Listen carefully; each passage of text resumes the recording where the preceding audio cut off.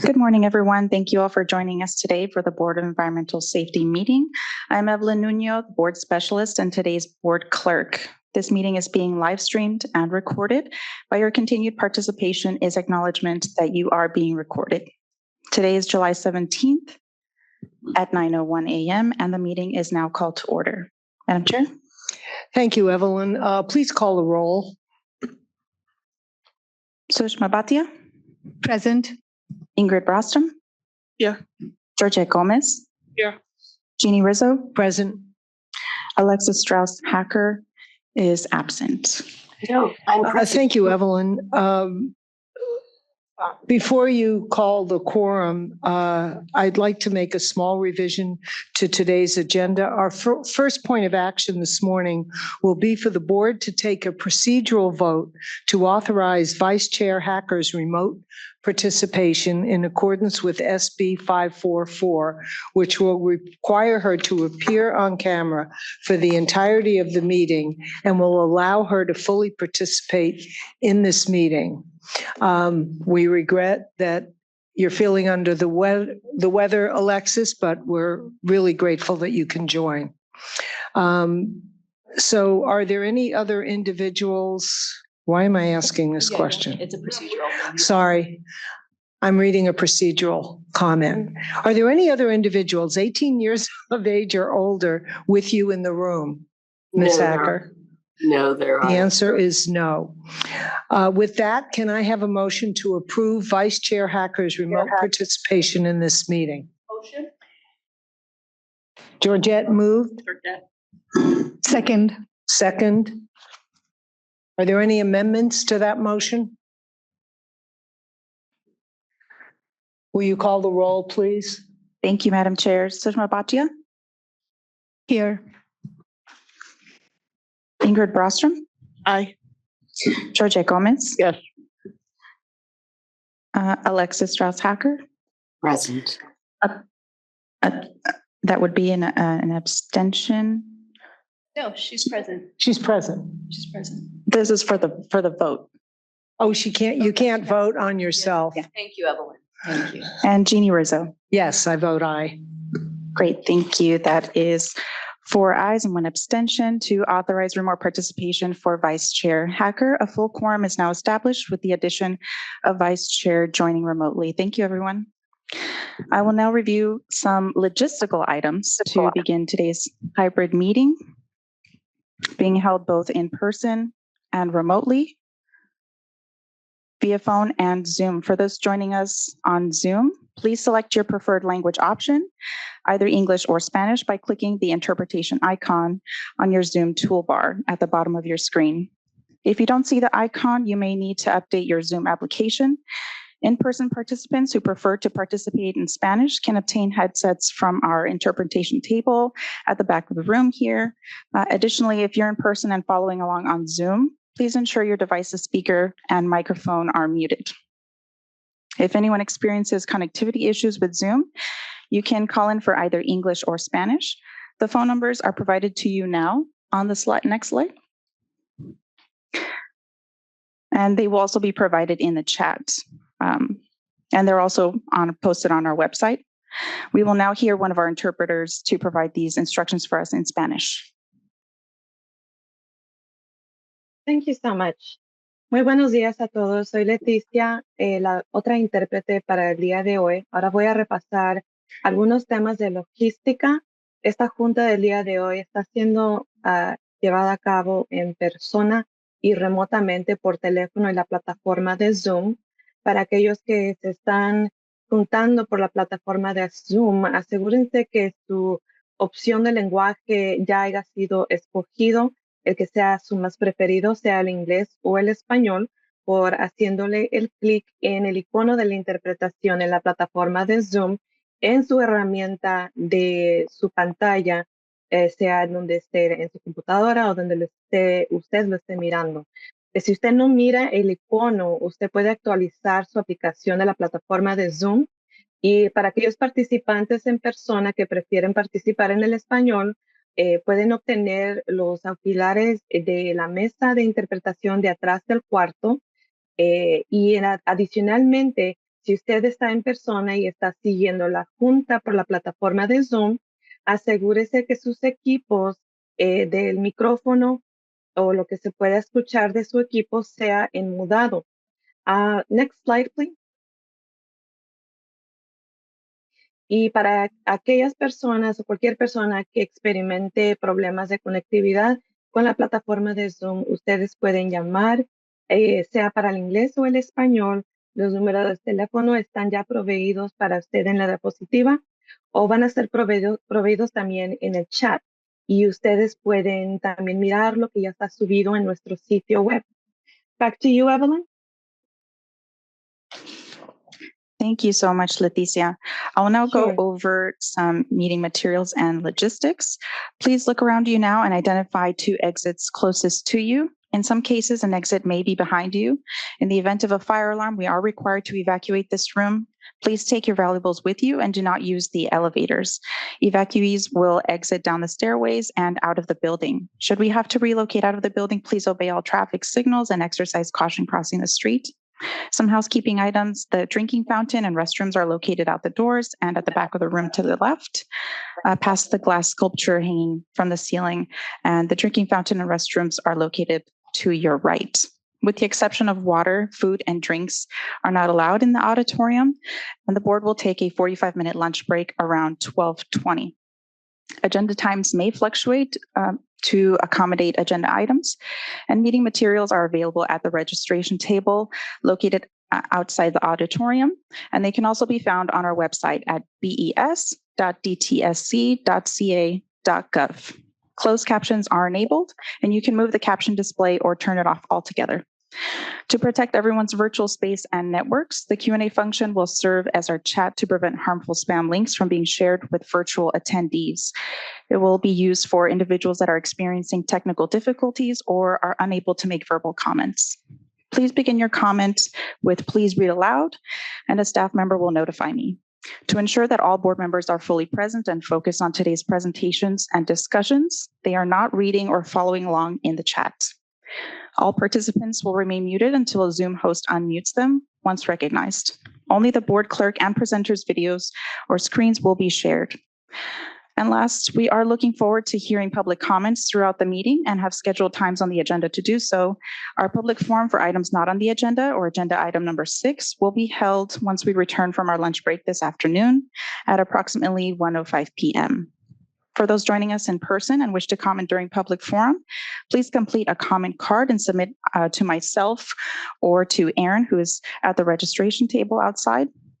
If you would like to express your comment in writing, you may submit it via email to besinfo@bes.dtsc.ca.gov. And that concludes the introductory review for today's meeting. I will now hand it over to Chair Rizzo for agenda item number 2. Thank you, Evelyn, and welcome all to the Board of Environmental Safety Open Hybrid Meeting being held here in Cal EPA headquarters in relatively temperate Sacramento. As we all know, there have been significant spikes in COVID this month, and we all are not immune to that. Please be mindful of any symptoms you may have. Protect yourself and others in attendance. We also welcome the 60 or so people who've joined on Zoom so far, and we'll keep track of that during the course of the day. Yesterday, the board, absent Georgette Gomez, met in person with the Deputy Attorneys General assigned to us to discuss pending litigation. No action was taken. As you can see from the posted and available agenda, we have a lot of ground to cover today. We'll have a report from our executive officer welcoming new staff members and providing follow-up action items from last meeting, as well as dates of key activities going forward.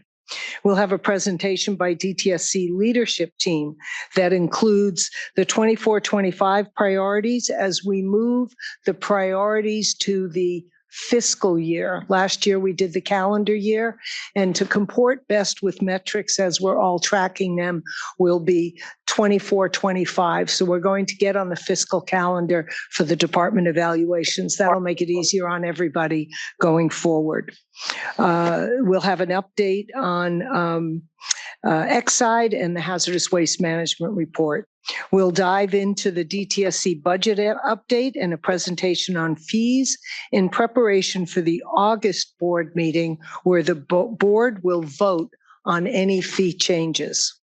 We will present the CVCI analysis conducted by the board for a vote to finalize that report required by the legislature. We're proposing changes to the permit appeal standing orders, and while there will not be a vote at this meeting, we will be presenting it and carrying it over to the August meeting for a vote. We will share the permit appeals communication protocols as well, so that everybody's clear on what we cannot communicate with DTSC during the pendency of an appeal.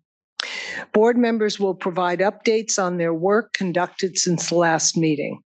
One issue that has been raised with us is the question of the extent to which public comments made at these meetings are protected by Bagley-Keene. We have often referenced California's Bagley-Keene Open Meeting Act that governs the conduct of all legislative bodies, boards, local agencies, and that includes the Board of Environmental Safety. The purpose of BK, as we affectionately call it, is to facilitate accountability and transparency, to protect the rights of people to participate as fully as possible in our state government, deliberations, and decision-making. The public is entitled to speak at meetings with few restrictions. The public is entitled to criticize us, our programs, policies, service, acts, omissions, for topics under the jurisdiction of the board. As those of you who have attended our board meetings in the past know, we construct our agenda for meetings and hearings to maximize the opportunities for public comment. We welcome your comments, whether critical, complimentary, or simply informational on items throughout the agenda and during public forum for items not on the agenda. We further accept comments via email and other methods of personal contact. People come up to us, they send us emails, they ask to meet. We know that people may disagree with the board, with DTSC, with other stakeholders, and with each other. We honor your free speech rights and the rights of others to respond. While we cannot fully control what people say or do at the mic or Zoom, we urge you to please be specific, relevant, and as factual as possible. And we thank you for your consideration, and we really look forward to hearing from you. Now I will turn this over to our executive officer for her report. Thank you, Chair Rizzo. Thank you all. Next slide, please. My name is Swati Sharma. I'm the Executive Officer for the Board of Environmental Safety. We have 3 new team members that I would like to take a few moments to introduce and share their bios. And luckily, all 3 of our new team members are in the room here today with us. First is Lauren Chandler, our new ombuds. With a background in emergency medicine, disaster response, and government administration, Lauren Chandler has honed her skills in crisis management, ensuring swift, effective resolutions. Her transition to the Ombuds program reflects her commitment to advocating for fairness and accountability in public service. Lauren's dedication to public safety has readied her to champion for citizen rights, foster transparency within DTSC's processes. Welcome, Lauren. Next, we have Firdos Pourmirza, who is our Environmental Program Manager 1. Firdos comes from the Department of Toxic Substance Control, where she served as a unit chief in the Enforcement Division of Hazardous Waste Management. Prior to that, Firdos worked for the California Department of Public Health as a medical device inspector for the state and as a contracted FDA employee. Firdos graduated with her bachelor's degree in biology with an emphasis on molecular cell biology from Dominican University of California and a master's in public health with a focus on community health sciences from UCLA. She's currently based out of Los Angeles. And we also have Courtney Bailey, our new board specialist, who will be starting in a few weeks. Courtney Bailey has over 18 years of experience in government, having worked in election administration for the County of Sacramento. Throughout her career, she has assisted with several formal and informal boards and actively served as a member of the State of California's Voting Accessibility Advisory Committee for several years. Courtney is excited for this new chapter in her career, supporting the vital work of the Board of Environmental Safety and the mission of DTSE. Welcome, Courtney. We're very excited to have all three of you and to see our team growing. So thank you.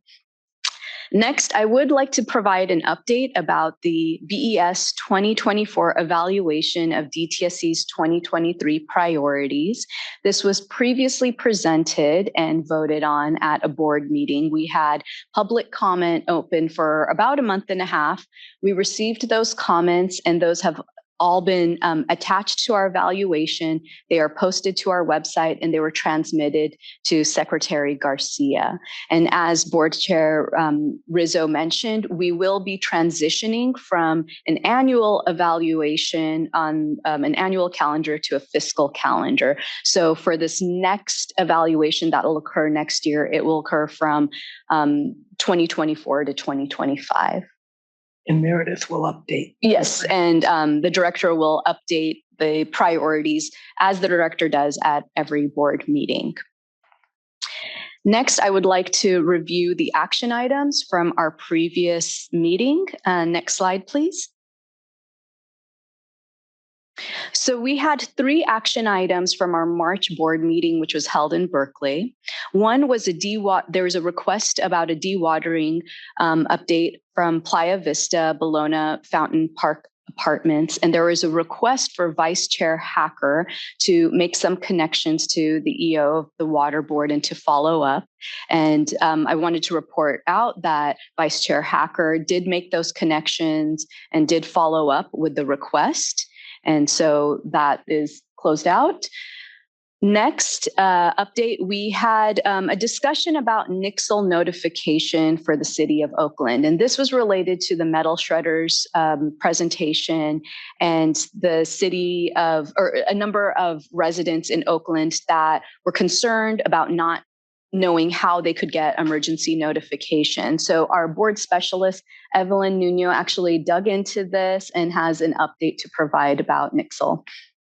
Thank you, Swati. Yes, I'll admit with a little bit of struggle, I was able to track down the person who coordinates the Nixle alerts in the city of Oakland. I've introduced myself to the public information officer with the Oakland Police Department, and I've also attempted to get them over the phone, but I did, however, confirm with the company Nixle that is the correct person and account administrator for the city of Oakland. So I'm happy to share this contact information with the West Oakland Environmental Indicators Project and facilitate an introduction. Wonderful. Thank you, Evelyn, for going the extra effort. I know Evelyn had to do a lot of digging to find the right contact, so we really appreciate that. And I'm sure the residents of Oakland really appreciate that as well. The next update was to share the Cal EPA, US EPA Environmental Justice MOU with all of the board members. And so that document has been shared. And hopefully we can have a discussion or questions if that comes up after the board has reviewed that document. Next slide, please.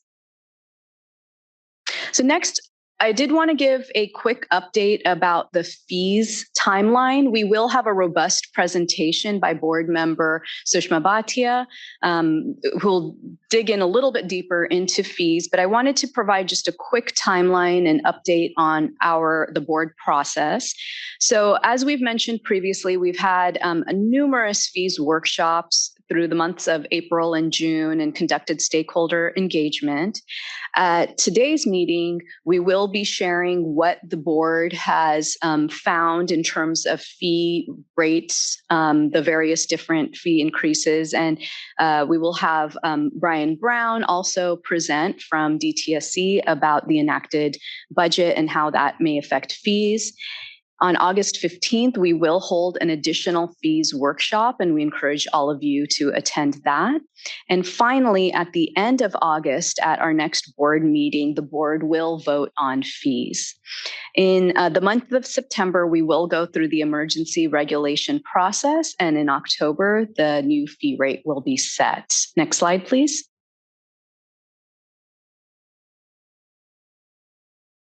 So as I mentioned, on April 26th, we held a joint fees workshop with DTSC.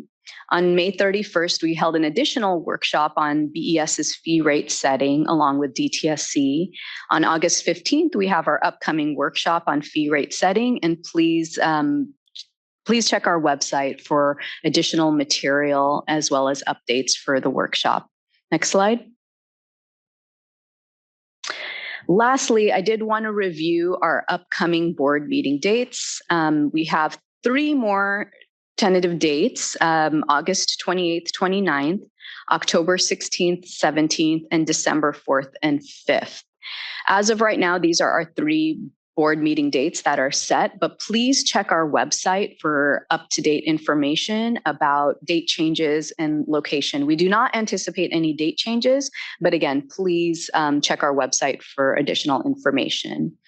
And then next slide, please. Our 2025 dates for the year have also been set. So please mark your calendars for next year for these board meeting dates. And as I mentioned, check our website for the most updated information. Thank you. Thank you, Swathi. There's a lot underneath and behind all that, and I appreciate all the work that went into accomplishing that. We now will have any board discussion and public comment. Board members have any comments, questions? Alexis? Okay, any public comment on the executive officer report? You must have done really good, Swathi. There's not Sorry, even a thank you, Madam Chair. Nobody on Zoom. Can We you will now double open the chat, floor. please. Yes, thank you. We will now open the floor for public comment for agenda item number 3, the executive officer report. I'll review some of the instructions for commenting. For those joining us in person and wish to comment, please raise your hand and I will call you up individually. For those joining us on Zoom, please raise your virtual hand on the Zoom toolbar or press *9 on your phone. If you've joined the Spanish channel by phone, please wait for the interpreters to provide instructions, and I will acknowledge each commenter by first and last name as displayed on Zoom. I apologize in advance if I mispronounce any names. As a reminder, items that are not on the agenda are for agenda item number 6, public forum, which will begin approximately at 1:05 p.m. once we return from the lunch break. We ask that your comment be no longer than 3 minutes. For your convenience, we will see a timer located on the screen, and we'll be using the timing cue cards for your convenience, and we'll alert you when your time is up. If you were providing a comment in Spanish, please allow time for translation and let us know at the beginning of your comment. I don't believe I saw any hands raised in person. I'll double check. Anyone that would like to provide a comment in person? Okay, I'm seeing none. Any hands on Zoom raised? I don't see any. And please confirm, Spanish interpreters, if you have any Spanish comments.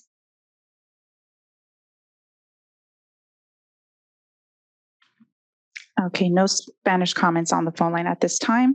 Last call for comments for agenda item number 3. Okay, confirming again and on Zoom. That concludes public comment for agenda item number 3, executive officer report. Next slide. Thank you, Evelyn, and thank you, Swathi. Moving right along then into agenda item 4, I'd like to introduce the members of the DTSC leadership team who will be presenting today. Dr. Meredith Williams, the director. Katie Butler, I believe, is remotely, correct? She'll be joining us remotely. And she's the Deputy Director of Hazardous Waste Management Program. Ryan Dominguez, the Hazardous Waste Management Plan Supervising Hazardous Substances Engineer. And they will provide us with a scope of information and materials throughout this entire report. During the report, we will also hear from Member Gomez in response to the X side, to follow up on X side when it comes to that point in the DTSC segment presentation. And then we'll conclude this agenda item with board discussion followed by public comment.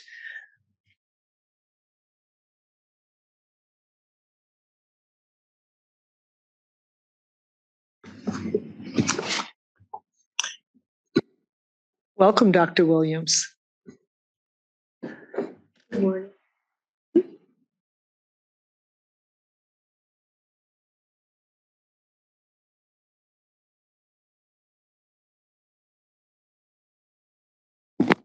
I didn't even know that was there.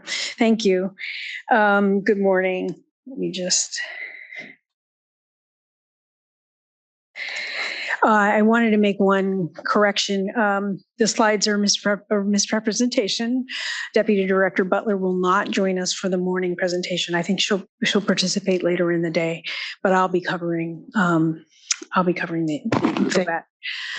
information. So a lot of ground to cover. So I think we can dive right in.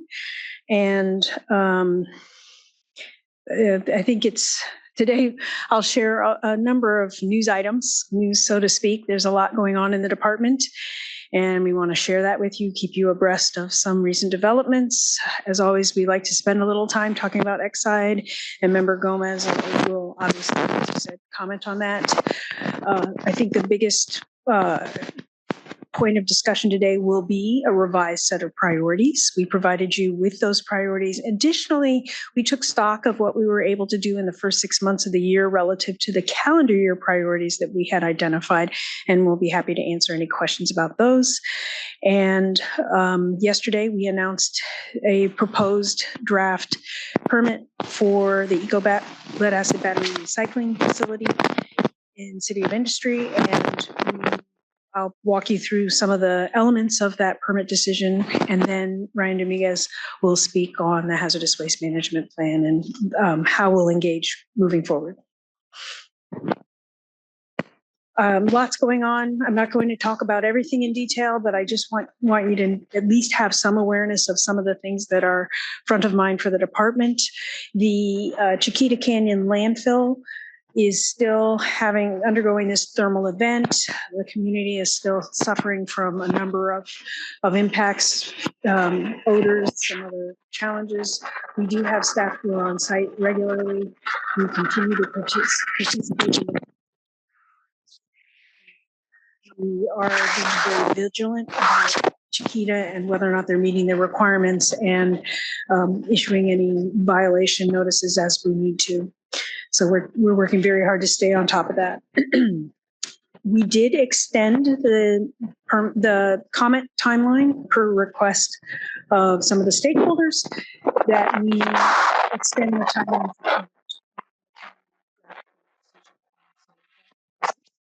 imminently, and we'll posted on any outcomes from that. There are further delays in our finalization of the proposed fiber tech permit for a number of reasons. Number one, of course, very thoughtful input from the community, and we're very seriously weighing that. But secondly, there was an incident at the facility where a worker was injured, and we do have to take that into account as we deliberate about how to move forward with this permit. So further delays there. And lastly, on a happier note, coming out of the permit decision from the board, the appeal decision from the board, we regrouped with Lighting Resources and have been able to resolve all of the issues that were in question. So we're very pleased about that. I'd like to underline and bold that, please. Thank you very much. When we get these positive resolutions, let's all take a minute. No. Yeah, thank you. We tend to focus on the what's going wrong, and so when we have the opportunity, I always do like to take a minute to say, okay, the system works sometimes. So a lot is going on in safer consumer products, and I think I mentioned the priority product work plan last time. The comment period on that just closed. When I looked, I think there were 39 comments that were received from a broad swath of stakeholders. And so we'll be taking those comments into account before finalizing the 3-year work plan. They have proposed 2 different significant actions under the regulations. And I know that you have all been briefed on the safer consumer products and the regulations structure. And yet I know that it usually takes more than once. So I'm going to go fast. I think next month we're likely to dedicate a little more time to safer consumer products at the meeting. And that would be an opportunity to maybe dig into things a little bit more. But we have been looking, and you probably noticed this on the priorities, we've been looking at chemicals that have the potential to impact water, wastewater, surface water, water, especially if it's going to be recycled. And 1,4-dioxane is a potential carcinogen, and it's found in a lot of products. It's not intentionally added. It's a contaminant, and yet some manufacturers have managed to bring the levels down so that they're low enough that they're not cause for concern. But one challenge is even when they're low levels, it's showing up in so many products that when you add all of that up, the aggregate exposure is cause for concern. And so the proposal on the table is to look at personal care products and cleaning products, again, trying to capture the range of products with 1,4-dioxane. And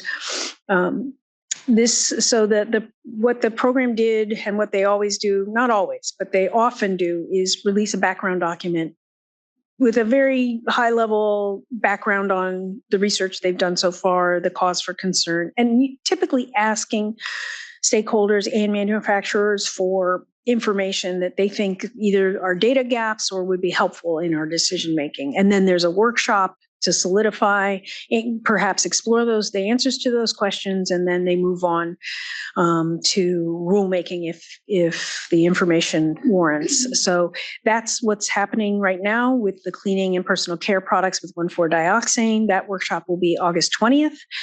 And then we're moving faster, I think, on the candidate chemicals in artificial turf.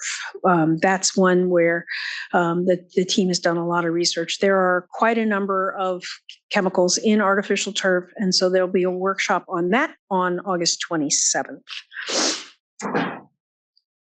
One of the reasons Safer Consumer Products was put in place was because there was a desire to have a strong scientific foundation for the decisions that were being made regarding consumer products and chemicals in products. The legislature often felt a bit out of their depth in terms of their ability to weigh the emerging science. And so the scientific basis for the decisions that Safer Consumer Products makes has been very, very important. With that in mind, we held a recent Green Ribbon Science Panel meeting. I've been going to these meetings for more than 10 years, I think. And this was, I don't know, I was enthralled by this meeting.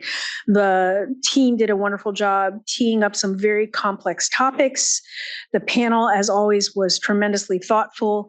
And I think it shows a maturation of the program in that earlier on, when we hadn't actually done some of the steps of the regulations and we would ask questions, we didn't necessarily have the tangibles that would really help the panel guide us. And in this case, I see us getting down to brass tacks, and that makes it easier for the panel to engage, and they provided wonderful information. So I salute the team for that meeting. We talked about the use of EPA tools. They have modeling tools that assess exposure, and that perhaps can accelerate our decision making if it allows us to compare different exposures from different products, and gives us a better understanding of where it is that people are coming into contact with these chemicals.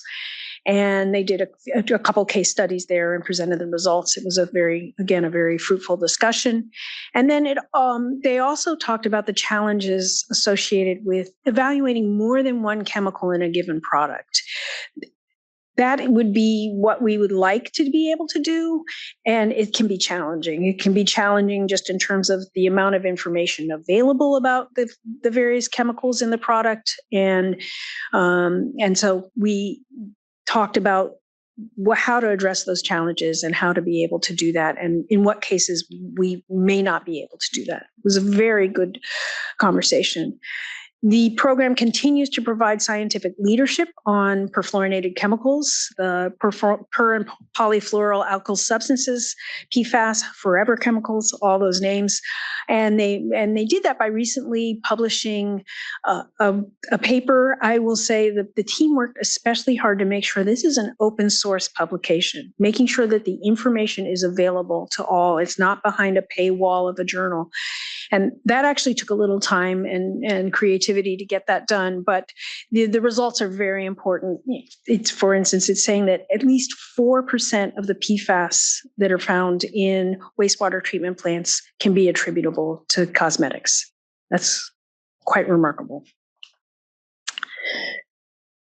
And then of course, there's one other very significant Safer Consumer Products news, which is that we have named a new deputy director.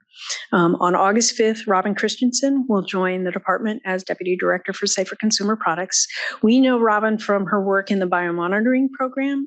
She was key and she provided key leadership for their regional exposure study, which is, it's very foundational for the biomonitoring program. And she's got a public health background. She brings a lot to the program. And the program itself is just so poised with the new staff coming on. Again, the scientific rigor.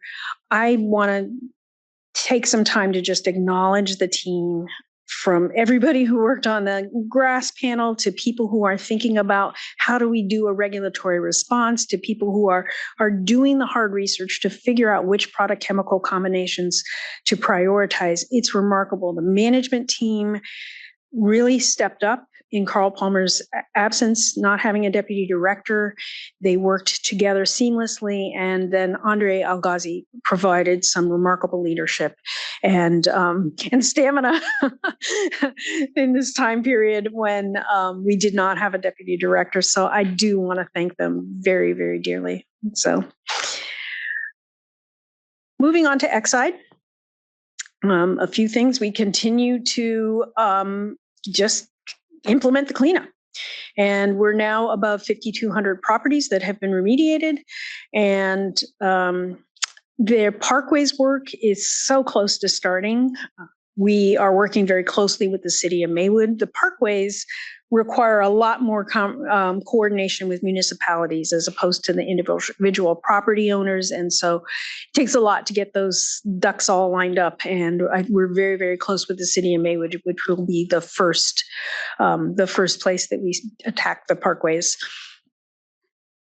The program continues to put a lot of effort into getting access agreements. We have an appropriation where we have committed to cleaning up 5,900 properties, a little more than 5,900 properties.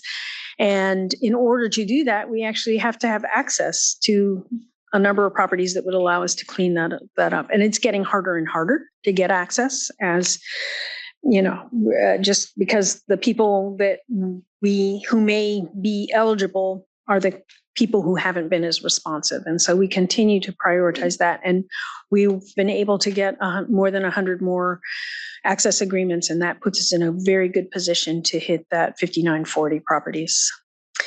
We continue to work with the third-party monitor as the monitor finds things in the cleanup that we can improve. We have a continuous cycle of improvement on that front. As Member Gomez will speak to, we continue to work with the working group, and that's scheduled. It's on about a every other week pace to sit down with the community groups and understand what issues are front of mind for them and work through them. Coming out of the working group, there's been a proposal that the working group and some community leaders do a site tour, and that's now coming together for August 14th. We will have our next public meeting, and I believe it will be a hybrid meeting, I believe, on August 21st.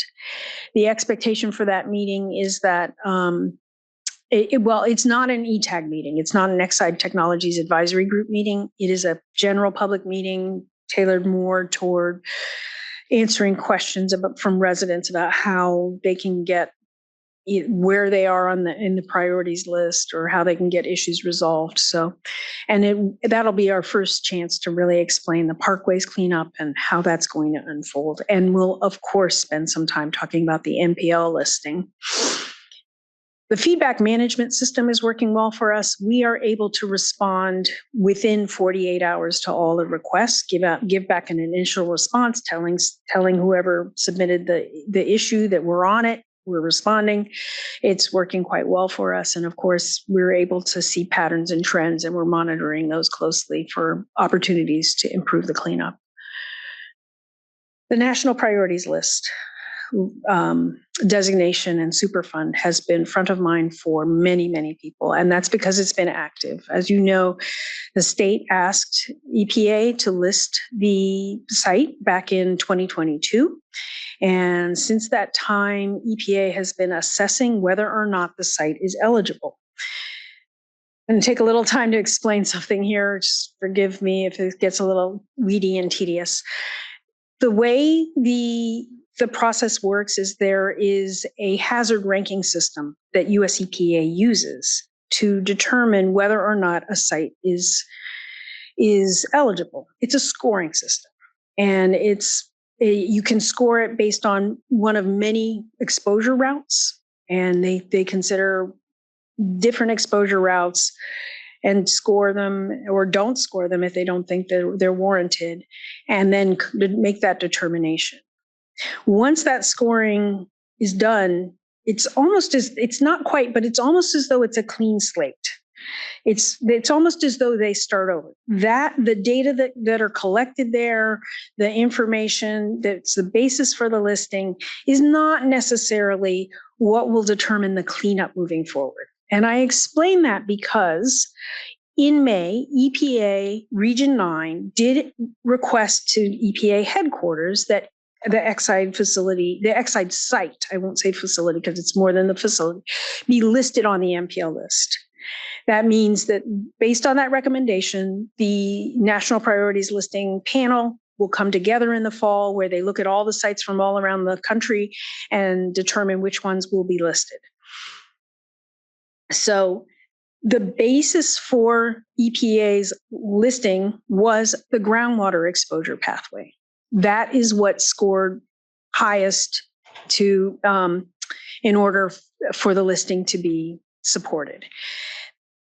There were a lot of considerations in that. One of the challenges is EPA had been hoping to use more of our data than they ended up using for the soil pathway, but they have very strict requirements.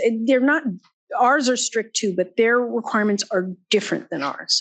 So for instance, they have a minimum distance that samples have to be taken from a fence or from a drip line. And you know how compact those properties are in LA. It makes it very hard to find the right places. And so some of our samples did not meet those, for instance, did not meet their requirements. Also, we've cleaned up a lot of properties. So if they're going out and sampling, they're going to find some lower levels. So bottom line is that the site was listed for the TCE exposure in the groundwater pathway. And that's, we'll see what the national panel does, but that does not necessarily imply that EPA would only clean up groundwater. If the site gets listed, they go back, they do an investigation, a feasibility study, they determine all the pathways, they'll determine how far out from the facility they might clean up, they'll set a cleanup stand, all of that will happen separately. And so I just want to make it clear because I think there is some misunderstanding out in the world that EPA would only clean up groundwater. And I don't think, I'm confident that that's not the case. Certainly we'll see what comes of their investigation. So wanted to make that clear. In parallel to their work, the EPA always asks the state to make sure they're really ready for this listing, because whenever a site is included on the national priorities list, it obligates the state to pay for 10% of the cleanup and for the 100% of the long-term operations and maintenance costs. And so it's important to EPA to get concurrence that, in fact, the state is supportive of the listing. They requested that concurrence in May, and that concurrence went out early this month, July 2nd, and we're off. And so we'll see what happens in the fall, but I wanted to walk you through that. Is that DTSC's response or the state when you say the state? I believe it went out under the secretary's. Great. It is not DTSC. Yes. Okay. Should I pause? Do you want to speak to Exide? Okay, I'm going to pause. Yes, please. Thank you. Yeah, thank you, Dr. Williams. Yeah, the working group has been meeting every Friday with your team, and I think there were a lot of questions related to the Superfund and the process, and I think the communication is not. And I don't know if it was the right team, folks from DTSC that needed to participate when the questions were being brought, because there wasn't really a lot of clarity. So I think there's still a lot of confusion. So I think it would be very, very beneficial to have one of the working team meetings to have somebody, whomever is guiding this conversation, to clarify. I think that would be very, very beneficial. And then part of the discussion that we have been partaking, now that there is a third party monitor, just the flow of process of communication of when the third party monitor is creating their reports, and we still are working on getting access to the reports, but I know the rest of the team members that are part of the working group have access. And it seems like there's a lot of items that the third party monitor is identifying, that there's a better communication flow, a better process in resolving. So that's been the technical discussion that has been occurring, just in terms of setting expectations of how things are going to get managed. So that's been part of the conversation as well. It seems like that got resolved, or still in progress. And the one thing that we are working on, as stated by Dr. Williams, was the site visit that were scheduled on August 14, which I'll be part of. I'm going to be attending. It's going to be between the members of the working group, the third party monitor, and DTSC staff, that we're going to be taking the trip and having the visits. But the big takeaway right now that is creating a lot of anxiety is the Superfund. So I would really highly recommend that there's a specific focus and the right people are at that meeting. Thank you for that. Pardon? Yeah, if we could hold our questions, because it's entirely up to you. I know I'm going to switch gears and go into priorities. Okay. Do you want to talk more about Exide? Sure. One thing that I left out, which I want to recognize, was the working group mentioned to staff. I guess there was a request by the cleanup crew to remove one of the air monitors that were placed in kind of like the entrance of people's homes. That was denied after there was a lot of discussion internally by DTSC. That request was denied, so those monitors are going to stay in place. which was something that the working group members wanted to keep as well. So want to acknowledge the work and recognizing that request was honored in regards to the community. Thank you for that. It might be helpful if there are questions from board relative to the presentation so far. Go ahead. Here you go. Just in terms of the the state contribution for the Superfund, with that 10% of costs, is that in addition to the funds that have already been expended? Is it going to be an additional 10%, or does the federal government take into account? Ingrid, you are far too sharp. I'm not going to speak for the federal government, but they're well aware of the amount of investment that has gone in. And I will have to wait and let them make that decision. But I know they're very conscious. Okay. And then in terms of the access issue, like the increasing difficulty to get access to the remaining sites, I'm guessing that those might be landlords, absentee landlords. And I am wondering, are there any mechanisms to protect tenants who may not be able to provide the permission if the landlords aren't stepping in to do it? That's been a longstanding question, and Communities for a Better Environment in particular has been focused on that concern.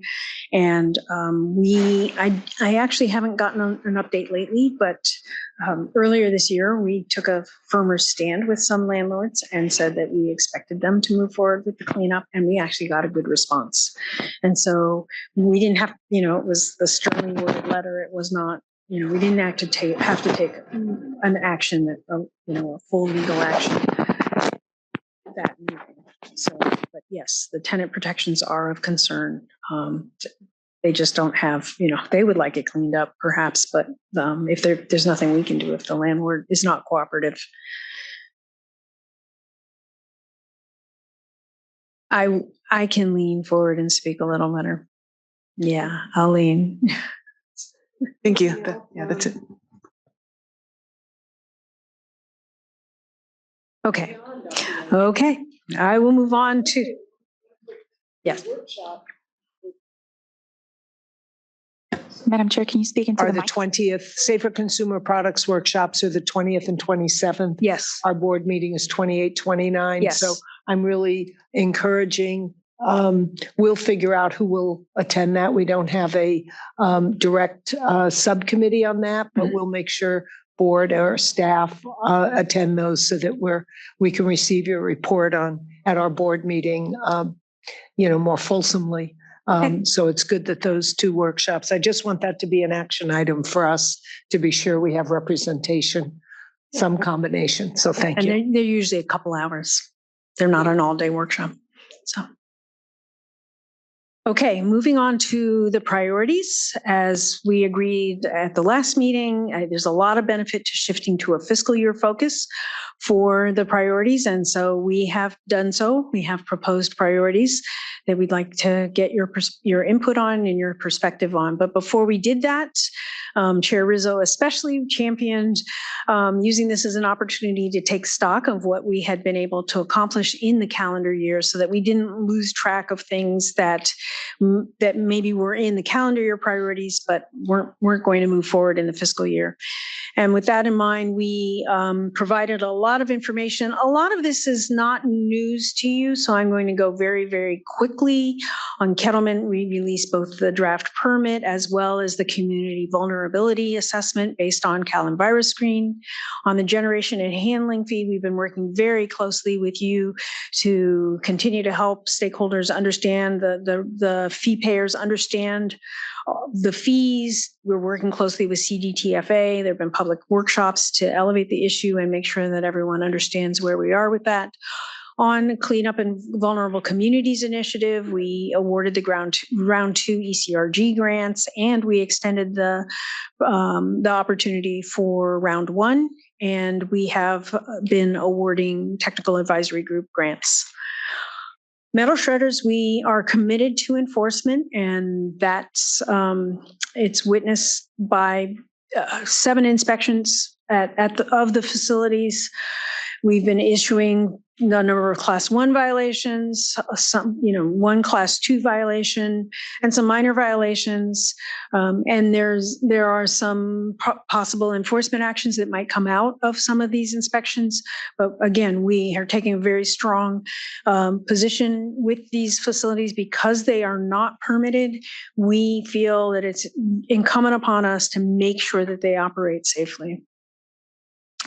For Exide, I just talked about the community feedback system, and on the hazardous waste facility characterization, I want to explain this a little bit. Maybe you noticed in the priorities, either the old or the new, what hazardous waste management program we'll be doing over the coming year is assessing vulnerability, not necessarily vulnerability, but whether or not the way that we consider climate impacts in our permit decisions is sufficient. And as a starting point for that, in order to transparently explain to people how we do it, they've published a website that captures all of the ways that climate considerations are pulled into the permit process. And so that website is up and running. Apologies for not providing the URL here. I think it may have been in the other document, but we can get that to you if you'd like. Safer Consumer Products had a commitment to list laundry detergents with nonylphenol ethoxylates as a priority product. That rule is now complete. We've completed rulemaking, and the listing will become effective in October. That will mean that manufacturers have the choice of notifying us that they're taking the chemical out of the product, or moving on to the alternatives analysis process. They have a number of ways that they can respond. The last thing, so those were the things I think we made very good progress on.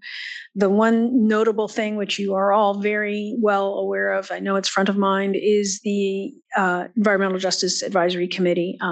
Continued challenges getting that to move. I do think I've had some very good conversations over the last week, and that encourages me that there is a path forward to finalizing the guidance documents, beginning the recruitment process, and so the dates reflected in the 2024 priorities are reflective of that assessment. So there are a couple priorities that we will not pursue. I think they were challenging in terms of how measurable they are. What's the tangible thing that was going to come out of the work, and as a result, we're pulling those out. The work on these two things will continue, but they won't necessarily be reported out to the board. We're happy to give you any updates if you're curious. I know the metrics sub-team will obviously be able to see how things evolve with the SMRP metrics. And then we always implement the IT project roadmap. It's something, it's been with us for a long time. And so it'll keep going. And as significant milestones come along, we'll be happy to tell you what's come out of that, or new launches of new capabilities. So moving to the new proposed fiscal year priorities, the first four priorities should look somewhat familiar. And then we added one, which was to maximize the use of our authorities to enforce. And that's the most significant change overall in the priorities. Again, you have these documents, and I'm happy to answer questions. We will establish an exemption process for generation and handling fees. We're improving the EDQ system, and we need to improve the generator reporting accuracy. We need to make sure that they are giving us the right information, paying the fees which they are obligated to pay. And so this will be a combination of a few things, but one of those will be some enforcement mechanisms should people not pay the fees that are owed. On promoting equity, we talked about EJAC. We will be working on the SB 673 regulations for release in the in 2025 calendar year. CVCI, although scaled back, we will continue to work on CVCI. In particular, it's an opportunity for us to assess what's worked, what hasn't worked, and how we want to move forward. Our vision for CVCI was always that it be something that proved its value so that not just us in the department, not just you as a board, but the broader community, whether that's communities, developers, the legislature, all those folks can see how important it is to clean up these contaminated lands and get them back into active use, especially in these particular communities. So we are going to be taking stock and then taking a forward look at, okay, what did we learn?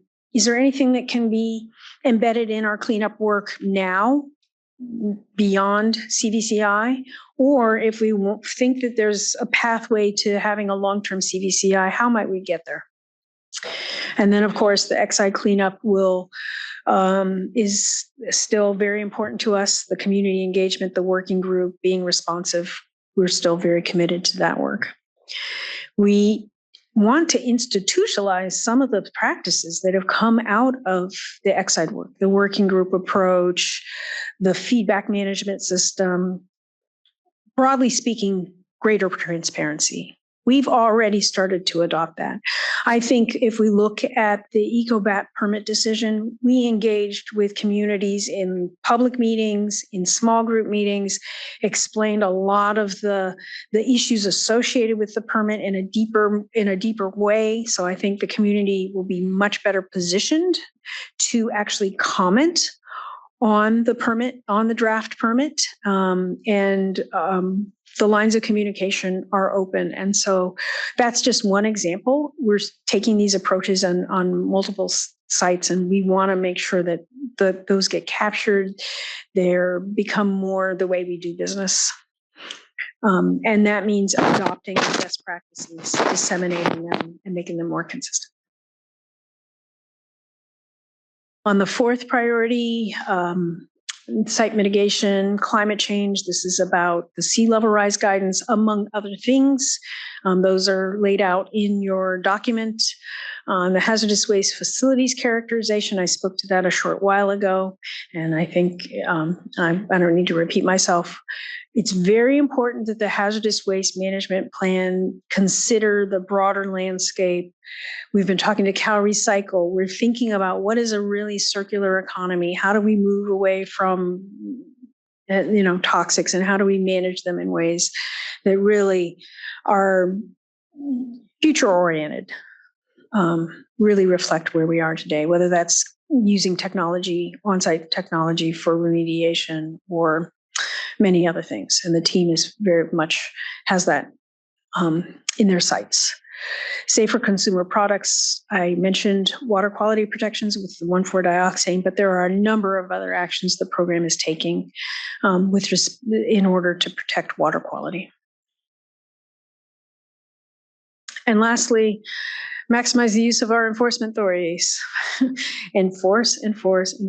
It's just that simple. We have great authority, and we have a strong culture and history in the hazardous waste management program, because I'm sorry if you've heard me say this too many times, but the permitting has to support the inspectors. If the permit's not clear, the inspectors don't know what to inspect.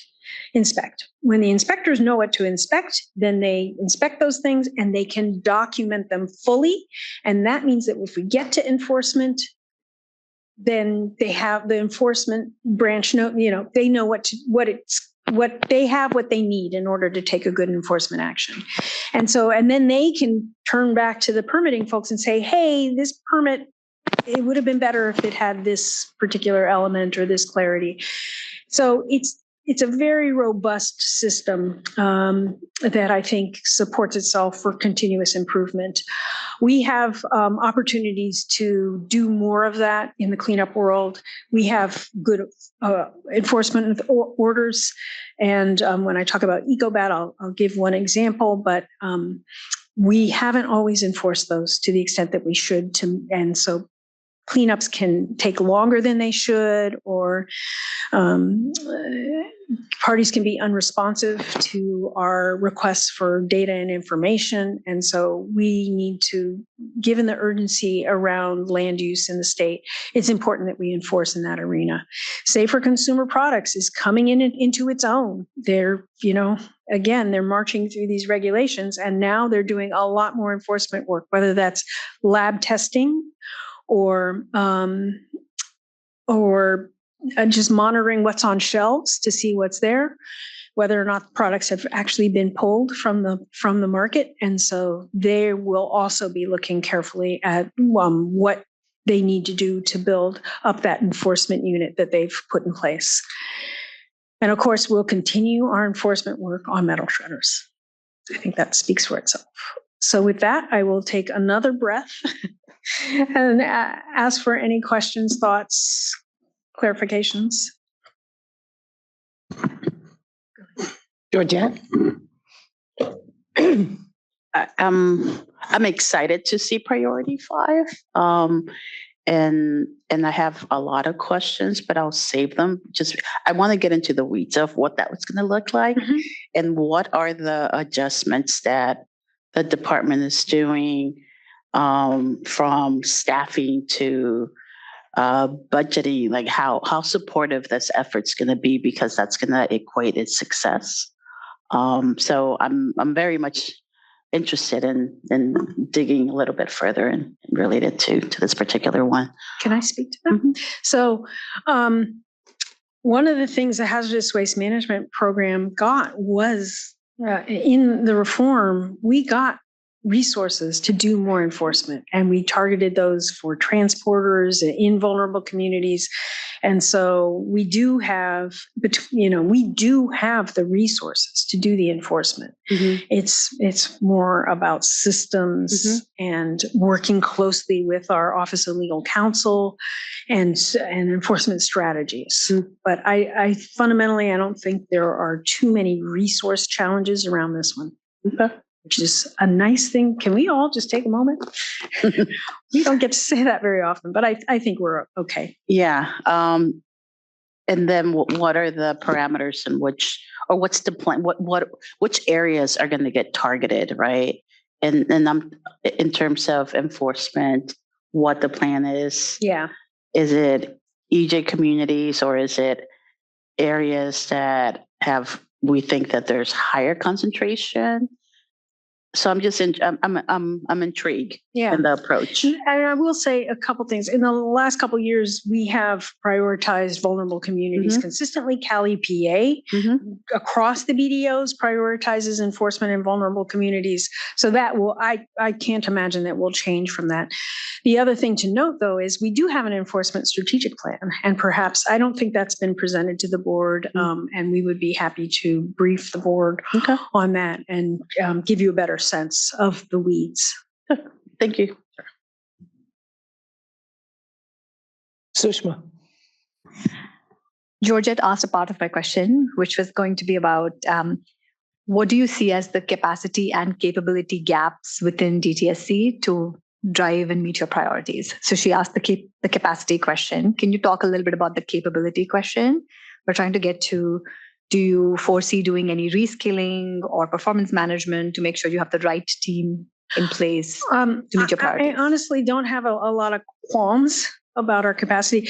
I will say under Chief Counsel Hafetz, we have seen he's put a lot of emphasis on hiring a diverse set of attorneys with broad sets of skills. So, people who have litigation experience. And it's a little bit obscure, but we regained more authority to pursue our own enforcement without having to refer to the Department of Justice, California Department of Justice a few years ago. And coming through that, they just have more chops. So on the legal front, they're in very good shape to be able to step up on all of this. So I think that on that front, it's fine. I think, again, it's about kind of processes and almost culture do we think enforcement? When a responsible party or a facility is intransigent, do we say, what can we do to resolve this using our enforcement authority?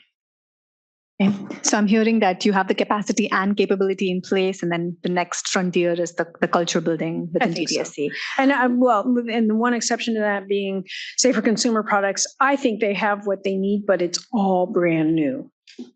Okay, got it. I have one comment. This is related to penalties in the fee section, priority 1. You spoke about a penalty assessment process for generators that fail to report.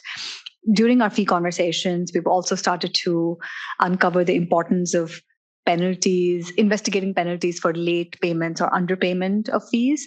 So are you thinking more broadly in terms of penalties and how that might be one tool in your toolbox for enforcement, or is your penalty assessment only restricted to reporting? I think the two that you mentioned are the two that come to mind for me, but I'm not certain. We can get back to you on that. Thank you. Any other board or? So one, I just wanted to update you that your enforcement team did provide us 3 briefings actually each. The board loved the briefings so much that we continued to have meetings. So it was really informative. And I know the metrics subcommittee is actually digging into the enforcement strategic plan. And so just wanted to share that we did have a 3-part briefing from that team.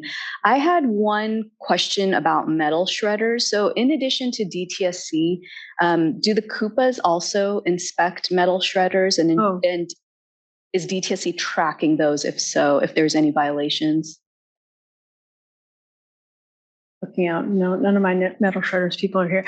I think the state is, I think because of the sensitivity of this around, that we have been doing the lion's share of the inspections. Okay. Thank you. I'm not going to say the Koopas are not involved, but part of this is because there's such huge facilities, and normally Koopas, that's beyond the scope of what we would ask a Koopa to inspect. Thank you. Any other board questions? So at the August board meeting, we'll be voting on the approval. There's opportunity for public comment, both at the end of this whole presentation and electronically. The documents are up there. We'll be accepting the first half so that we can move into the fiscal, pending any comments or resolution that we have to have at the next meeting. But we really appreciate that switch. And I know it's hard to take a document you already did, divide it in half and start over again and have to add the second half. But I think we'll all be the better for it moving to fiscal. So we really appreciate the depth of your work on this. So thank you for that. And I agree. We learned a lot in the evaluation process that didn't inform the calendar year priorities, but it could inform these fiscal year priorities, thanks to all of your feedback. Right. Thank you. Okay, EcoBat. EcoBat. So yesterday, the department issued a draft permit decision for the EcoBat facility. Let me just make sure I got this. And I wanted to walk through a few of the key features. Wayne Lorenzen is here if you have more in-depth questions and can help out. But just starting from the top, one of the first things that this permit does is it requires the facility to do additional sampling. There's already an order for them to do additional sampling, and there's a permit condition that requires them to conform to that order. So again, that gives us strong enforcement authority. Almost simultaneously with our permit proposal, the site mitigation and remediation program sent a letter to EcoBat laying out some of the expectations and requirements for closing some of the data gaps that are associated with the sampling around the facility. So I can't say how important, I can't stress enough how important this is to the community. They want to know what is the level of contamination that might be attributable to the EcoBat facility, and we need more information to satisfy that answer on both the scientific level and also just for community interest. One of the other significant elements of this permit is that when we look at the violations history associated with EcoBat, the violation that has come back over and over and over again is the lack of a sufficient leak detection system and containment floor. The batch floor, it's been problematic for a long time. This permit, it resolves disputes. It has a clear path to addressing those issues. Mind you, we are not aware of any, we don't have any evidence that there's been leakage from the batch floor, but it is a potential release pathway that needs to be addressed. We've watched carefully to make sure there aren't releases from that area. Once the permit is final, if the permit becomes final, the facility will be required to shut down immediately in order to fix this issue, the batch floor, the leak detection system. So this is a very significant element of the permit. There will be more community air monitors installed, and a new station, and we have more stringent requirements about what they need to notify us about if there are any releases. And then more transparency, making sure that monitoring data are available to the public. Also, the facility will be required to have convene annual meetings. Correct me if I'm wrong. Yeah. Okay.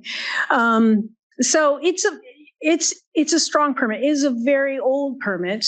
And therefore, there were a lot of opportunities for us to strengthen and improve the permit. And I think this permit has done that. In addition, we want to make sure that we have plenty of time for engagement. Normally we have default to a 45-day comment period, but in this case, we're doing a 120-day comment period that will end on November 18th. We will have 2 hearings, one in person and one virtual. We will take comments whatever way they come in, be that virtual, email, whatever. We just want to get the input. We've had a nascent working group for the EcoBat facility, and we will be formalizing that, working with them to formalize that and can just solidify those lines of communication. And then, of course, all of this input will inform a final permit decision expected next year. So the public comment period is extended till November 18th. November 18th, after which you will determine what you'll incorporate and issue it at some point in 25, which is dependent on everything you hear and any changes you decide to make. So just so that everybody understands, that date is not set because you don't know what your comments are yet. Yeah. So to the 90 or 100 people online and those of you here, more sooner is better. Okay, and of course, all of this is in an effort to provide, to protect the community and make sure this facility operates safely, and in the spirit of many things that we're doing in the spirit of 673, we think earlier communication is very important. One of the things that I didn't mention was that we have increased the financial assurance significantly for closure under this permit. And that's, again, another thing that we learned coming out of the Exide situation was if we don't have the funds in place, we can't be confident about what would happen if the facility closes. So again, I'll take a pause and answer any questions there if you'd like. Anything on, yes, go ahead. Just a question about the EcoBat working group. Mhm. Is this a community working group? Is this an internal working? Oh, no, community. Clean Air Coalition, Los Vaqueros. And is there any, I know we've had conversations in the past around, CAGs and now tags, or really focus more on remediation sites. Mhm. I do wonder if there's, potentially any resources or programs that could more formalize the working group. Yeah, it's an interesting question. I'm just going to take that under consideration.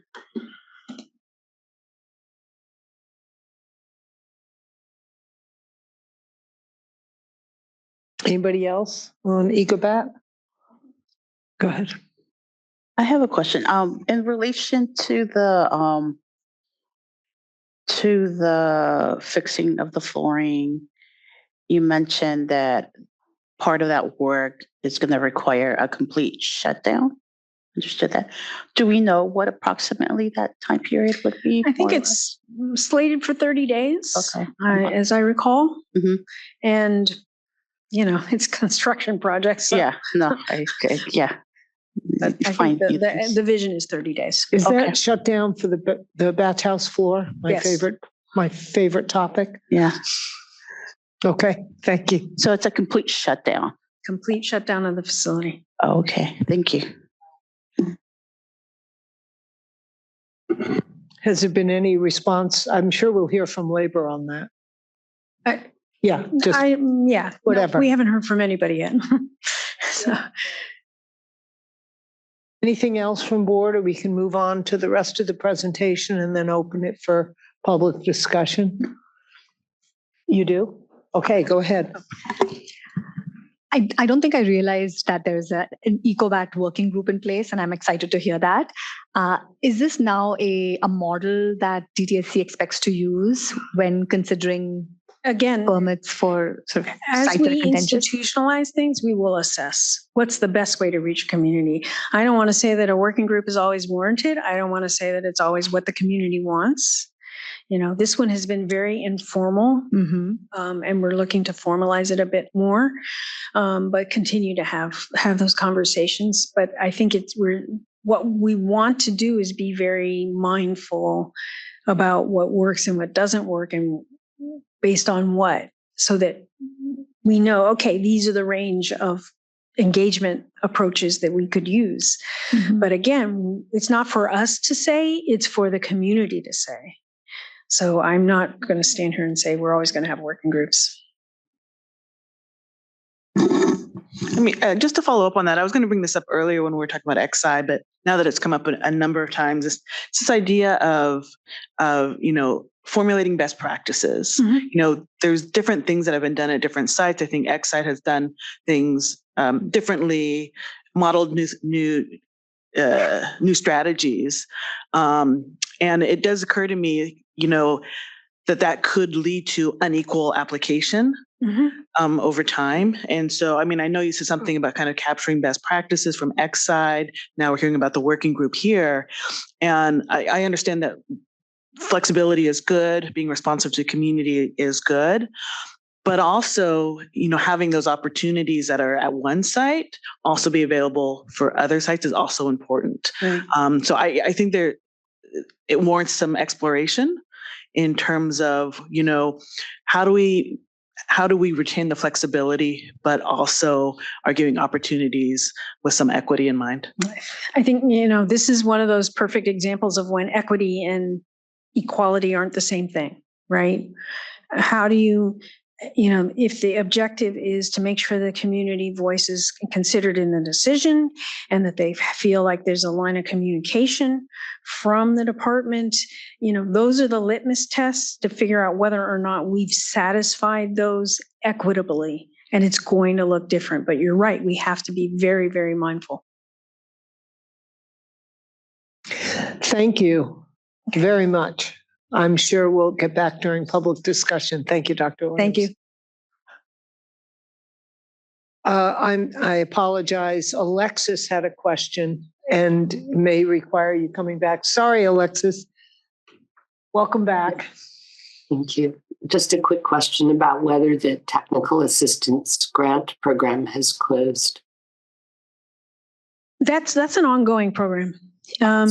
So new applications can be submitted? Yes, we did not put a closing timeline on that. So Thank you. Thank you. okay, feel better. Thank you. Sorry about that, Alex. And welcome, Ryan. Introduce yourself and have at it. I will do. Let me check out this. Okay. All right. Good morning, everybody. My name is Ryan Dominguez. I'm the supervisor for the Hazardous Waste Management Plan Unit. Today, I'm just going to give a brief update on the status of our planning and then talk about our workshop season that we have coming up this summer, later this summer into fall.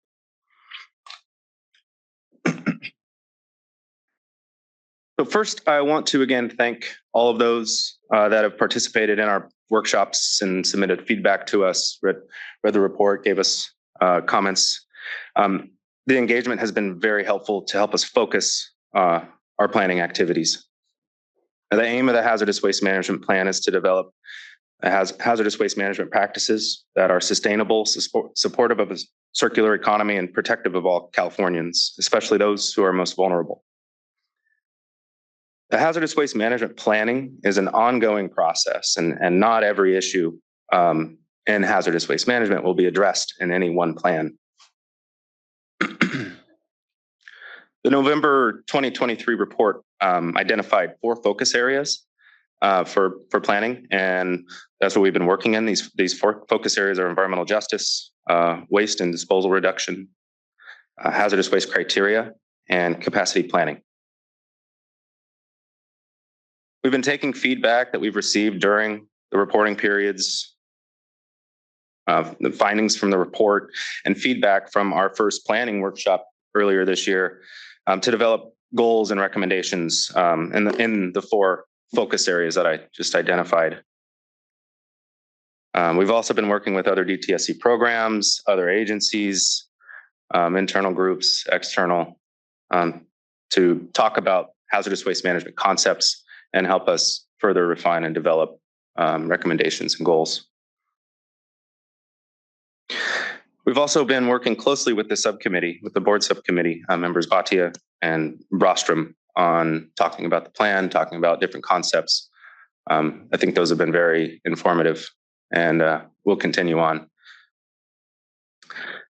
In addition to drafting our plan, we've been developing material for a series of 10 workshops that are going to start in August, and these are anticipated to go into November.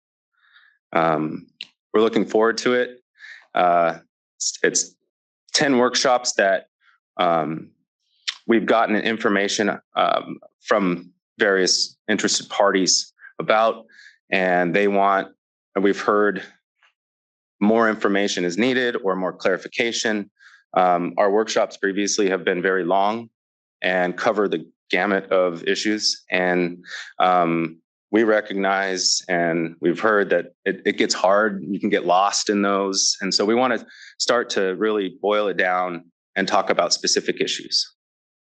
So that's the purpose of these workshops, is to share information regarding specific topics that we've heard are of interest, that we think need more information out there to help interested parties have more information, understand a little more, think about different concepts. We want to have more dialogue on these subjects, and we've noted that they are of interest. The other purpose is to collect feedback in these topic areas to help further refine goals and recommendations in our draft plan.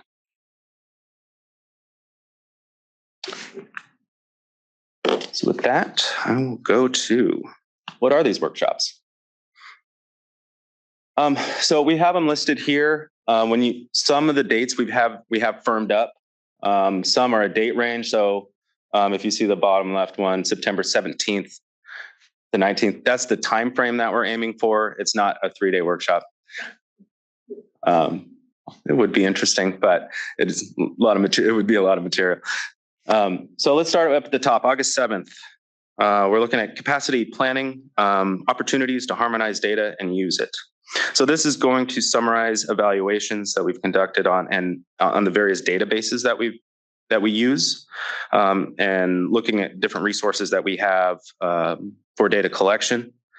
We'll talk about why some are and some aren't useful resources, how we may be able to harmonize some of those together, how we can try and clarify some of the data that we have in front of us. The next is the California Waste Code updates and modifications. We're looking at Waste Code 611 and 181. The November report identified that 2 waste codes, 611, which is contaminated soil from site cleanups, and 181 is other inorganic solid hazardous wastes. They have names that are unclear or vague, and may contribute to misunderstanding the waste sources. So we've been working to develop a concept to modify these 2 waste codes and expand the understanding, expand their usefulness. So we want to talk about that. We've been working with other groups internally in DTSC and US EPA, since the manifest system they own it. We have to coordinate with them to make sure our idea is sound. So we want to share that out. The next one, September 4th, revisiting and reimagining pollution prevention. DTSC previously had a pollution prevention program that was established in the 1980s.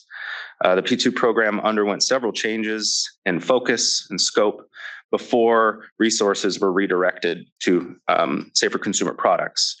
This workshop will summarize the history of that P2 program, highlight some of its successes and challenges. It'll also discuss potential ideas for what a future waste reduction strategy might prioritize and how it would function. We've talked about it in the past. P2 is one tool that can be used for waste reduction. So a P2 tool would be included in a waste reduction strategy, but not the only tool. There's recycling and other types of treatment and other things. And so a waste reduction strategy would incorporate many tools. The next one to talk about is the capacity planning, keeping up with supply and demand. So in this, we want to discuss imbalances in supply and demand, hazardous waste and hazardous waste management. It's going to cover incinerable waste issues, connections of hazardous waste management to CERCLA funding, permitting requirements for new facilities, and some information on lower tier permits for generators. Fifth one on this slide is community considerate cleanups, a perspective on hazardous waste generation. So the purpose of this workshop is to talk about the community considerate cleanups, or C3 initiative. The C3 initiative has held several meetings with a diverse group of stakeholders to explore issues surrounding cleanups from multiple perspectives. They're working towards working towards developing solutions. These meetings are now complete. I think there's one more coming up that is scheduled in September. It's scheduled in September. The C3 initiative is working to create a quick reference guide for practitioners to use during cleanup planning and implementation. Our workshop will allow this C3 team to come and discuss how they recommend adoption of a community lens during a cleanup project. I'm excited about it. It's been a very interesting and fruitful group to work with and sit in on those conversations and workshops. And we're looking forward to having them come. This one, the date, there's a little asterisk down there because we are coordinating with another group. Sometimes schedules don't align, and so we're working through firming up those dates for that one. Let's go to the next slide. Slide 4. October 1st to 3rd, sometime beginning of October, we're looking to have environmental justice, translating data to knowledge to plan recommendations. So this one is, we're working with the Office of Environmental Equity to develop the scope for this workshop. And what we want to do is talk about and leverage the EJ initiatives and work closely with OEE to develop this aspect and work through this workshop. One thing we want to talk about is how we're using the feedback that we've received to help inform for planning. Incinerable waste, cradle to grave. In our previous workshop, we recommended that incinerable waste be a focus for reduction due to the absence of a hazardous waste incinerator in California and a nationwide incinerator backlog. This workshop will provide background on the top industries that generate these types of hazardous waste, the locations of those generators, and the workshop will also discuss the potential approaches for reduction, as well as barriers towards reduction. Third one, up in the later part of October, we're looking to have modernization of analytical testing methods, flashpoint determination. It's riveting. In the last workshop, we provided a summary of a recommendation to update one of the test methods that's used in to identify hazardous waste, or the hazardous waste criteria. We've received feedback that the hazardous waste criteria are complicated and additional information would be helpful. The workshop will expand a little to provide some additional information about this piece of our hazardous waste criteria. This testing method falls under the ignitability criteria. And the criteria are, again, the means and methods of identifying hazardous waste. There's two essential questions. Is it a waste? And then, is it a hazardous waste? Later in October, we're looking to have modern landfill design, operation, and opportunities for alternative management. We've previously discussed our efforts to review the design and operation of non-hazardous waste landfills.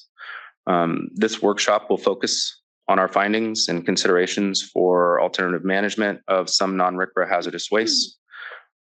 In the last workshop, we received a question or a recommendation that we consider 4 waste streams for alternative management: non-RCRA soil, lithium-ion batteries, solar panels, and e-waste. 3 of those basically have alternative management standards already, so that we're left with non-RCRA soil. So we've been looking into that in conjunction with our review of the landfills themselves.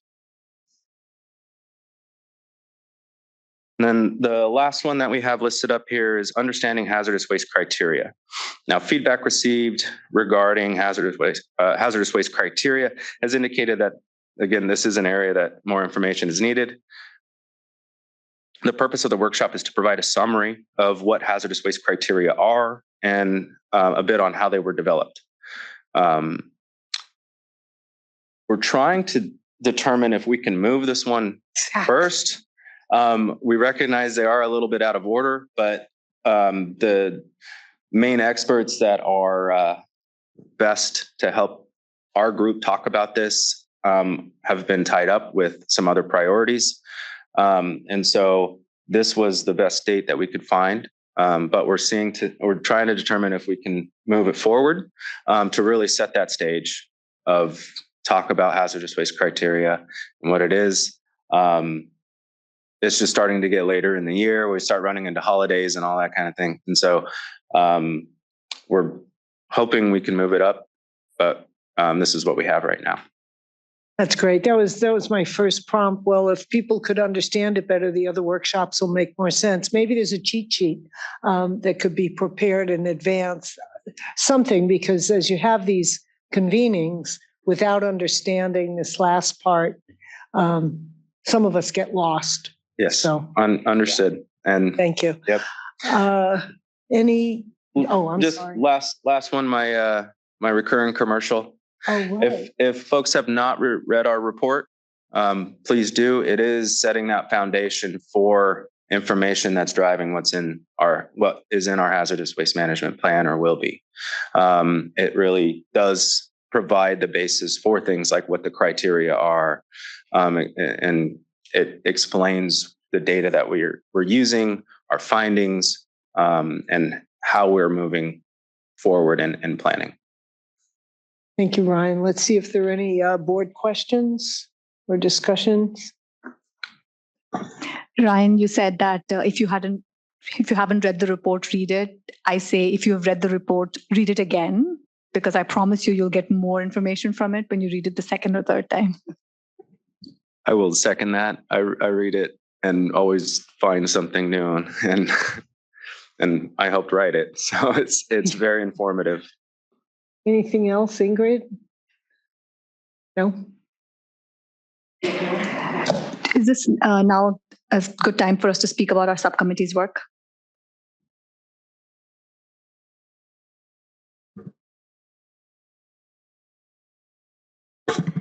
Okay, I'll start, and then Ingrid, please chime in. So up until now, Ingrid and I are on the subcommittee, and up until now, I think we focused, before the report came out, we focused on identifying some recommendations for the hazardous waste management program team to keep in mind as they develop the plan. And now I think in the last few months, we've switched our focus to thinking about outreach, is how do we make sure that this very complex topic is made digestible and consumable for stakeholders. I want to call out here a huge thank you to the hazardous waste management program team for being so responsive and for really actioning on this goal of making this information digestible and providing a lot more venues for stakeholders to engage on the content. Very happy to see that there's these 10 workshops coming up on as ways to engage with this content. So thank you, huge thank you for that. The other thing I'm going to call out is I'm happy to see that you are focusing on source reduction, the rebooting of pollution prevention, and so on, because as part of our recommendations, we had said we want to establish a leadership position, ideally in hazardous waste management, have the state be a leader. And in order for us to do that, we need to collectively identify new technology solutions that can drive this reduction in hazardous waste. So this is a plug. First of all, thank you, and also a plug to have more stakeholders join these workshops and really provide voice and ideas for us to move towards this North Star of making the state a leader in the space. Ingrid? Yeah, thank you, Sushma. And just to remind folks, with the hazardous waste management plan, there's an interesting symbiotic relationship between DTSC and the board. So DTSC is in charge of creating and drafting both the report and the plan, and the board will ultimately be the one that approves. So it has required us to work very closely together. We have been meeting regularly.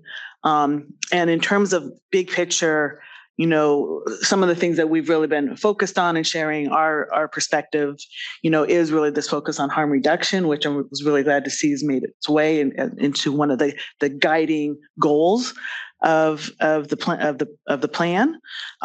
We really did want to see a focus on prevention, hazardous waste reductions. That's made its way into the plan. And then our sense that we really do need to focus on contaminated soil as the largest source of hazardous waste in the state. So those are some of the, kind of the conversations that we've been having, and that have been important to the subcommittee. Thank you. Thank you. And thank you to the subcommittee for digging in. Really appreciate your joining it, Ingrid. I know Sushma was hanging out there by herself, so it's always good to have a partner. Did you have something else? And the board staff that have and been the board joining staff, us. Please. In these No efforts. kidding. Let's acknowledge. Where's Linda? Well, she's somewhere. She ran away. No, sorry. Anyway, thank you, Ryan. Any other board questions, comments? Oh, okay. Let's be sure when we do our subcommittee reports to identify the staff that work with us on it. And I'm sorry that I overlooked that. I think it's really important. Our team shows up en masse for these things. So I think, and Firdos, you'll be showing up a lot. Greg already does, Linda, our engineer. Evelyn turns up at Exide meetings. So it's not just the group that you see up here by any stretch. And we'll be hearing more from our new staff as well. So thank you for that. Now we'll go to public comment for this entire robust presentation by DTSC leadership. Thank you, Madam Chair. We will now open the floor for public comment for agenda item number 4, DTSC leadership report. I will start with our Zoom participants. I do see one hand that has been waiting for a while. I recognize you, Yvonne. Any other hands, please keep them raised. Go ahead and accept our invitation to unmute. Yvonne? Hello, can you hear me? You're a little low. If you could speak up a little bit. Okay, can you hear me now? Not really. Speak up one more time. Can you hear me now? I think that's going to. Okay. I can't really hear it. Can you hear me? Is that okay?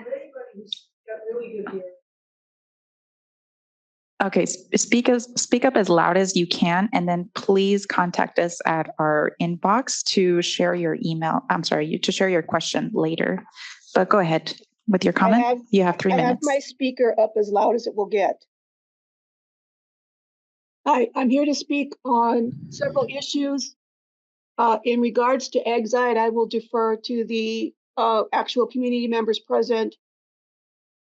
Back, I just want to remind everybody we're talking about Cometco, and most of the violations were committed under the name Cometco.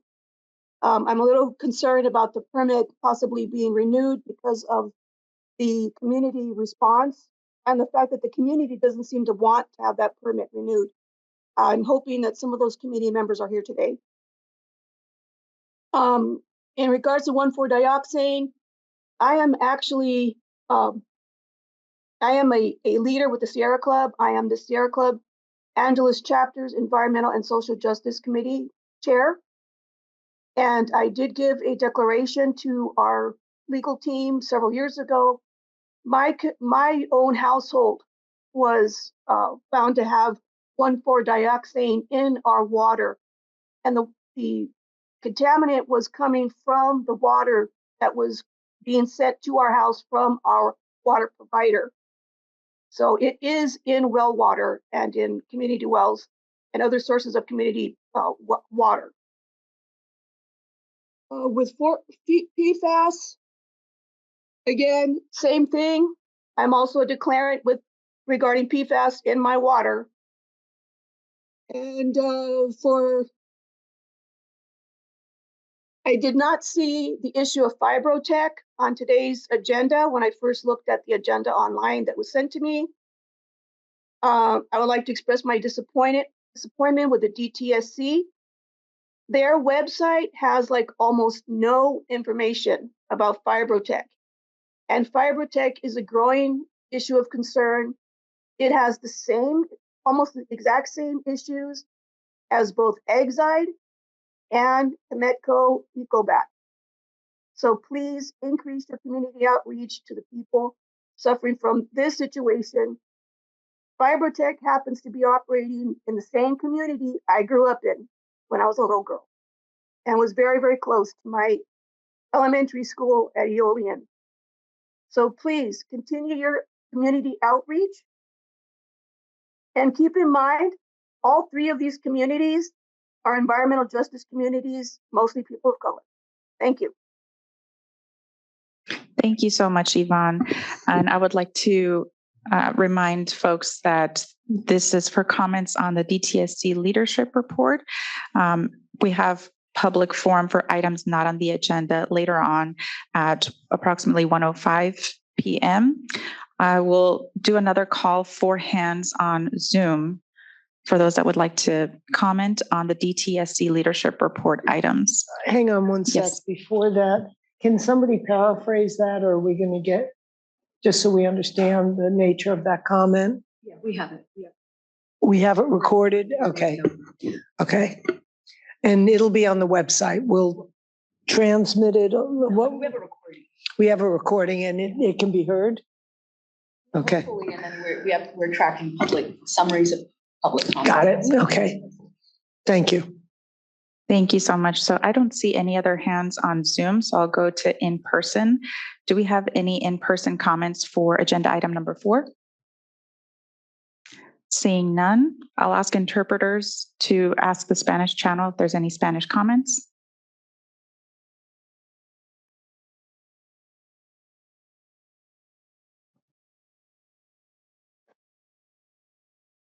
One moment while I get that confirmation.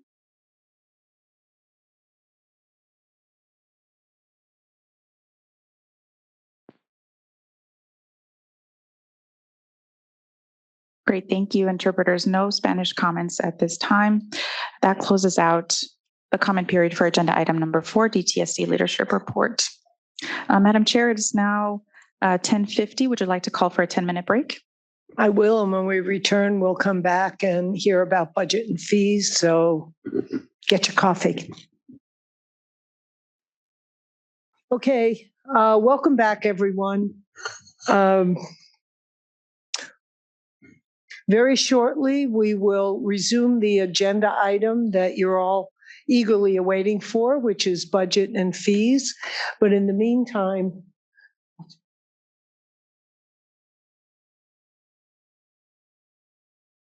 all right, Levon Stone has requested, and we have agreed, rather than have her have to wait till this afternoon for public comment. She's driven up from Monterey.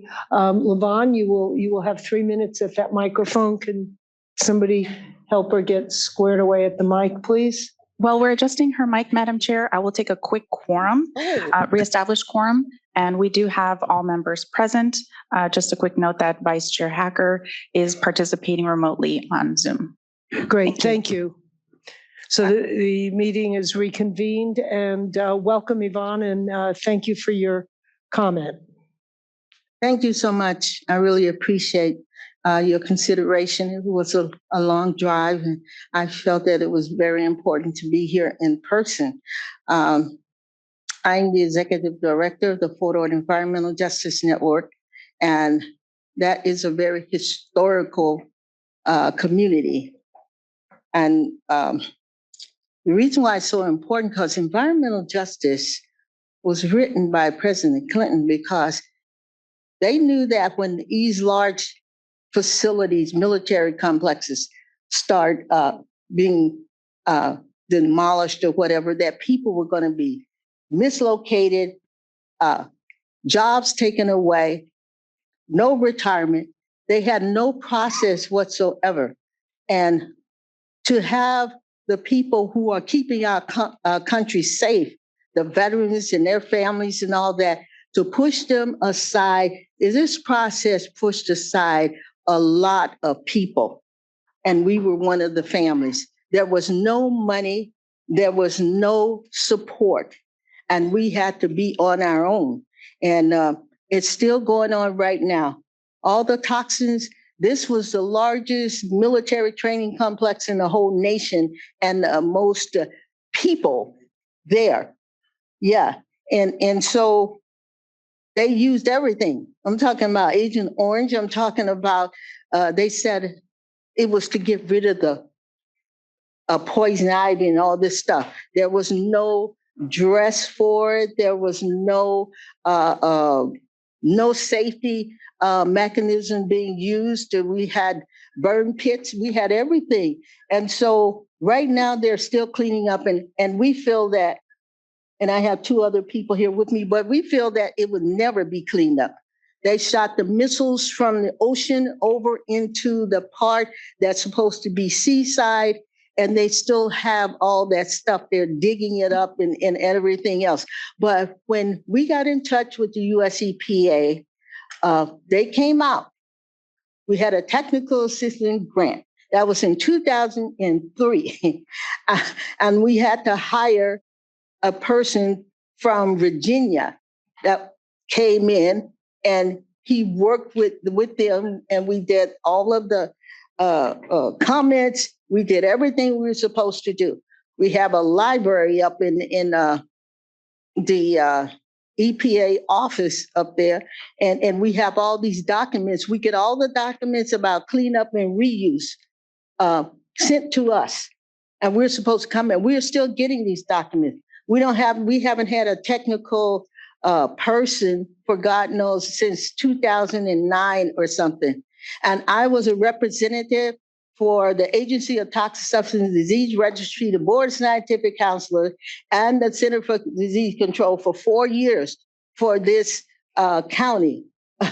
And I also traveled around the country and met with the EPA, NECHAC, and all these other meetings and facilities and government agencies. And I'm standing here right now, just like we're invisible. We have nothing. We haven't had any grants. Nobody wants to be bothered with what we're doing. Thank you so much. And we have mold in the old buildings that people are living in. Thank you so much. I'm so sorry that's 3 minutes, but I do appreciate. I'm sorry. I forgot that there was I'm sorry.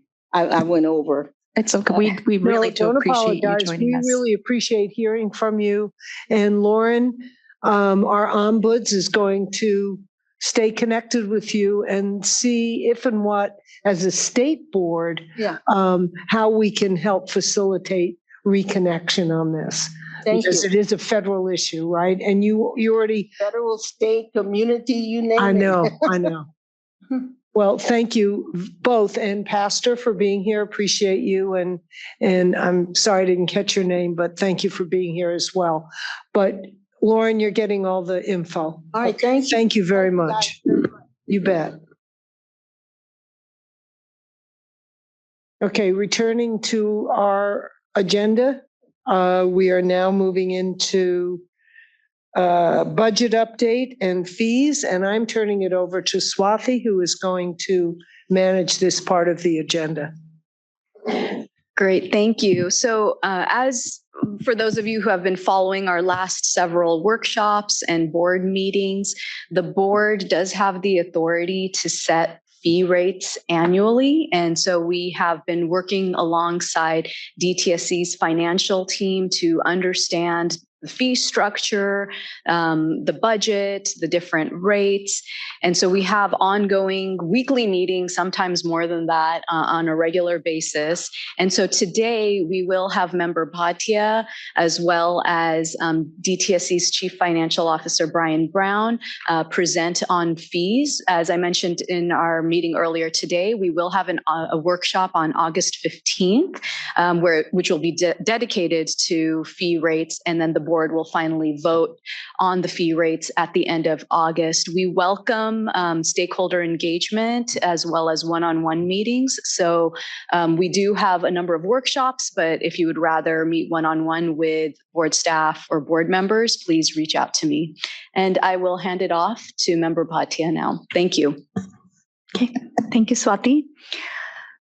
For folks that have been following this issue, the first part of the presentation is going to seem repetitive, and that's intentional.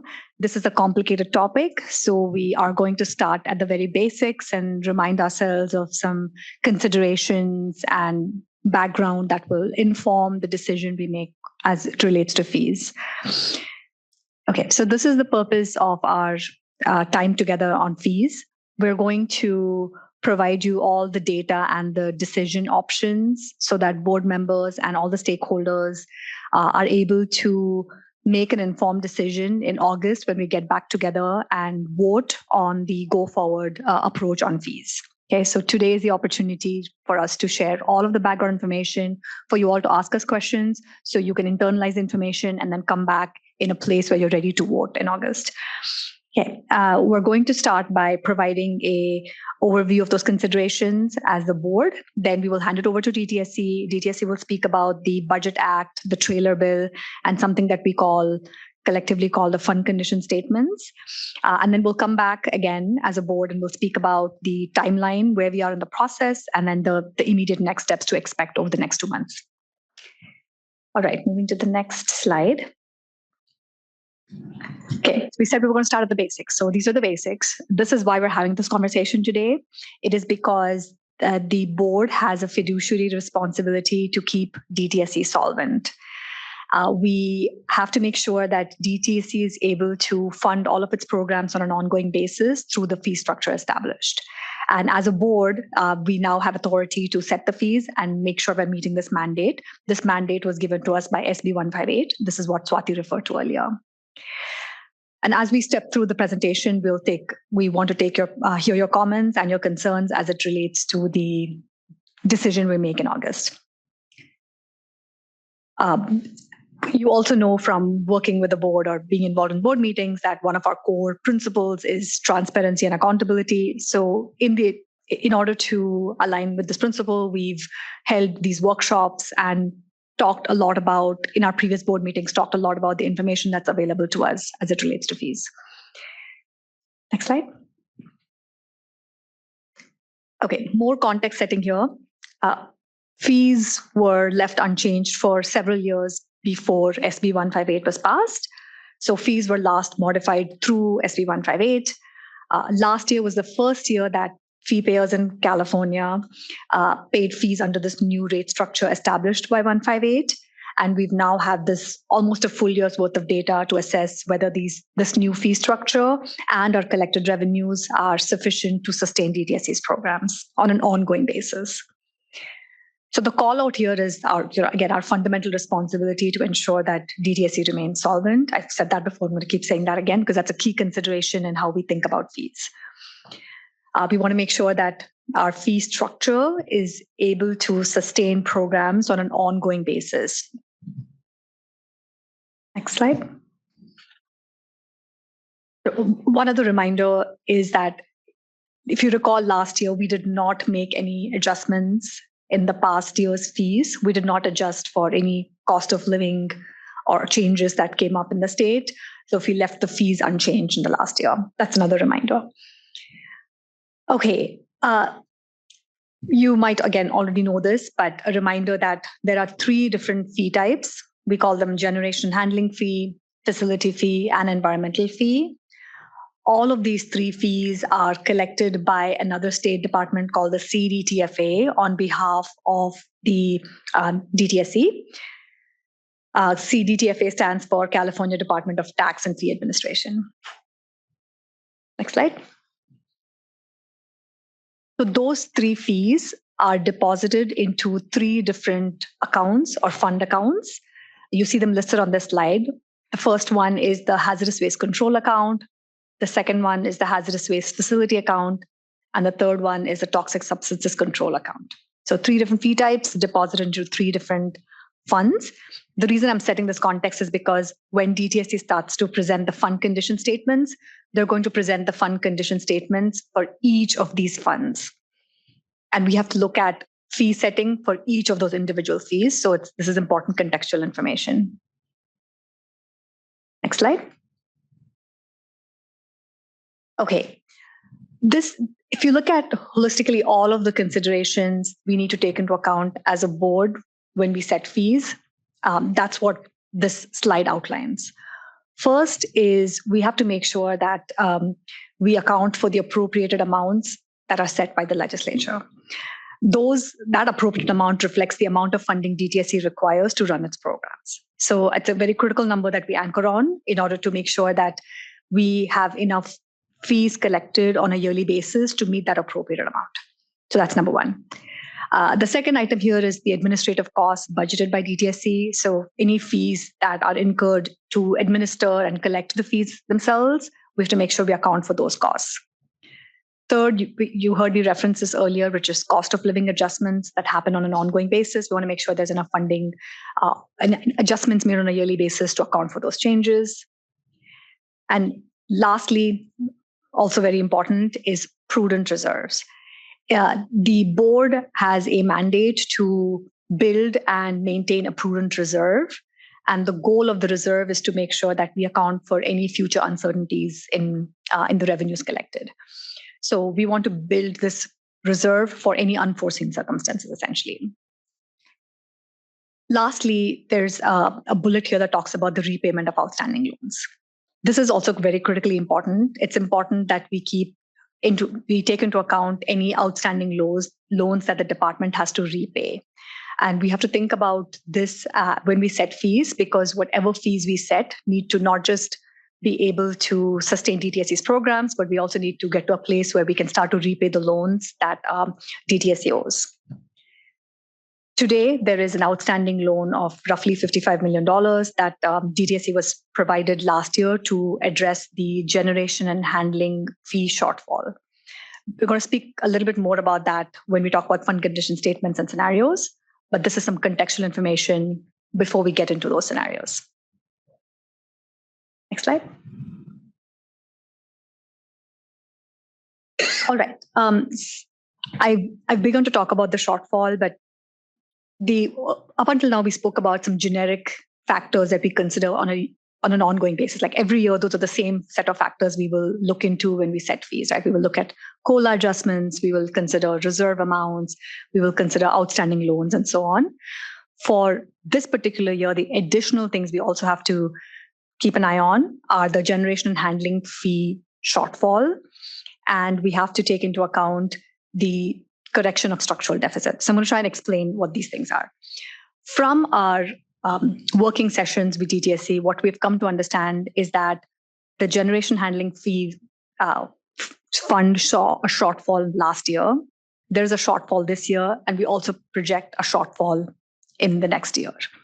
So this is telling us that on an ongoing basis, the fee structure and the setup does not enable us to collect enough revenues to fund the programs that receive funding from this particular fund, which means we call this structural deficit.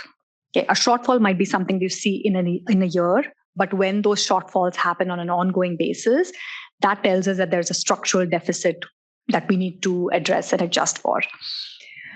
So this is another consideration we're going into as we look at the fee scenarios. Next slide.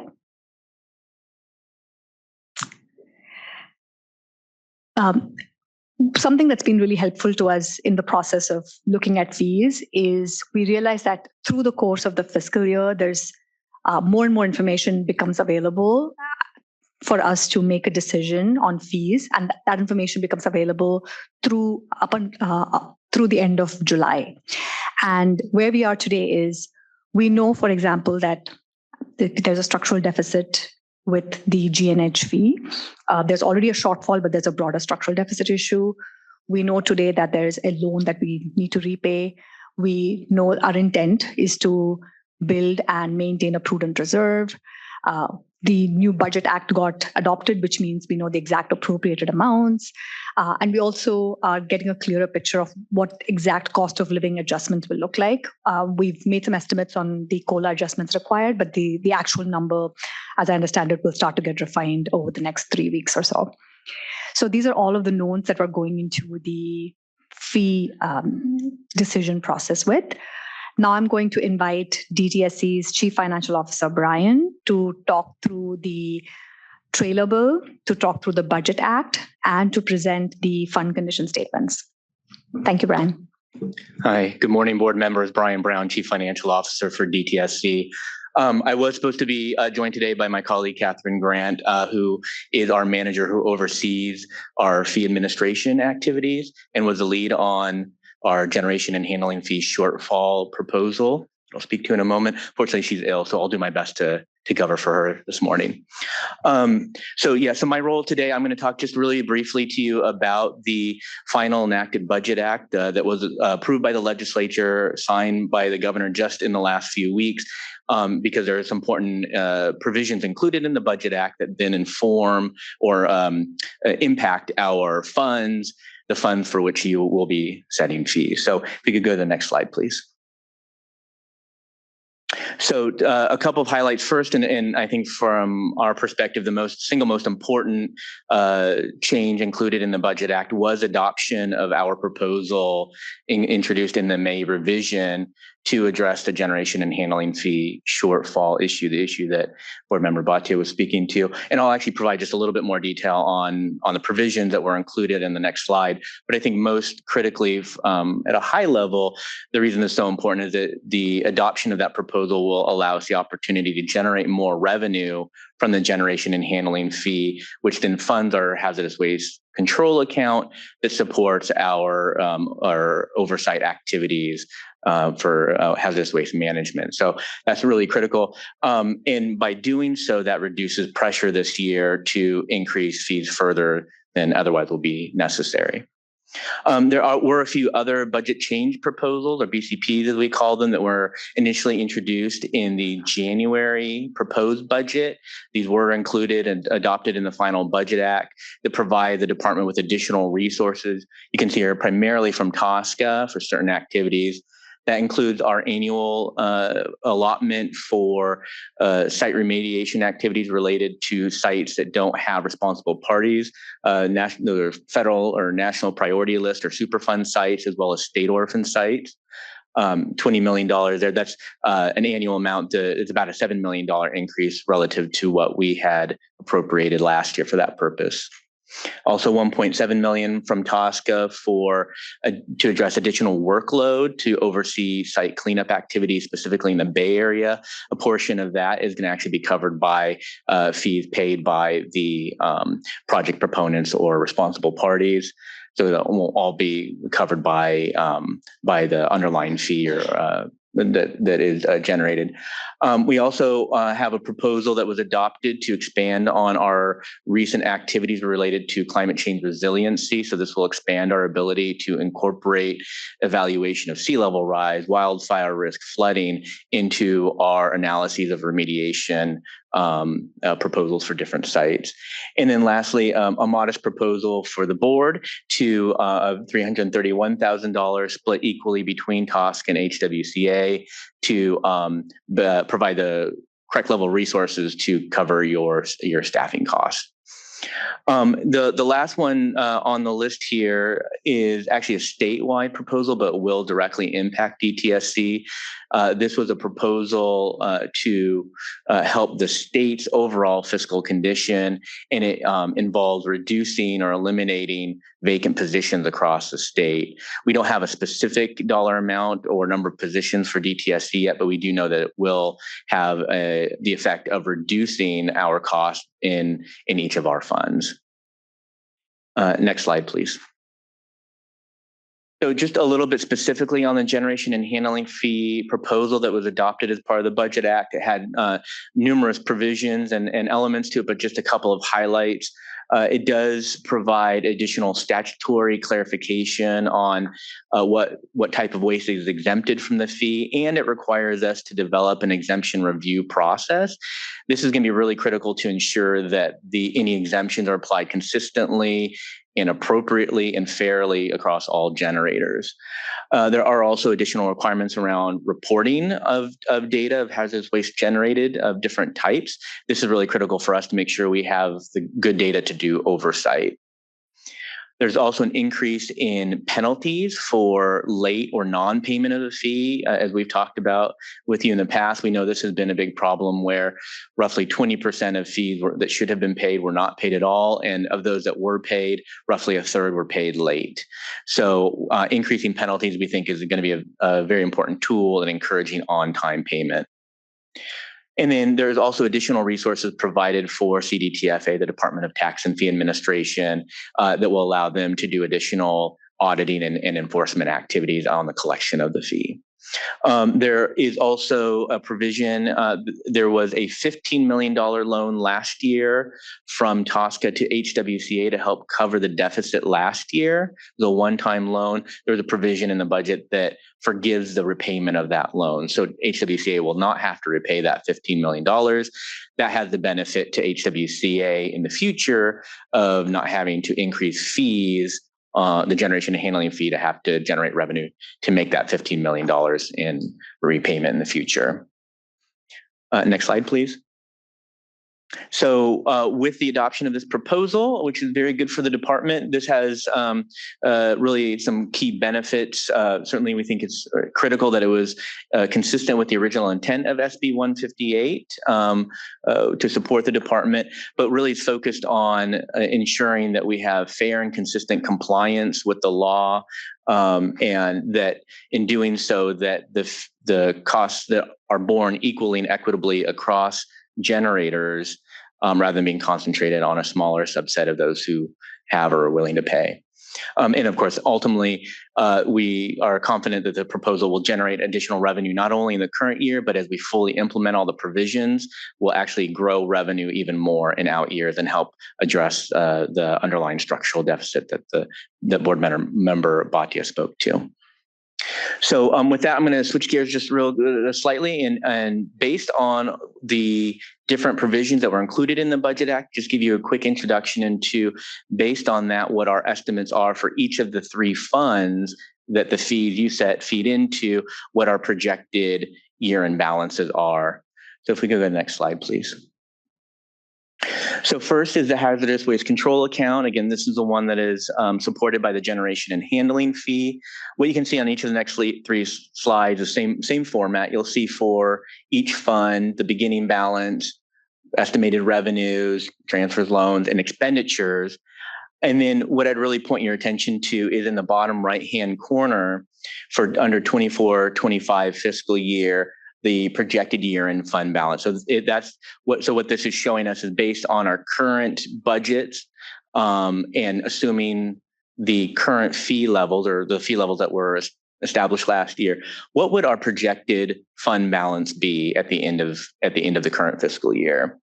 And so you can see for HWCA, that's a negative $2.9 million. So what that means is, absent any change in fee rates, we are projecting we would be short $2.9 million. And therefore, the generation and handling fee should be increased by at least $2.9 million so that we could break even, more than that to generate a reserve up to that 10% cap established in SB 158. Next slide, please. So next is the hazardous waste facility account, which is technically a sub-account of the HWCA, but this is specifically supported by the facility fee. And you can see here that the projected year-end fund balance at the end of the current fiscal year, 2024-25, we're projecting a negative fund balance of $930,000, just under $1 million. This is a much smaller fund. But this suggests, again, the facility fee should be increased to generate at least $930,000 to reach sort of a break-even level for this fund, more so to provide a reasonable reserve. Next slide, please. So finally, we have TSCA, which is supported in large part by the environmental fee here. Slightly different story. You can see that the projected year-end fund balance is actually positive. So even at current rates, given in large part given our revenue projections, we're healthy, particularly healthy this last year. We're projecting a little over $4 million positive fund balance, even at current fee rates. So that suggests that you could keep the fee rate at the current level, and we would still have enough money to operate for the year. However, you can see that that's only a 3% reserve level. And so it's certainly the prerogative of the board to consider something higher up to that 10% reserve level that's allowed in SB 158. So that concludes my remarks. I'll return it back to Board Member Bhatia, but I'll be here if there are further questions. All right. Okay. So that was a lot of information on the fund condition statements. I'm going to quickly summarize the key takeaways from what you heard so far. Move to the next slide. Okay, so you saw and you heard that there are 3 different fee types. Revenues from each of those fees get deposited into 3 different accounts. And this slide shows you a summary of the health of the 3 funds at this moment. So for example, you're seeing that there's a deficit in 2 of the accounts, and one of them is net positive. So some considerations as we move into the next portion of our presentation, which is the fee scenarios. First is we need to adjust for a shortfall where there's a shortfall. Second, we need to be thinking about correcting for any structural deficits. We've heard about the structural deficit issue with the generation and handling fee. Specifically, that's reflected in the HWCA fund balance. Third is we need to be thinking about reserve. What is a prudent reserve for us to build and maintain so that we can protect ourselves and the ratepayers from fee shocks stemming from any uncertainties in the future. So these are the three things to keep in mind as you start looking at the fee scenarios. Over the last couple of months, the fee subcommittee with Jeannie and several board staff have been looking at various different scenarios. And what we're going to present to you are three different scenarios for each fund. Move to the next slide. Okay, so let me just orient you to this slide, and you're going to see this type of a slide, two more slides that look the same way. So what you're seeing now is for the first fee type, which is generation and handling fee, three different scenarios. Scenario number one is the additional revenues required for us to maintain a 5% reserve. Okay. And you're also seeing the fee rates required for us to meet that 5% reserve. Column 2 shows a scenario 2, which is what are the fee rates required for us to build and maintain a 7.5% reserve. And then scenario 3 is what is the fee rate required for us to build and maintain a reserve, a 10% reserve. So this particular format is what we repeat for the other two fee types as well, which is why I'm orienting you to what this looks like. When we come back as a full board in August, we're going to have to make a decision on which fee scenario we would like to move forward with. So there's a vote coming up a month from now, which is why we're sort of presenting the scenarios in advance so that you all and the stakeholder communities have an opportunity to internalize this information. So what is the key takeaway here? Depending on the reserve amount we choose to move forward with between 5% or 10%, we're looking at a rate differential of somewhere between $10.80 to $15.33. Next slide. Similarly, for the facility fee, again, we're looking at three different scenarios. And for the facility fee, since there's a very complicated math in terms of what the various what the payment is by various tiers or business types, we are giving you a % of increased revenues required number only.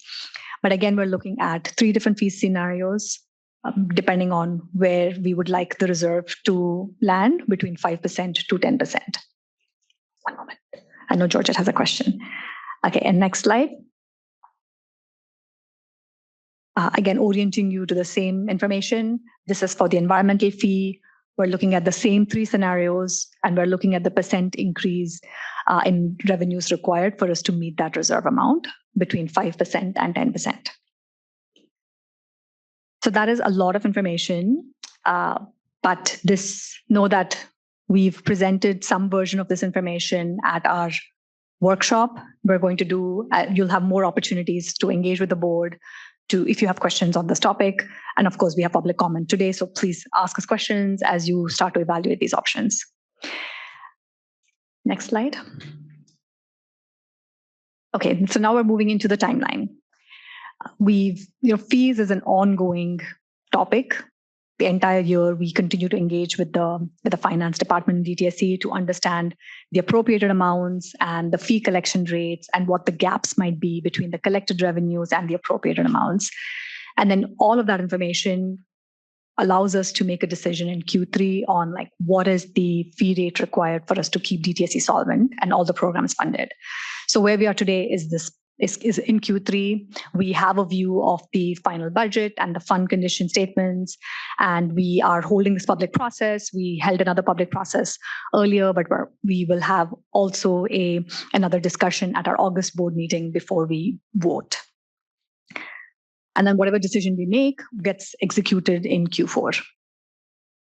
Next slide. Okay, some specific opportunities to engage with the board. We have a workshop coming up on August 15th, where we will run through largely the same content. Okay, but in this case, we're adopting the principle of repetition does not spoil the prayer. We're going to keep on repeating the same information because it is complicated and we want to provide more opportunities for you to engage with it.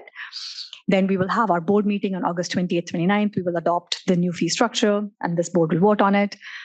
And then we move into execution. And then Greg and the board staff will lead us through the emergency rulemaking process in September. And then there's a set of notifications that happen to CDTFA for us to adopt the rates formally. All right. And now it's time for the pop quiz.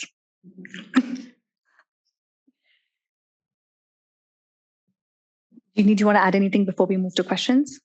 Thank you. The subcommittee work has been deep, powerful, very engaged with the entire DTSC team, including Brian's whole finance team, the enforcement people. It's been a very robust, as you know, I like to use, but it has been a very robust process. And I think overall, right, projection to actual didn't turn out to be what everybody hoped for. And we want to protect against that going forward. Not only did we not have a reserve, but we had a deficit, and we're carrying a $40 million loan on our books that will have to be repaid at some point incrementally, or we're not totally clear what, but probably some incremental repay. That ideally doesn't come out of budget, that comes out of reserves.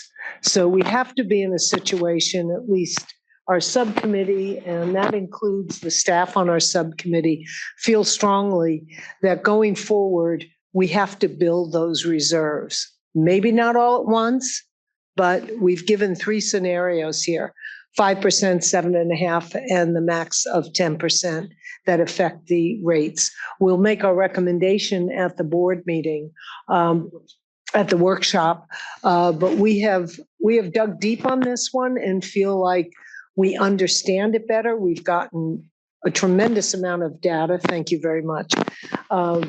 For answering questions, digging deeper and deeper and deeper.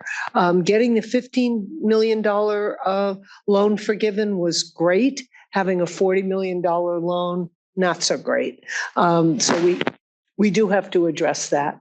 And so bearing that in mind, fee payers did not have an increase last year, even for COLA, much less to meet projected expenses. So anyway, I mean, I think we're happy to answer questions from the board, but it has been a very deep dive on this. And I want to be sure, Alexis, also, we don't forget you out there, but questions by all means.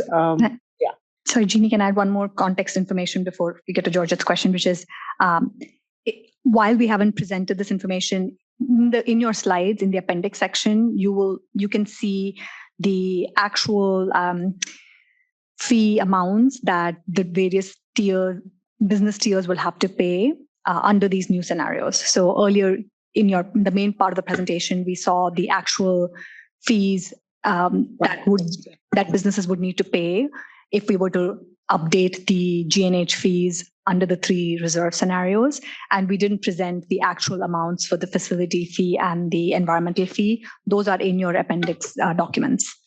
There's just many of them. I just wanted to add as a caveat, and I'm looking to Brian, these are the numbers that we know today. And so there might be very, very slight adjustments, but just as a caveat, these are the numbers that we know as of today. And I understand that we feel pretty confident in them, but given that there's 6 weeks still until the board votes, there might be very slight adjustments in it. So I'm glad you pointed out the appendix, because that's where fee payers are going to want to look deeply. So check the appendix, because there's a lot more information there. It's what page? Is that the question? Okay. It's in my packet, it's slides 30, 29, 30, and 31. Also package has a page number 15. Yeah, exactly. All right. to questions. I think Georgette had the first question. Yep. Go. Thank you, and thank you for the deep dive. I know hasn't been it's been very fruitful. So thank you, and thank you to DTSC staff as well. I have a couple of questions. I know that when you, Sushma, started the framework of the approach, I mentioned full cost recovery. So I'm hoping that that's what we're getting to eventually, right? Because it sounds like there is a deficit. In terms of the full cost recovery, with the idea that then there's the reserve reference to as well, right? Which is what you're proposing. I'm wondering if you can speak a little bit on the proposal of the 5%, 7.5%, and 10%. If the idea is because I would love to get to all of it as we face it. Like if we can get up to 10%, but not next year, it could be in 3 years or 4 years or 5 years, but that's the goal, that's the intention, right? Because I think that's best practice. Mm-hmm. So maybe can you speak to that a little bit? Because right now there's 3 different scenarios. Are you asking us to select one and then we're leaving it at that, or can it be a phase approach? Okay, so I think there's 2 questions here. First question is about the full cost recovery, and the second question is about reserves and what is like the principle and how do we think about reserves. I'm going to begin to answer the cost recovery question, and I'd love Brian to chime in here. I think there's 2 different ways to look at cost recovery. One is the way we have looked at it, which is what is the total appropriated amount, which is what are the total funds that DTSC requires to run its programs. And we want to recover all of those costs through our fees. So that's one way of looking at it. And that's the way we are looking at it. I think the other way could be like on a programmatic basis, like doing a bottoms up analysis to figure out what is the cost of per program and are we recovering that from the right business. That level of analysis we have not done. I want to be really clear. Okay. So that's our lens on cost recovery. As it relates to reserves, and that is the kind of conversation we've had in our subcommittee meetings, which is we want to get to the allowable reserve amount because we feel like that is a prudent amount and that's the allowable amount. Plus, it prevents these shocks to the system. Having said that, we also understand that we don't want to sort of overburden the businesses by increasing perhaps the reserve all the way to that amount in one go. And that's for the board together, for all of us together to decide, like where do we want to end up in this scenario between 5% and 10%, I think is really the question. And you're right, if our principle is to build up to the 10%, yes, we could start doing that with this year, we build up some reserve and next year we add to it and so on and so forth. I just want to add to that. Go ahead. From the subcommittee perspective, we didn't show anything under 5%. Very consciously, very, very clearly, we felt like 5% is the minimum. We have to have a reserve that could cover a shortfall or, projections being off, whatever might happen. So in our view, we didn't present 1%, 2%. So that's from the subcommittee perspective, that's our bottom line, that we feel like that will happen. Whether or not we go higher than that, we think we have opinion about it. We have recommendation, which we'll give, but we also want to have the workshop and hear from people. So that, you're not constrained by an absolute, but we feel like 5 is the minimum.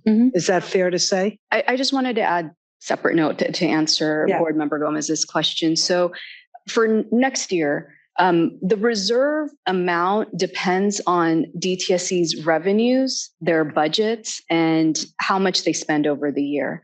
So if, let's say, the board decides to have an increased reserve, it doesn't always have to be a fee increase. It can come from just budgeting and revenue. So if they're collecting enough revenue, if enough fee payers are actually paying, then you can build up a reserve that way as well. It's not always an increase in fees. So I just wanted to share that there's so many factors that go into this.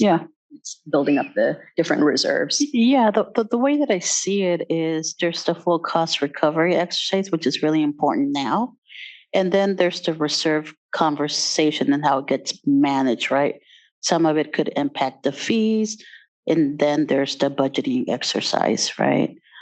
So I get that, and maybe I should have started my beginning statements by I want the public to understand that the fact that there is a deficit, that deficit is being paid by taxes, public money, or no? No, the loan is on the books. So we still owe it. And there's not general fund tax money. But one of the loans was forgiven.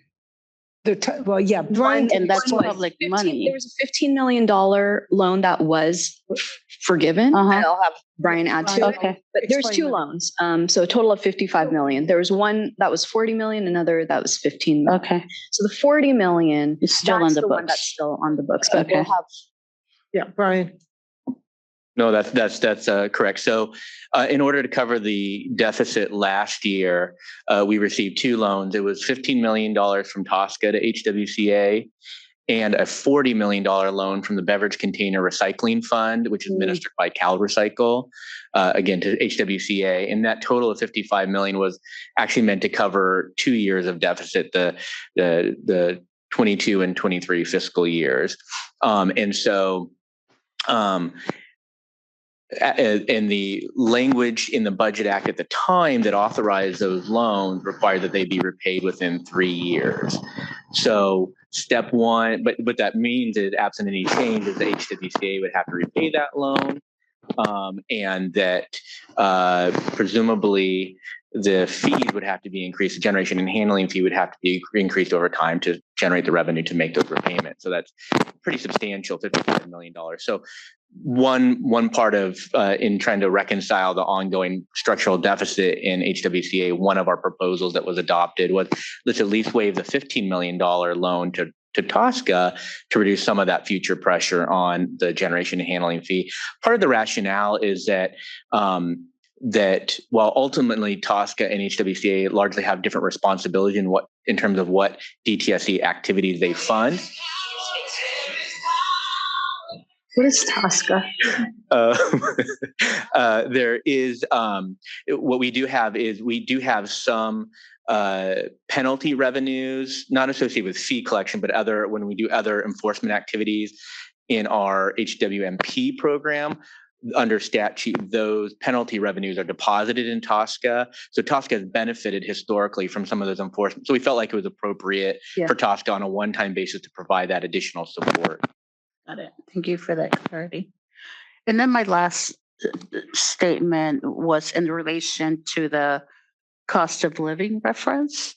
Is that after the fee adjustment? We want to keep that as a practice, or can you speak to that a little bit more? So I will get started, and then Brian can correct me if I'm wrong. Okay. I feel like this is like a pop quiz for me. Like, have I absorbed Brian's brain appropriately in the last few months? Okay, so the way I understand it is cost of living adjustments, they happen every year, right? Cost of living goes up and salaries go up and so on. And every state department increases or adjusts for those cost of living changes. They're called technical adjustments, and every state department does it. So we would have to account for the COLA as part of our fee adjustments or fee increases. That's how we're thinking about it. Every state department follows the same approach. We're going to follow the same approach. So that's an addition. There was no, it's folded in. Oh, we didn't do it. Remember, we didn't raise fees last year. The projection was solid enough at that point. We didn't consider COLA. We didn't know to consider that. And we were just standing up this committee. So we went a whole year without a COLA increase. So now basically you've got two COLAs that have to be considered. I will say it was also because the prior year, it was such a drastic increase for fee payers when fee reform came upon. So last year we thought, okay, it was drastically increased. Let's just keep it steady. The numbers look good. So that was the thought process. So there was no adjustment, but it's the two factors that the board really is considering is the cost of living adjustment and then the reserves. Yeah. And then when you think about reserve, just know that in the back of our head, we're saying reserve and loan repayment because we expect to fulfill the loan obligations Yes, but I don't want folks to get confused that we're doing the loan repayment during this fee structure, because that is not incorporated, like the direct loan, that is to be determined at a later point. We're just, the board has to consider a reserve amount, shortfalls, or future loans, but the loan repayment is a future consideration. This is purely cost of living and reserve, just so that there's no confusion out there. Thank you.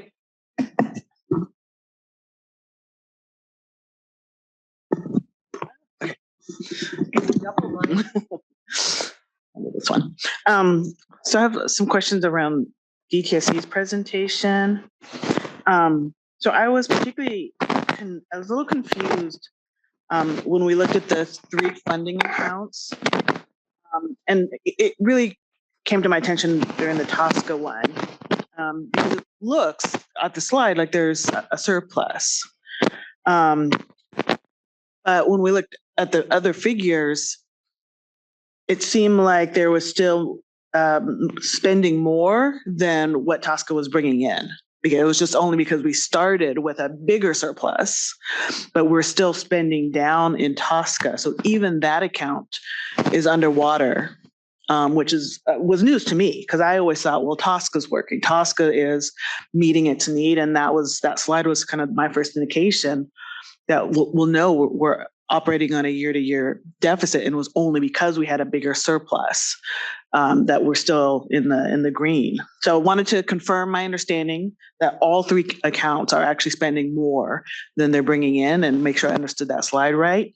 And then secondly, with those same slides, is why did we have a surplus in all the accounts? Because my estimation was that, from the beginning, we were operating where we weren't meeting projections. So was it the loan that is keeping those afloat, and that's why we're seeing the surplus that we were able to draw down on? Yeah. Several good questions there. So specifically with TSCA, the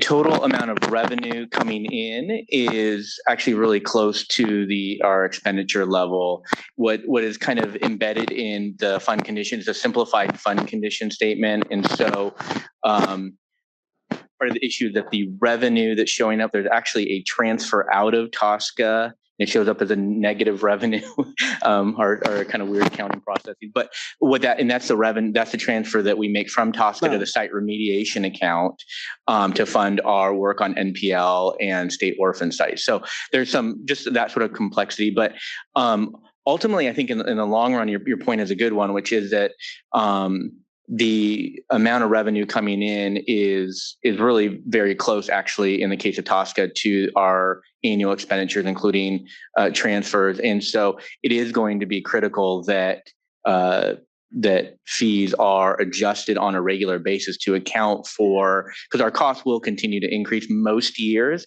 if only because of routine cost of living increases, in particular for our staff costs.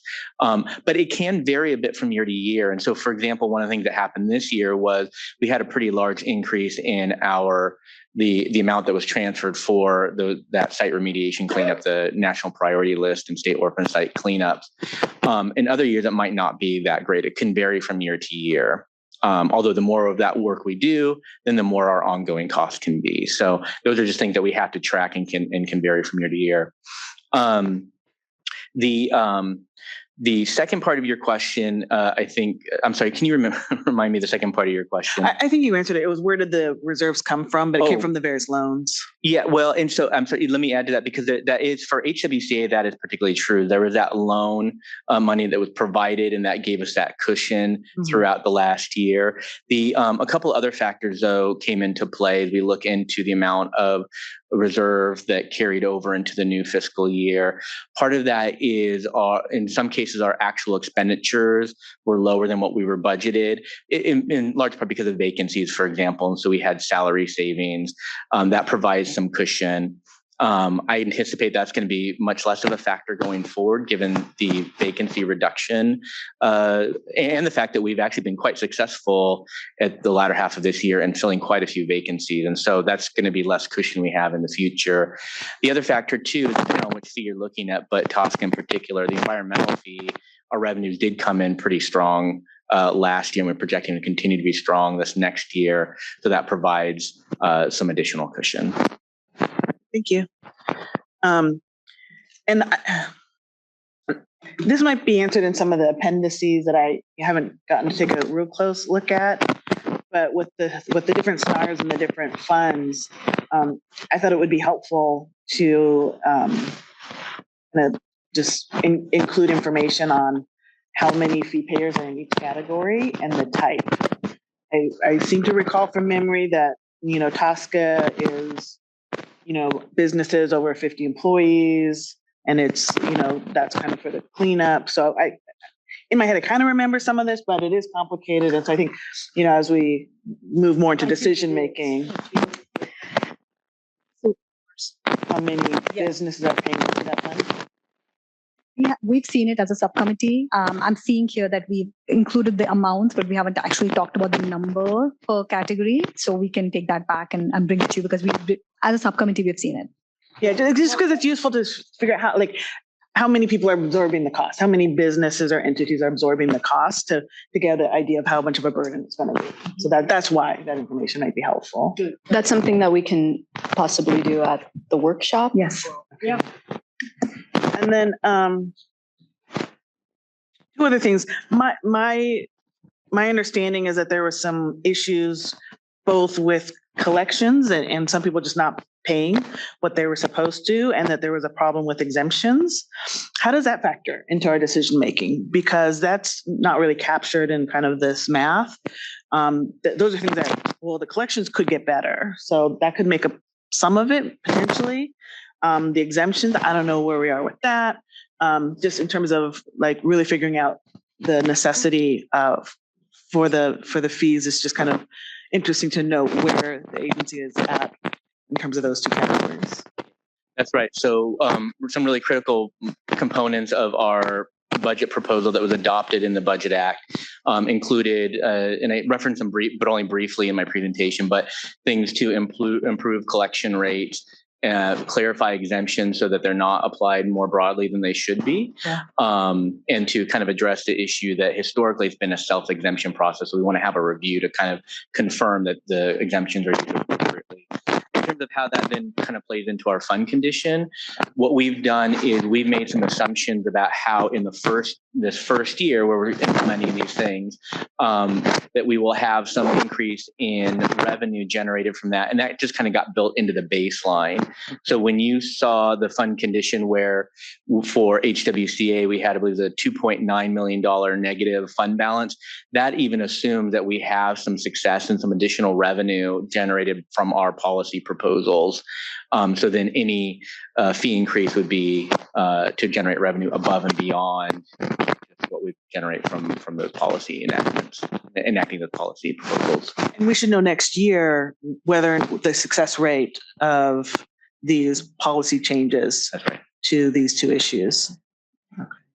And I think there were some silent exemptors that didn't necessarily say they were exempting. They just went silent. So digging that out, right? Going in and figuring out people that didn't ask for an exemption or acknowledge an exemption. And your revised and renewed contracts with CDTFA, their amount of time to get what I'm talking about. And so they get more audits, more follow-up, more enforcement from both teams. And so they have an increase. The answer as to why there weren't more audits, more enforcement was you're not paying us enough. So DTSC has to pay CDTFA to be its tax collector and penalty and enforcer on that. And so that's enhanced in the new contract and will be further evaluated as we go along. But that should help with that as well. Yeah. Summarizing three examples of things incorporated in the Budget Act to help drive fee collection rates are: first is increased outreach, second is new penalty structure for reporting, and number three is more funding for CDTFA to do audits. Those are all examples, but then as Jeannie mentioned, it's going to take us some time to get there.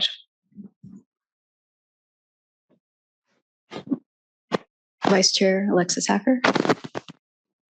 Thank you. I have a few questions for Brian.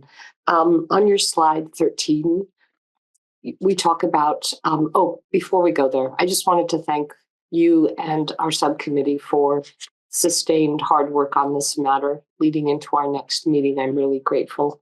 I was wondering, in noting on your slide the increased funding for CDTFA, what was the earlier amount and what's the new amount? I don't recall the exact amount, but it was about $7 million before. Now that $7 million covers administration of all three fees that they collect, not just the generation and handling fee. The increase is $500,000 per year, but to be focused on G&H administration. Thanks. And then my second question is, we're putting a great deal of emphasis on being able, through the department, to better forecast revenue. And I'm wondering, what do you think are the foundational elements of being able to better forecast revenue going forward? Just to make sure to better forecast revenues. Yeah. Okay. Yeah. No, this is a good question. We have a team. In fact, so my colleague who was too ill to join could probably talk about this for quite a while, because they're working quite a bit on, under the new fee structure, figuring out how best to project revenues going forward. Some of that is data that we have pretty well in hand. So for example, with the facility fee, we know the facilities that are regulated and subject to the fee. In other cases, again, with something like the environmental fee, where it's a charge on businesses, we have pretty good data on the number of businesses by size, which is how the tiers of the environmental fee are structured. We are looking, and we've done some preliminary analysis in the last year to try to look at, are there other economic factors that might influence the number of businesses and what tier they fall into, so that we could use that information to better forecast revenue going forward. We haven't completed that analysis yet. I think for the generation and handling fee, of course, that's the one where we've given the most attention. And I think what we are, really, because it is about generators, it's really about making sure we have the best data we can on the generators and the waste generated. And I think one of the areas that we identified in our analysis this last year where we recognized that we did not have the data necessary for ourselves or CDTFA was, there are certain types of waste that are subject to the fee, but for which we don't collect good data from generators. So treated wood waste is just one example of that. So finding ways to and as part of what we propose to do is we are improving our data collection both through our EVQ, our environmental questionnaire process. We partner with CDTFA to ensure that they are collecting more robust data from fee payers, so that we can then kind of align the data we're collecting with the information that is that's collected by CDTFA. And then we're also one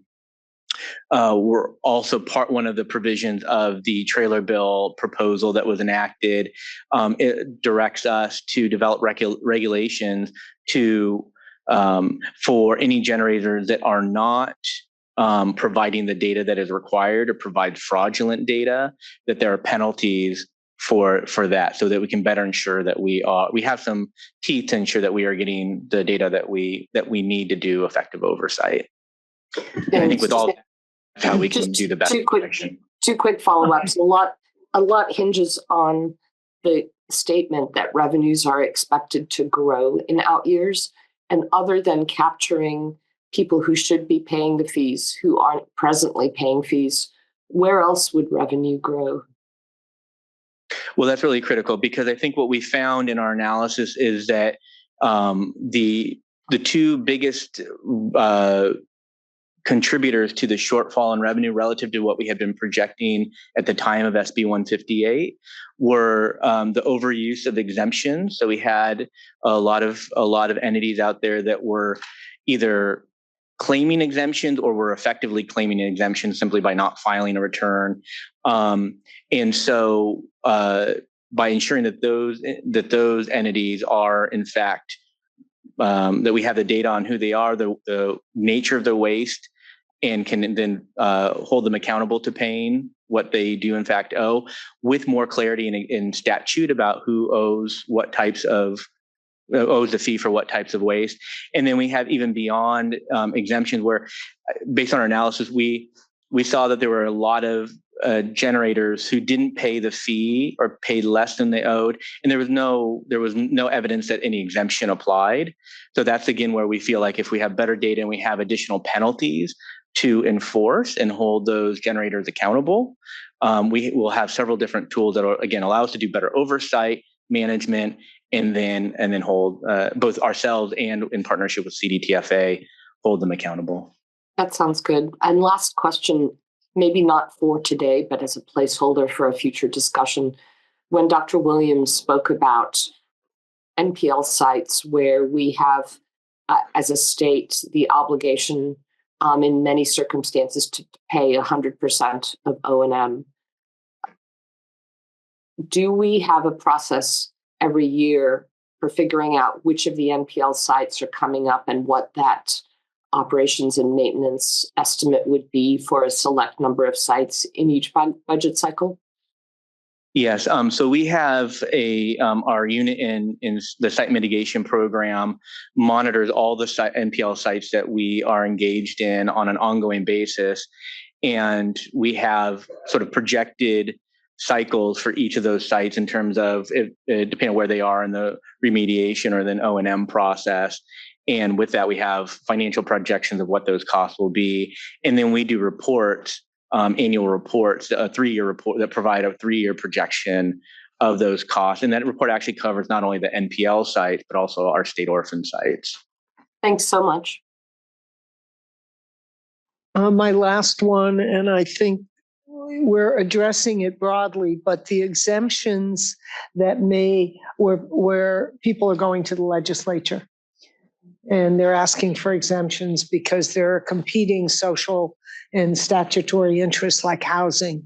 So I think we're going to have that come in front of us quite a bit over the next year, especially with the new housing mandate.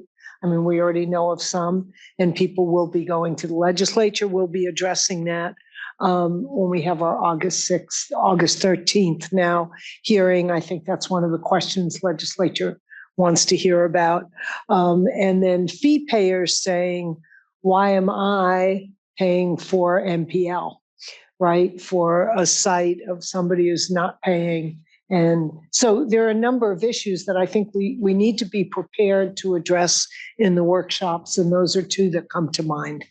Could I just add one point of clarification, just in case I misspoke, is for NPL sites, our state cost to do that remediation or the O&M, that comes from TSCA, not the HWCA. So that's funded through the environmental fee, not the generation and handling right, fee. But still there's a fee yes. that people are paying to clean up something they didn't have anything to do with. That's yeah.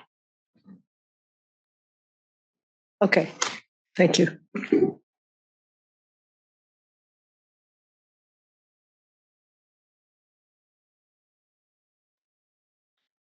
All right, Evelyn, we can move to public comments. Great, thank you, Swati. I will now open the floor for public comment on agenda item number 5. I will begin with in-person participants. Please raise your hand if you would like to comment on agenda item number 5. Seeing no hands raised, I will go to Zoom. Please raise your virtual hand if you'd like to comment on the DTSC 24-25 budget update and fees discussion. Seeing none, I will ask now interpreters if they have any Spanish comments for this item.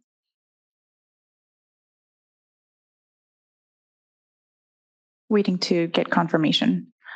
No Spanish comments, so I will make a last call for comments on agenda item number 5. No comments at this time, so I will now close public comments for agenda item number 5, the DTSC budget update and fees discussion. Madam Chair, it is now 12:14. Would you like to call for a 45-minute lunch break? Evelyn, before we do that, I just, again, we have our workshop coming up, but I encourage the public stakeholders to reach out to us if you would like to have any meetings and discuss fees. So in addition to our workshop, we'll have Q&A then. But if there's any questions about what we've shared today, please reach out to us. Thank you.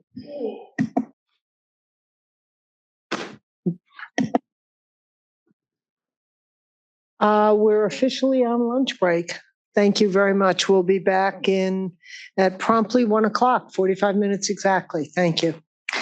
Thank you, everyone. As Chair Rizzo stated, we will take a 45-minute lunch break and return at approximately 1 o'clock or 1:05. When we return from lunch, we will go right into public forum. So as a reminder, if you would like to comment on agenda items not on the agenda, please submit a comment card, this yellow card, if you have not already done so, to myself or Aaron. We haven't received any at this time, but we will call on those cards after lunch break. Thank you, Madam Chair. We will now that we are back from lunch, we will open the floor for public comments for items not on the agenda. We have allotted 30 minutes for today's public forum. And for those, thank you to those who completed the sign-up form in advance. For those that were unable to sign up prior to the cutoff, please complete a comment card, which is located at the registration desk, and also here at the board clerk's desk with me, these yellow cards. Please submit them either to myself or to Aaron. And after we call on this online sign-up list, we will call on comment cards in the order that they were received. To start from our sign-up list, let me pull it up. We have Chuck White. They mentioned that they wanted to comment on Zoom. Let me double check that Chuck White is here. Okay, I don't see him on our participants list, so I will come back to him. Susan Richard. Susan Richard also mentioned she wanted to comment via Zoom. We do have Susan Richard. Please accept our invitation to unmute. You have 3 minutes. Please state your name and your affiliation. Again, this is for items not on the agenda. Can we send a request? We're having some trouble getting you to unmute, Susan. I'll try to come back to you in a second in case there's some technical difficulties. Our next online sign up is Lung Yin Tai. Also mentioned they wanted to comment on Zoom. Let me double check we have them on.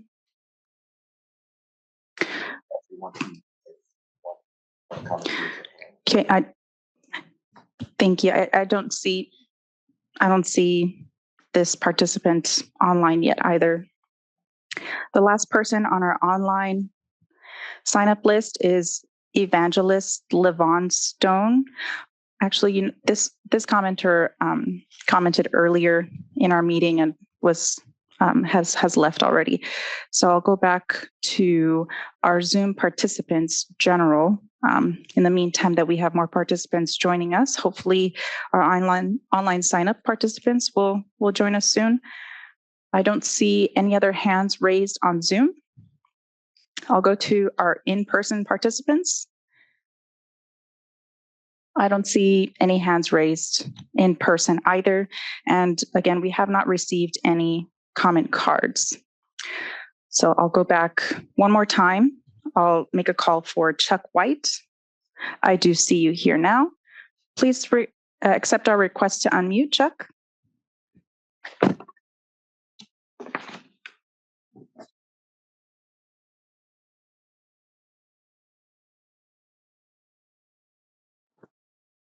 Okay, I'm driving a car right now, so I can't speak very safely. So, can you hear me? Hi, Chuck. Speak just a little bit louder and restate your name and affiliation. You have 3 minutes. No, I don't want to speak. I can't speak. I'm driving a car right now. So I'm on the way back home to tune back into your broadcast, but I can't speak right now. I'm driving. Okay. I appreciate that. Thank you, Chuck. Please send us your comment via email at besinfo@bes.dtsc.ca.gov. We'll also put that into the chat, but I'm sure you know how to contact us. I appreciate you joining us. No problem. Thank you very much. Thank you. I'll go back to Susan Richard, one of our online signups. Hopefully we can get you to unmute now. This is Susan. I'm sorry. I do not have a comment at this time. Okay. Thank you so much, Susan. You're welcome. Now this is a last call for public comments on our public forum for items not on the agenda. I do not see hands raised on Zoom. Interpreters, can you please confirm if we have any Spanish comments?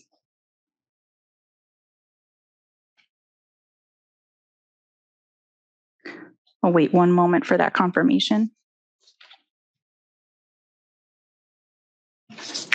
Great, thank you, interpreters. No Spanish comments on the Spanish phone line. So I will now close comment period for public forum. I will now turn it back to you, Chair Rizzo.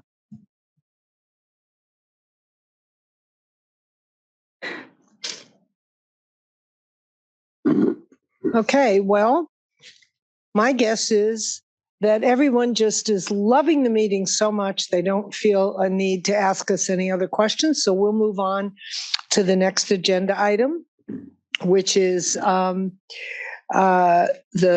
CVCI presentation. So the Cleanup and Vulnerable Communities Initiative will be getting a report for fiscal year 23-24.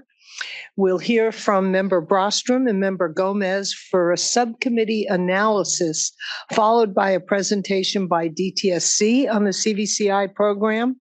Joining us in person today for that will be Craig Scholler, DTSC Chief Deputy Director, and Jillian Burgos, Assistant Deputy Director for the Office of Environmental Equity.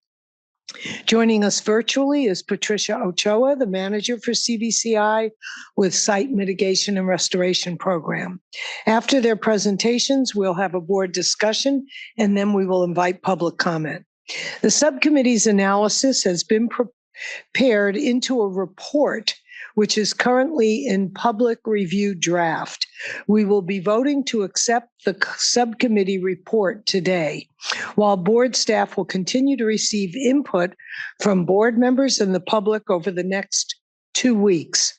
Next month, our executive officer will submit the final report to the Senate Committee on Environmental Quality, the Assembly Committee on Environmental Safety and Toxic Materials, as well as both Senate and Assembly budget committees. This is required by SB 158. So with that said, I will now hand it over to Member Brostrom and Member Gomez to start us off with their subcommittee analysis. Perfect timing. Great, thank you. So yes, if you can go to the next slide. So this analysis is actually a mandate of SB 158. And as part of that mandate, the Board of Environmental Safety was required to submit to the legislature an analysis of the expenditures for the Cleanup and Vulnerable Communities Initiative, CVCI. As a reminder, this was a $500 million expenditure, really focused on cleanups in vulnerable communities. So in addition to this analysis, the legislation also specifically calls for the identification of the subsequent uses of sites that have undergone investigation or cleanup, and the evaluation of the public health benefits that those investigations or cleanups have created for the communities in which those sites were located. And finally, called on BES to make recommendations to the legislature on future expenditures of state funds for cleanup. Next slide. So the CVCI program included a number of different program areas.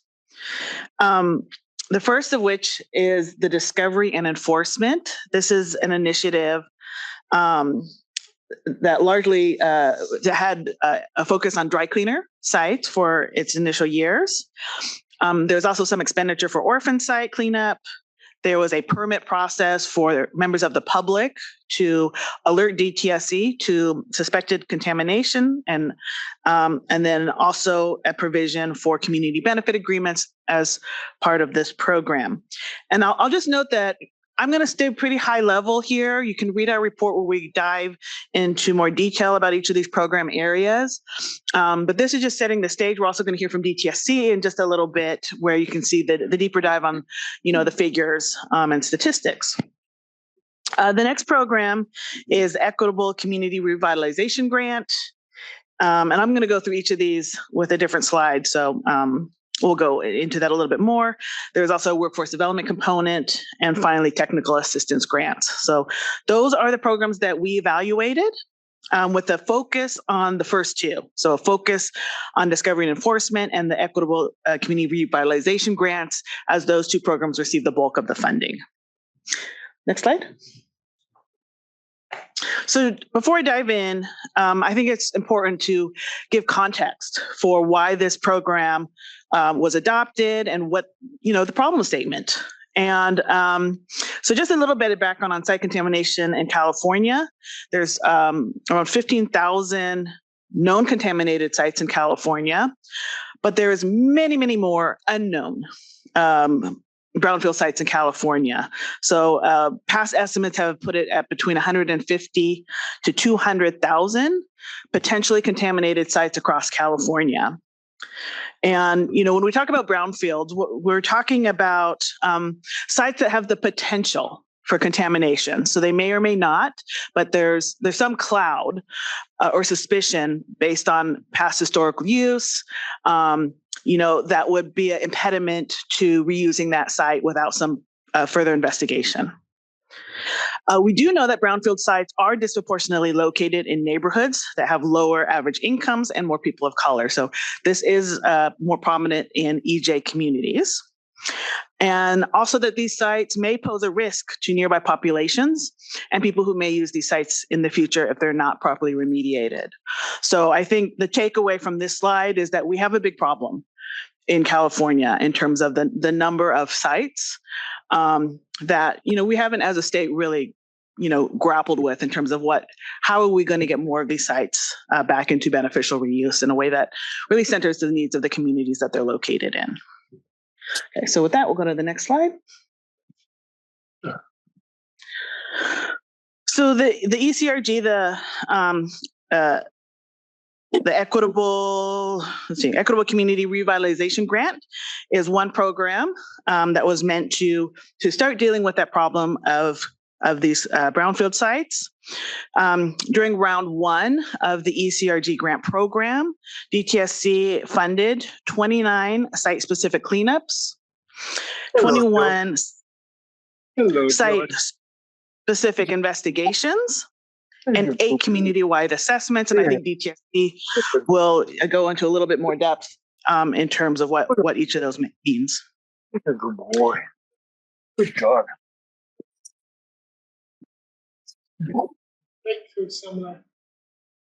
Okay. So the takeaway from this program was the largest number of first round ECRG grants involved housing development projects, and other land reuses included schools, parks, community services, transportation access, and commercial retail facilities. And one thing I did wanted to note on this program is that after the first round was completed, DTSC actually worked very closely with EJ groups after hearing some concerns about whether there were ways to ensure that EJ communities and the communities living near these sites were beneficially included, and that the site reuse was beneficial to those communities. So how do we encourage more community engagement? And so DTC actually paused their work and worked for 6 months to a year on actually updating their guidelines so that round 2 would be more responsive to community concerns. And this is something that I was involved with and wanted to commend DTSC for, because what we saw in the second round was actually movement, that there was responsiveness and a genuine readiness to actually change the guidelines in response to community and EJ concerns. Next slide. For the discovery and enforcement, again, this really was focused largely on dry cleaner sites. And so a couple of takeaways that I found notable, or that we found notable, was the really high level of potential contamination at dry cleaner sites. And dry cleaner sites, these are sites where perchlorate or PCE is a common constituent of concern. And so after the first year investigations, nearly 3/4 of the sites showed evidence of contamination. We also saw that there was a large number of additional sites that were discovered, during its review of the sites that it selected, and so it was, more than double what they initially anticipated. So what that means to me is that we don't have a good sense in California of the magnitude of the dry cleaner problem. So I think we have about 7,000 known dry cleaner sites. I think there's many, many, many more. And with the high level of contamination, it suggests to me that we have a very significant dry cleaner problem. And then the last finding of note, or takeaway of note, is the fact that a lot of these operators of the dry cleaner sites, they're small operators, and these cleanups are significant and costly. And so we also have a funding problem where many of the dry cleaner operators don't have the financial resources to do the full cleanup. And so there's a big shortfall in terms of the funding that we need to clean up these sites and the resources available from the operators. Okay, next slide. Next is workforce development. And the objective, as stated in SB 158, was a job and development training program prioritizing local hires to promote public health and community engagement, promote equity and environmental justice, and support the local economy. So a multi-pronged benefit and workforce development program. So DTSC has created a student internship program with 6 students from vulnerable communities, and they each completed a research project aligned with their area of study and the community that they came from. I think it appears the program was very successful. I know the students, there was presentations on each of their research projects. It was, very interesting. I was able to attend a little bit of it. And so I think it was a very much a worthwhile project, but it didn't completely align with the original purpose of the program. DTSC has stated its intention to implement an environmental remediation program to train 300 to 350 residents in vulnerable communities. However, this is contingent on funding. Next. For the technical assistance grants, the goal here is to increase community capacity to engage in the cleanup process. TAG grants are basically a source of funding to community groups for an independent entity to support a couple of things.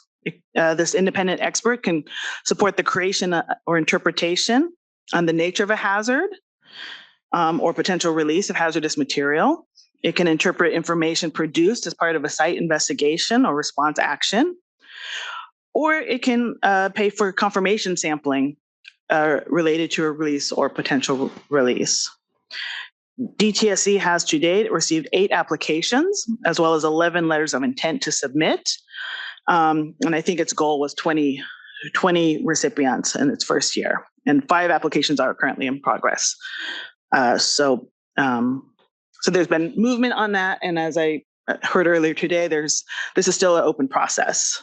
So also want to make sure that folks out there know about this program. So those are just, again, kept it super high level. The report gets into a lot more detail, but those are some of the key takeaways that we took from our meetings with DTSC, and I'm going to pass it over to Georgette. Yeah, and we have a couple more slides. So okay, if we can move to the next slide. So in conclusion, as stated by my colleague here, and I should acknowledge actually also staff, both Greg and Evelyn have been working with us.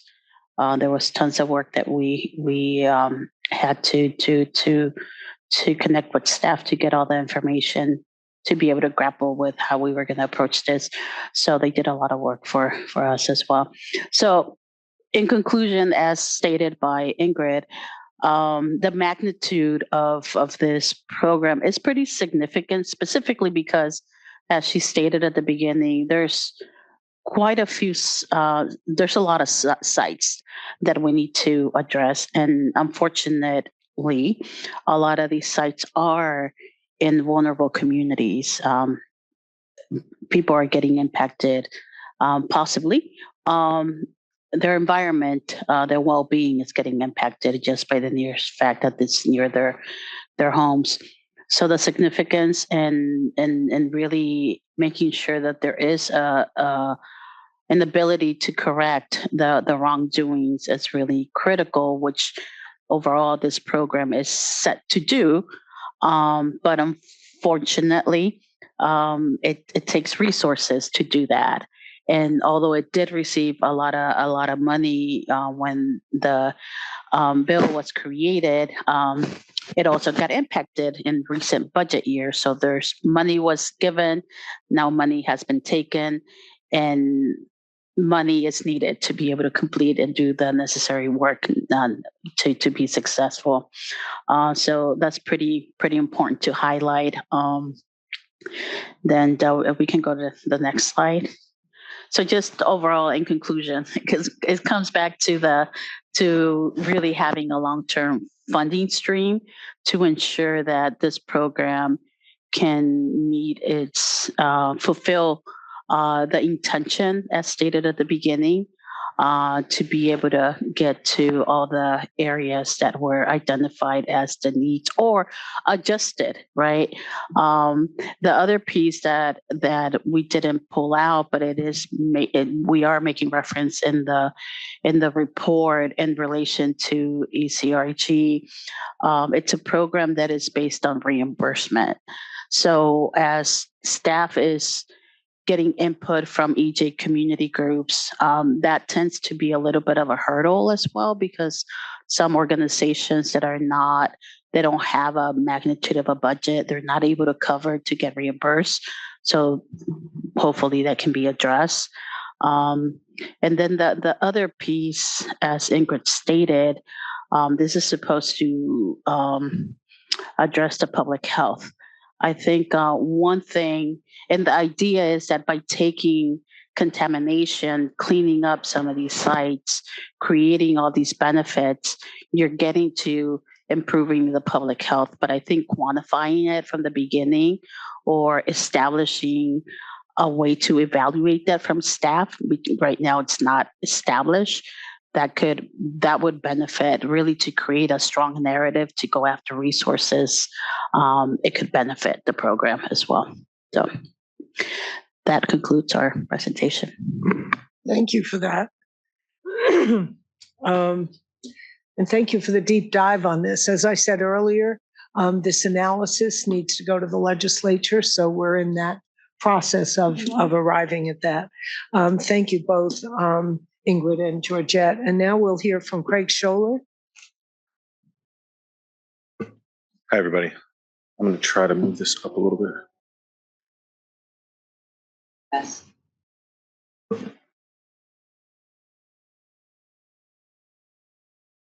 Yes, thank you. Thank you. I'm going to try you.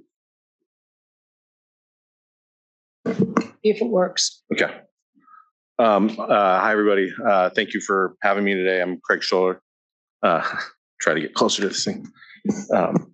I'm the Chief Deputy Director at DTSC. And you just want to say thank you to the subcommittee and the staff for doing, I think, a great job on this report to the legislature. I think it's really good timing for us to be able to do the deep dive, and I know that there's going to be a lot of interest. So again, thanks to the subcommittee and staff, and thanks to our staff for, I think, working closely. Yep, this works still. Yeah, so for the department's portion of today's presentation, I will provide an overview of CVCI. I'm trying not to cover some stuff that's already been covered. I'm going to touch upon some of the budget issues, as well as highlight some of the program's accomplishments. Patricia Ochoa will follow. She's a manager within our program who I think works closely with the subcommittee, but she'll get into a little bit more detail. I think lastly, for the department, Jillian Burgos will speak to some of the public engagement efforts along with CVCI. Okay. As previously stated, CVCI was originally a $500 million investment into the department that launched in 2021. The goal of the initiative was to protect the public health of communities that had experienced redlining practices and protect and strengthen our relationships with those communities. And a secondary goal was to evaluate the performance of those efforts and programs and implement them throughout not only the CVCI as an initiative, but through identify best practices that could then be implemented throughout the department in appropriate places. Same slide, yes. The funding for the initiative has been separated in two main focus areas. One would be programs, which as previously gone over, would include ECRG, D&E, TAG, and workforce development. There's also some spending on what we consider efforts, which are orphan sites, some of the administrative aspects of implementing the initiative. And when we get to the implementation of EJAC, it'll also fund that effort as well. Let's see. DTSC has been implementing CVCI over a 4-year plan. And is looking at the slide here. Year one, we established the fundamental operations of the program, which included hiring and contracts. Year two, we started developing each program. Year three is our current year, which we're in right now as far as implementation, and this would be kind of our full year of full implementation. And year four was intended to be an evaluation year to evaluate the performance of the programs and to identify best practices and opportunities to improve. As of March 2024, which is the numbers you'll see reflected on this slide here, the program had encumbered about 25% of its the original $500 million dollars of funding. The majority of these funds were spent on were encumbered by round one of ECRG, which was roughly $86 million. Round two ECRG isn't fully captured in fiscal yet, so it's not always reflected here, but that's going to be approximately $40 million worth of expenditures. The orphan sites, as well as some of those administrative costs and the other efforts I had mentioned earlier, has been about $22 million worth of expenditures from the program. And here's going to be the revised budget. So as stated previously by Board Member Gomez, there have been some budget changes due to the state's shortfall this last year, or the state's budget this last year. And so the revised budget has reduced the original $500 million to $231.5 million, which that $231.5 million includes the $124 million that's already been spent. And this means starting in fiscal year 24-25, CVCI has $107.5 million left for the following 3 fiscal years. The majority of those funds will continue to be spent on ECRG and D&E. As a result of the budget changes, DTSC is altering the implementation schedule. DTSC has extended the implementation schedule by 2 years to align with the years in which we expect to receive funding. While the budget changes can have impacts, it does give us an opportunity as a department to meaningfully engage with stakeholders, applicants, recipients of grants, and to evaluate the initiatives and some of its components. So that's what our plan will be in that extra time. Moving on to some of the accomplishments, in the short period of time, CVCI has been able to invest $126 million in vulnerable communities to ensure that redevelopment projects are safe for reuse. This investment also influences economic opportunities in these communities. We're also growing the relationships with various DTSC stakeholders, including municipalities, environmental justice groups, technical staff, legislative staff, and others who are involved in CVCI. We've also begun the process to identify, investigate, to investigate and eventually clean up areas that may pose a public health threat. What we are learning from the implementation of CVCI will inform other aspects of DTSC's programs, and we look forward to those lessons and being able to chance to implement those. And at this time, I will turn it over to Patricia Ochoa, who's a manager within CVCI. Thanks, Craig. Yes, absolutely. I'll be here. Hi. Can you guys hear me? Patricia lined up online? Yes. Can you hear me? Hello? Hi, Patricia. Yes, we can hear you. We're going to spotlight you now. Okay. Sounds good. So just I'll just kind of start here. So as Craig mentioned, we, through the 3 years of the initiative has been set up, we have met some notably early stage objectives for each program, as highlighted here in this slide. And then just as importantly, we have managed to operationalize all our programs. We financially invested in communities, and we're learning how to apply an equity lens to cleanups, which is one of the intents of SB 158 and CVCI. Next slide, please. I'm going to discuss briefly some of our accomplishments per program and as well as some of our challenges. So I'm just going to highlight a few things.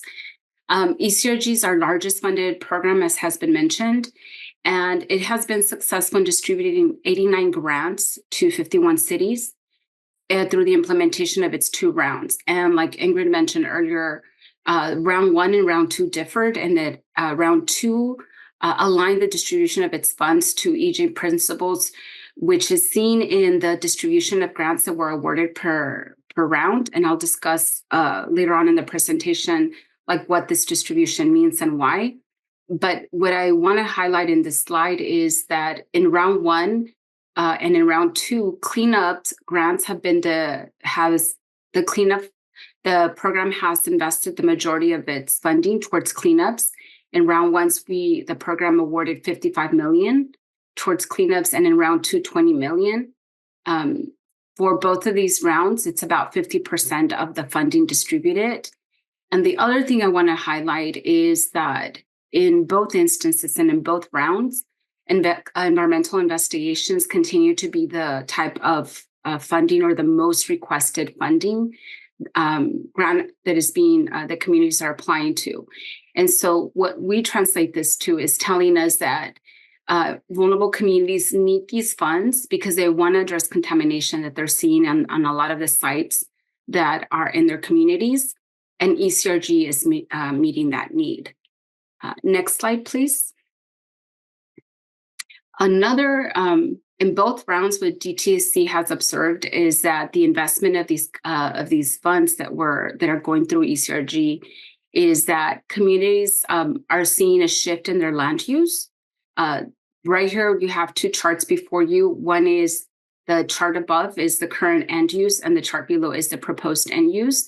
And so as part of our application, grantees are asked to identify both the current and proposed land use.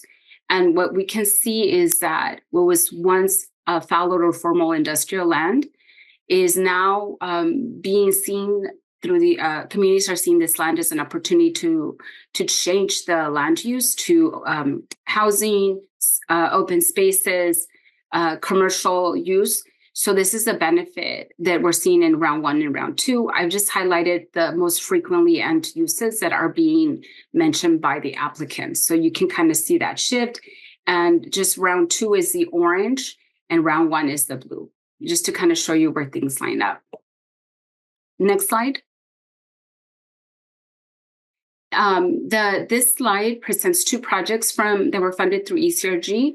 The image on the left slide is of the groundbreaking ceremony for a satellite affordable housing associates project The organization plans to build a multi-use building to offer healthcare services and affordable housing units to Oakland Fruitville residents. And this was made possible by a $1.6 million cleanup grant that ECRG offered to the organization in round one. And to the right, you have is the image of a construction site in the city of Carson. The city was able to, they actually received a round one grant where they were able to complete a preliminary environmental assessment, and then a round two grant where they're now implementing that assessment and are working to investigate the site to ensure it does not pose a threat to public health. And that it brings and this also brings the site closer to beneficial end use for the community. So these are examples of the types of projects that the program is funding. Next slide. And I also mentioned that there was a shift, and Ingrid mentioned there's a shift from round one to round two in our grant guidelines. And that shift was done for primary reasons. One is the program, after hearing feedback from a lot of the EJ stakeholders and then equity advocates, the program evaluated and prioritized environmental justice principles. So we wanted to ensure that we reflected what the community wanted us to see in these areas and where the funding was going. We wanted to ensure that the spirit of CVCI was really reflected in our programming as well. And so what this change did is that it, because of the feedback we received from the EJ communities and particularly the California Environmental Justice Alliance, the group we worked with on a 3-day retreat, what we did is we ensure that any round two application that came through had to meet minimum standards for some of the priorities that EJ communities see as important for redevelopment to occur in their communities. So we have stronger cleanup levels. We have minimum requirements for engagement. We do not consider end uses that will continue the siting of polluting industries in vulnerable communities. Instead, we focus on investing in end uses that reverse the impact of redlining over time. So this has been a big success for ECRG, and we plan to continue building this out for ECRG and also for the site mitigation and restoration program. So this approach. Next slide. I think briefly, it was mentioned just some of the accomplishments of both the other programs, but I'll highlight that the TAG program does have we now have 8 applications that we're scoring. We plan to make those awards in August. And what that means is that these 8 communities will be able to be involved in DTSC cleanup sites where they once before couldn't really because of the technical expertise that is needed. So that's good. And the program is going to continue to do its outreach until it expands down all the awards and make sure that all the awards go out to communities. Just the same, the D&E program is currently working on its 112 year ones for former and current dry cleaners to address any potential contamination. And concurrently, they're working on issuing enforcement orders so they can identify those responsible for the contamination so the program can begin its cleanup process. So those are efforts undergoing with those programs. Next slide, please. The successes of the internship program, of the workforce development program were already mentioned earlier with the internship program launching and having its, and in May having a symposium to finalize the first cohort. We did have 6 amazing interns from different counties across the state. And what I'll say that is unique, and I think we have to pay attention to for this type of program is the internship opportunities are in a way a long-term investment in the community and in the students that live in those communities. Our internships were paid, and oftentimes what we're seeing, particularly from students that come from these areas, is that financial barriers stand in the way of students from working class communities to take part in career building opportunities because they often have to work in order to pay for school because their families can't afford it. So if an internship is, in a way not paid for, sometimes the student gives up that opportunity to learn because they have to still pay for school and other and other needs. So I think this program, what CVCI did with the workforce program, is that it began to work building pathways and investing in the future of the students. They live in the communities that we work in. And I think hopefully in years to come, some of these students get to be the leadership of DTSC and really, really reflect the communities we serve.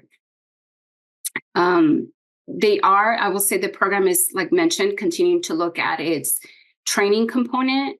But because of the funding cuts, I think overall, all programs are reassessing what the timeline looks like and how much can be accomplished with the reduction in funding. Next slide. I'll briefly just kind of go over some of our program challenges and overall CVCI global challenges that we've had. Next slide. I'll say that globally, there's a lot of the programs that we're implementing through CVCI are new to DTSC. So this requires time for us to learn how to best implement the programs with the maximum benefit to the communities we serve within the context of an existing program structure. So this has taken us a bit more time than we expected. For example, our contract process takes 6 to 9 months on average. And we use contracts a lot to have some, like a consultant help us out either with the implementation of the work, the field work, providing technical assistance, and so on. And so when we have the responsibility to be responsible because we are stewards of public funds, that's as equally as important as ensuring that the implementation of the program happens. But those schedules don't always coincide. So when we're looking at a 9-month contract timeline, that means that the implementation timeline is shortened for a lot of our programs. But even with these challenges, I think there's a lot of innovation that was done on behalf of the CVCI program staff to make sure that the programs were operating within at least an expected, 3-year timeline schedule, just so we can learn successes from them. Then next slide, please. Some of the big program challenges that I will say that occur are on the slide, but for most of the programs, one of the challenges we had is we were onboarding new staff because CVCI are a new program. So we were onboarding new staff that we had to train on, one, how does DTSC operate? What is CVCI? And as we're building programs. So this creates a steep learning curve and shortened timeline for implementation. Fortunately, the programs did adopt and responded to the initiative schedule by implementing aspects of the program that provides the most benefit. For example, this was the case of why the workforce program did shift directions to focus on the internship so we can have an immediate outcome come from CVCI. Next slide. Oh, before I turn it over to my colleague, Jillian, I'll say that even regardless of the challenges that we've had, CVCI and the program have remained really committed to change, to really work in the communities that we're in. There's a lot of our staff, you all might not all know them, but a lot of our staff are committed to making sure that we do meet the intent of the legislation. And so for the next year, we do plan to make changes to our structure and process so we can improve our program delivery. We are going to be focusing more on measuring and metrics to ensure that we're learning those lessons, identifying opportunities, even for funding, or identifying what is stopping us from implementing the programs with the minimal funding we have. But overall, we still plan to go forward with the programs that we've committed ourselves to, that we're working with communities with, and we just want to be innovative throughout the process. So I just want to share that sentiment is felt throughout the CVCI staff overall. And now I'm going to pass it on to my colleague, Jillian, who will talk about our engagement approach. Great. Thank you. And thank you.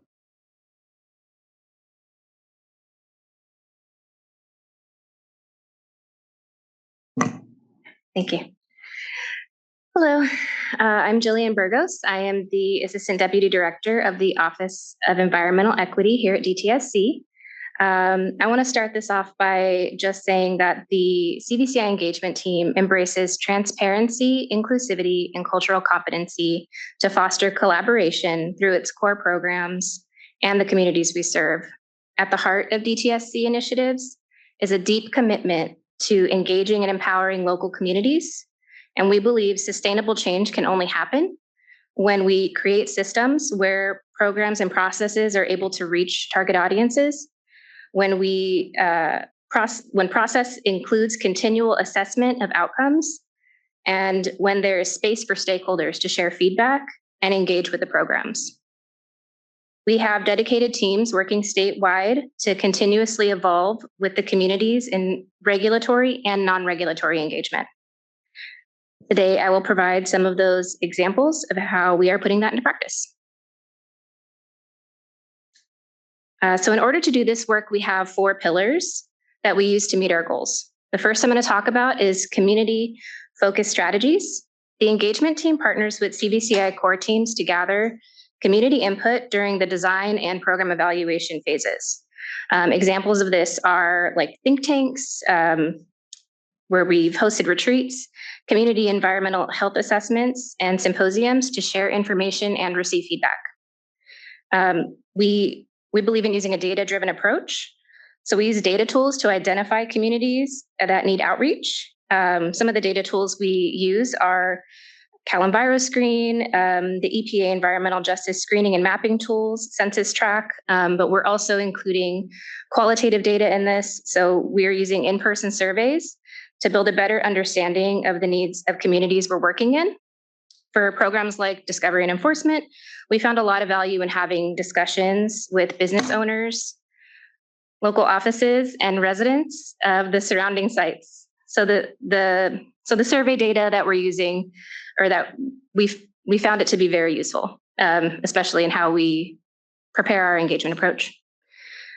We believe in inclusive outreach, and this is really the goal to lower participation barriers by addressing digital capacity, language, and geography. To address digital capacity, we're offering application assistance and written guidance for grants using various platforms like one-on-one Zoom, phone calls, emails. We're also making documents available in multiple languages and have bilingual staff or access to a language line for non-English speakers. We are analyzing outreach activities using a CVCI engagement mapping tool to ensure equitable and appropriate outreach based on geography. We also believe in a continuous feedback loop. The engagement team strives to keep open communication with stakeholders through the standard methods of centralized mailboxes, hotlines, social medias, and other communication platforms. But this also leads me to what we want to do more of.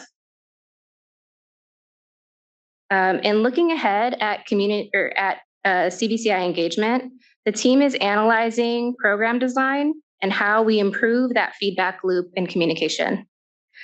DTSC is committed to looking at engagement with an equity and inclusion lens.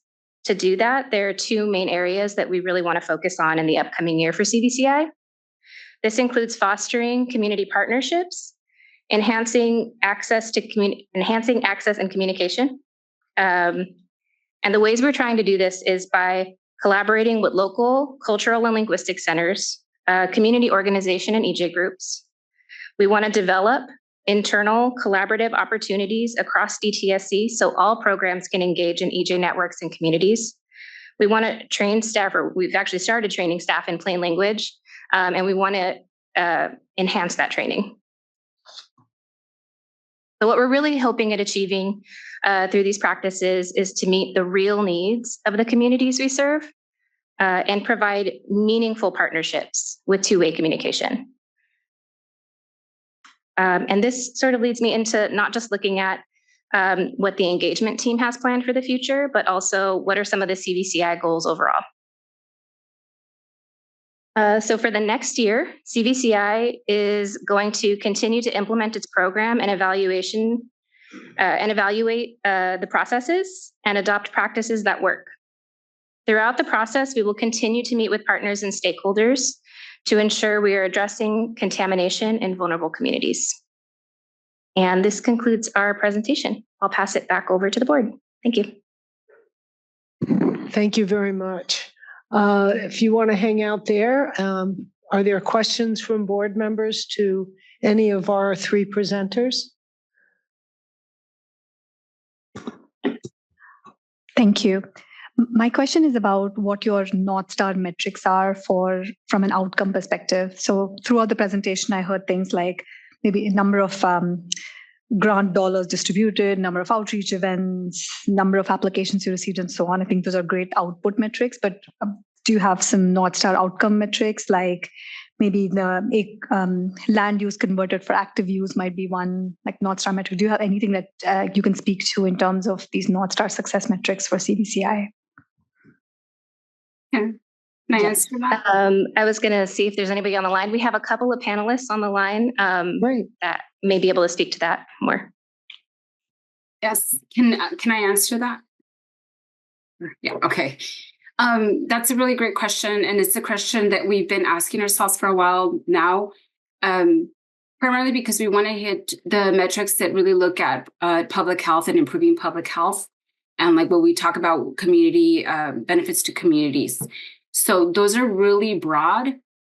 And even the look at land use, we did try to look at the change in land use, but that happens over time. So it takes years for us to get to that metric. So what we're doing right now is trying to identify the metrics that we can see short term and maybe measure over long term.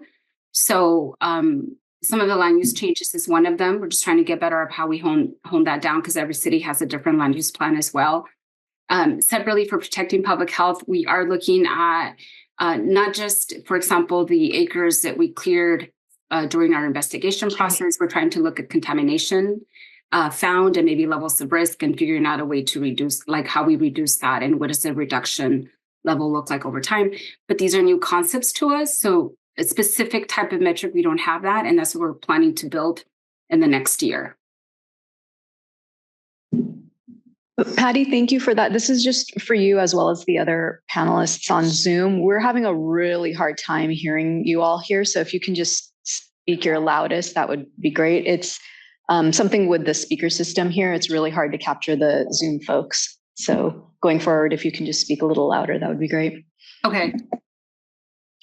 Thank you. So I'm hearing that over the next year, you plan to develop something. I think it'll be great for Ingrid and I as members of the subcommittee to understand where you're headed with your sort of metrics development process and stay engaged. All right. So now for my second question.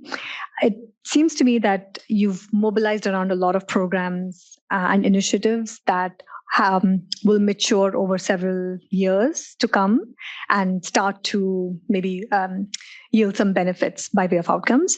Do you have any sort of timeline view that speaks to this, as in that speaks to your investments in, let's say, the D&E program, which is discovery and enforcement?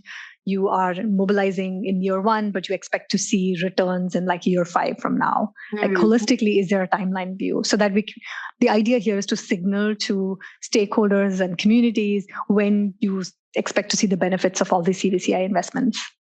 Yeah, that's a good question. I'm going to put Patty back on the spot here, unless we have somebody else from D&E who, I know we have some other staff members on the call, but Patty, I'll turn to you.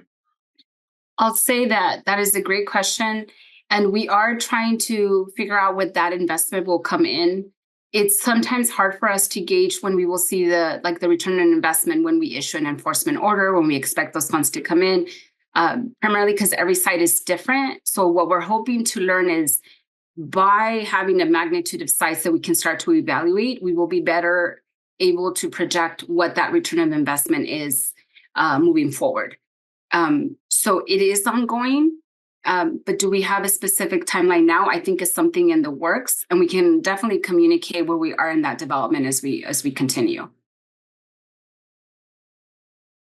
Okay, so I guess we'll be having more conversations over the next year, both on the outcomes and then sort of timeline views. Thank you. Yes, thank you. I have a question, and it may be that I just couldn't hear too well, but on page 12 of your slides, the round 1 and round 2 proposed end uses. I was trying to understand that. If you could, I'll look and I'll listen really hard. I didn't understand that one. And I was trying, in particular, I saw we still have a lot of affordable housing in round 2, and I know that was a challenge around round 1. So I just want to understand that slide, if you could walk me through it. Okay. So I will try to answer. So what we're seeing from round one, and can you guys hear me better this time? I'm trying to scream. Yes. What you can see better, what we're seeing is from round one and round two is that housing is still primarily one of the end uses that proponents are stating that that the funding, that the cleanup will go towards. So even with the application of the EJ principles that we've included in round two, the request from communities seems to relatively stay the same. And so what we're seeing is that the requests are relatively the same. Housing is still a primary end use that is being requested, followed by other uses. So what we're seeing is there's no shift in their request. So that could also be because communities need housing. And that's what we're seeing. And that's who we're seeing really apply for these funds, because maybe housing groups are the ones that really need to convert and shift and clean up a lot of this area. So that's what we're seeing. So housing still continues to be a primary end use for communities. And then it's followed by park and open spaces, and then like office or supportive services. A lot of our end uses are multi-use. So they can have housing, plus they can offer like services like a healthcare service, just like in the example that I provided. So oftentimes it's not one use per site, it's multiple uses per site. And that's kind of a trend that we're seeing with a lot of our applications because of the need. The communities need not just one need, but several needs. So they tend to do multi-end uses. I hope that answers your question, but if Miriam's here, she's in the program. Well, that helps. I know when round one was done and you were evaluating for round two, and there were so many developers and so much housing that came in on round one, I know my understanding was the effort was then to try to expand by forming relationships and engaging with community groups around the state to see what besides housing was important, because the first rush was housing. So I don't know but what you're saying is that's still with the community groups. And I think Ingrid wants to answer my question. I really do. Help yourself.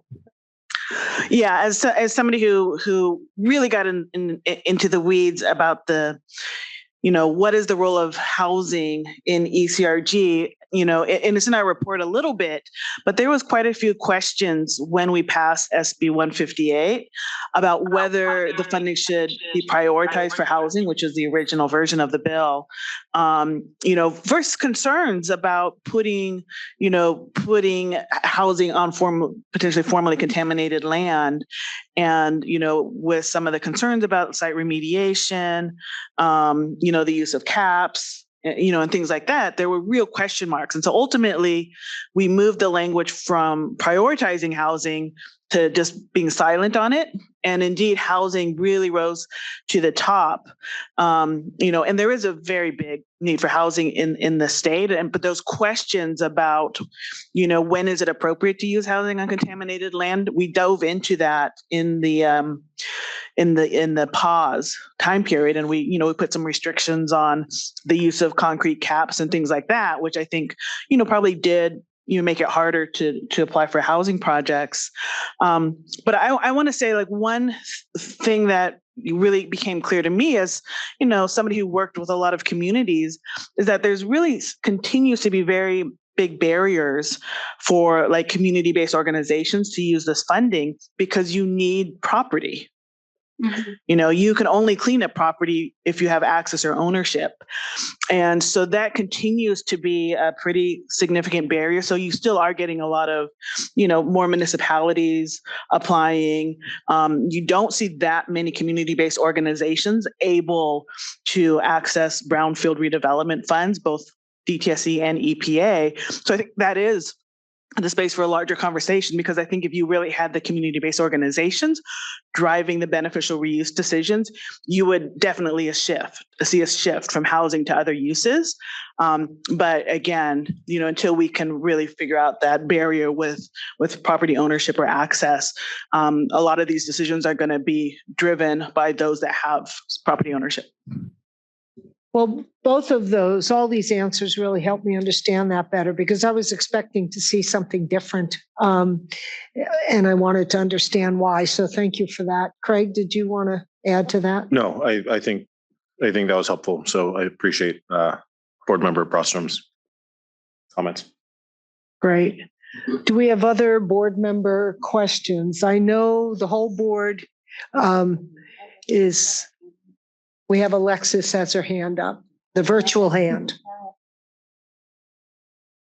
I did earlier, but it had more to do with the front end public participation. I noticed in the report, the International Association for Public Participation spectrum of public participation is one aspect of this, but I didn't know the extent to which there was outreach to California's tribal governments and other Cal EPA and DTSC engagement requirements that would apply with tribes.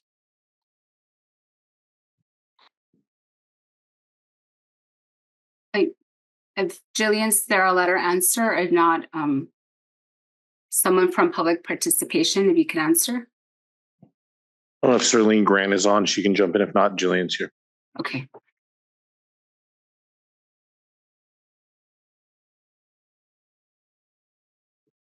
I'd be happy to take this offline to another time. Yeah, we can definitely get back to you on that one. It was outreach to tribal. Yeah, I think we'll wrap up unless there are other questions from board members. Our task today, because we've all read the entire analysis, is, and we want to see if there are any public comments at this point to the presentation or the analysis, or both. Thank you, Madam Chair. I will now open the floor for public comment on agenda item number 7, the CVCI fiscal year 2023-24 analysis. I will look to folks on Zoom to see if there are any hands raised at this time.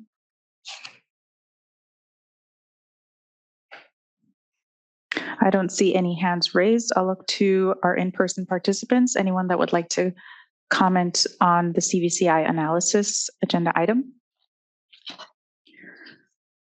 Seeing none, interpreters, can you confirm if there are any Spanish comments? And I do see a hand raised from Serlene Grant. Please, we'll invite you to unmute now.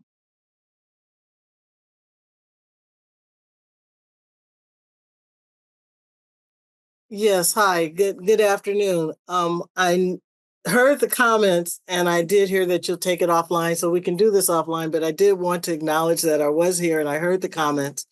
And just briefly, there is outreach done. There's a process we follow to do outreach to the tribes. And for the D&E sites, we work with the team, the enforcement team, the technical team very closely to do the outreach to the sites. We have had tribes express interest in some of the sites and what's going on, and have responded accordingly when those properties and those activities bring interest. Thank you. Thank you, Serlene, for responding to that question.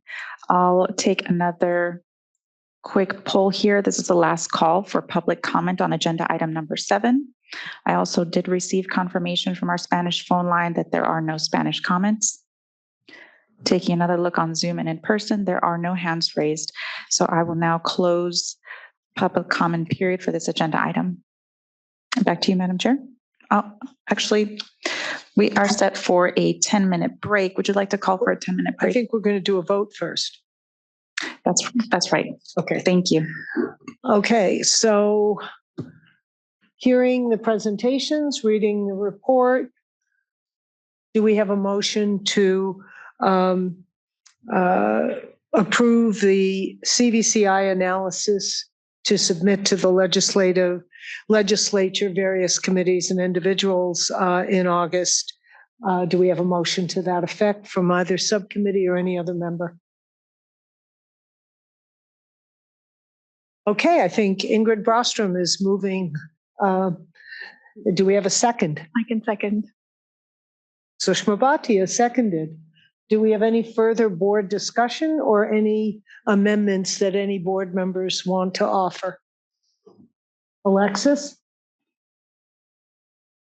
I know it took me till 2:00 to realize I could turn around and point to Alexis, but sorry about that.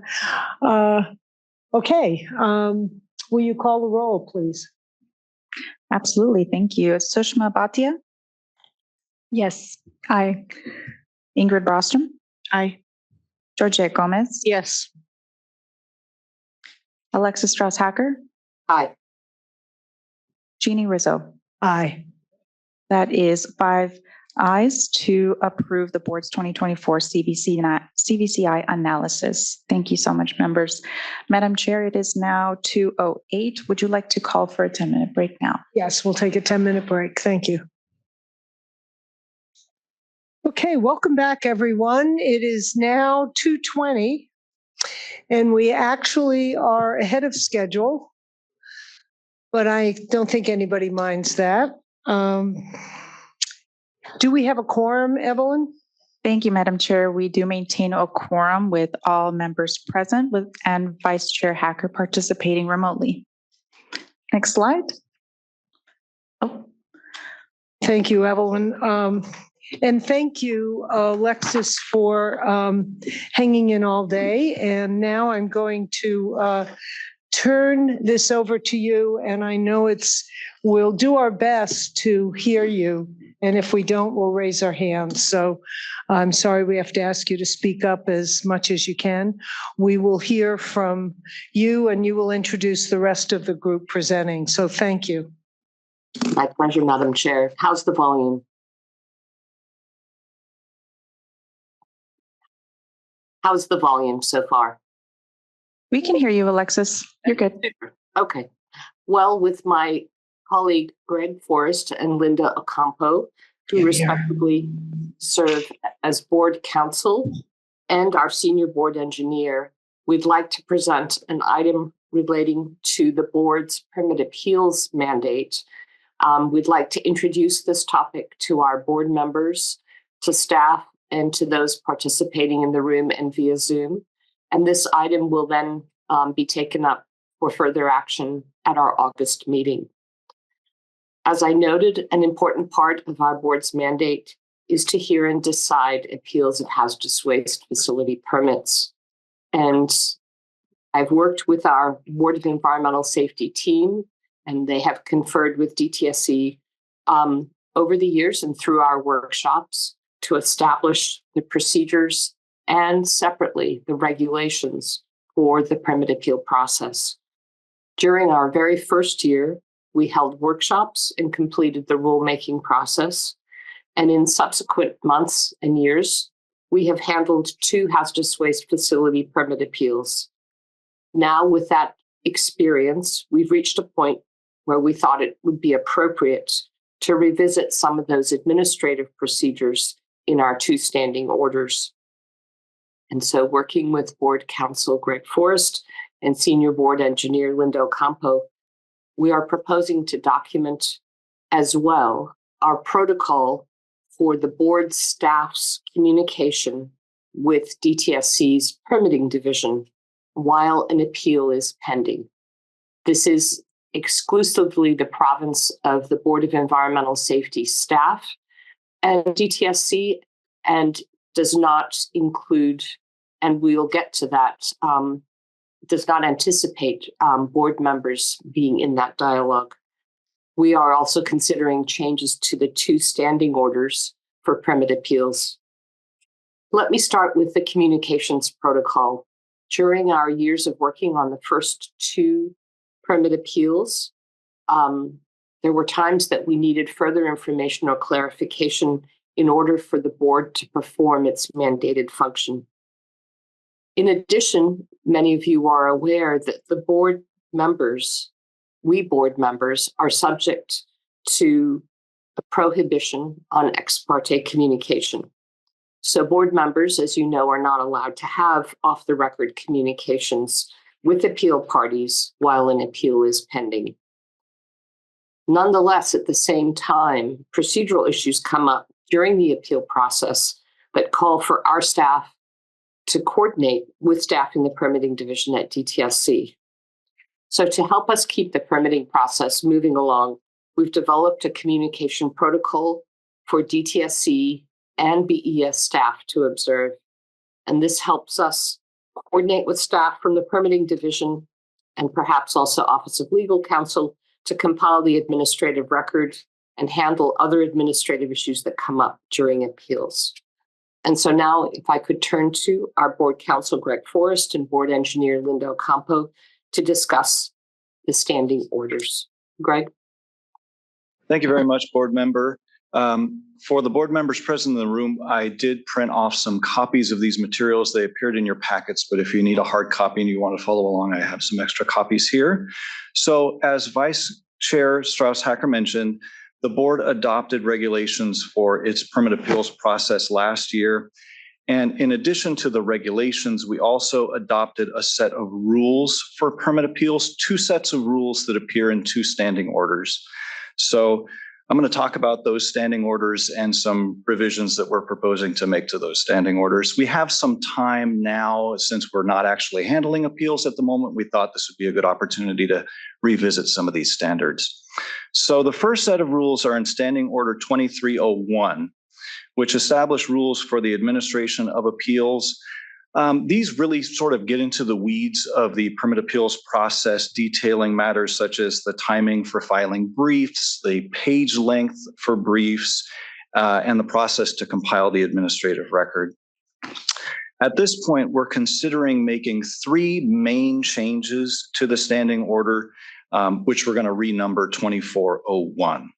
So first, we are thinking we'd like to designate the executive officer or a board chair appointed alternate to serve as a hearing officer during the permit appeal hearings. Under that structure, board members would still ask questions, deliberate, and participate in the hearing, but we would have a hearing officer that would separately be focused on running the meeting. Secondly, we have dropped the term certify with respect to the administrative record in favor of the term complete. So it's just a simple word change, but it does have some significance. Completing the administrative record has proven to be one of the more difficult aspects of the permit appeal process because these permit decisions are quite lengthy, oftentimes thousands of pages. And so we made this change to allow for greater flexibility around the administrative record as the appeal progresses.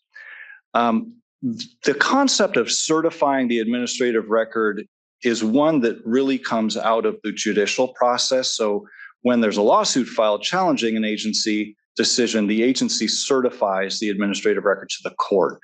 While the board performs a judicial function for appeals, we didn't think we wanted to use that term for our process as far as receiving the administrative record from the permitting division.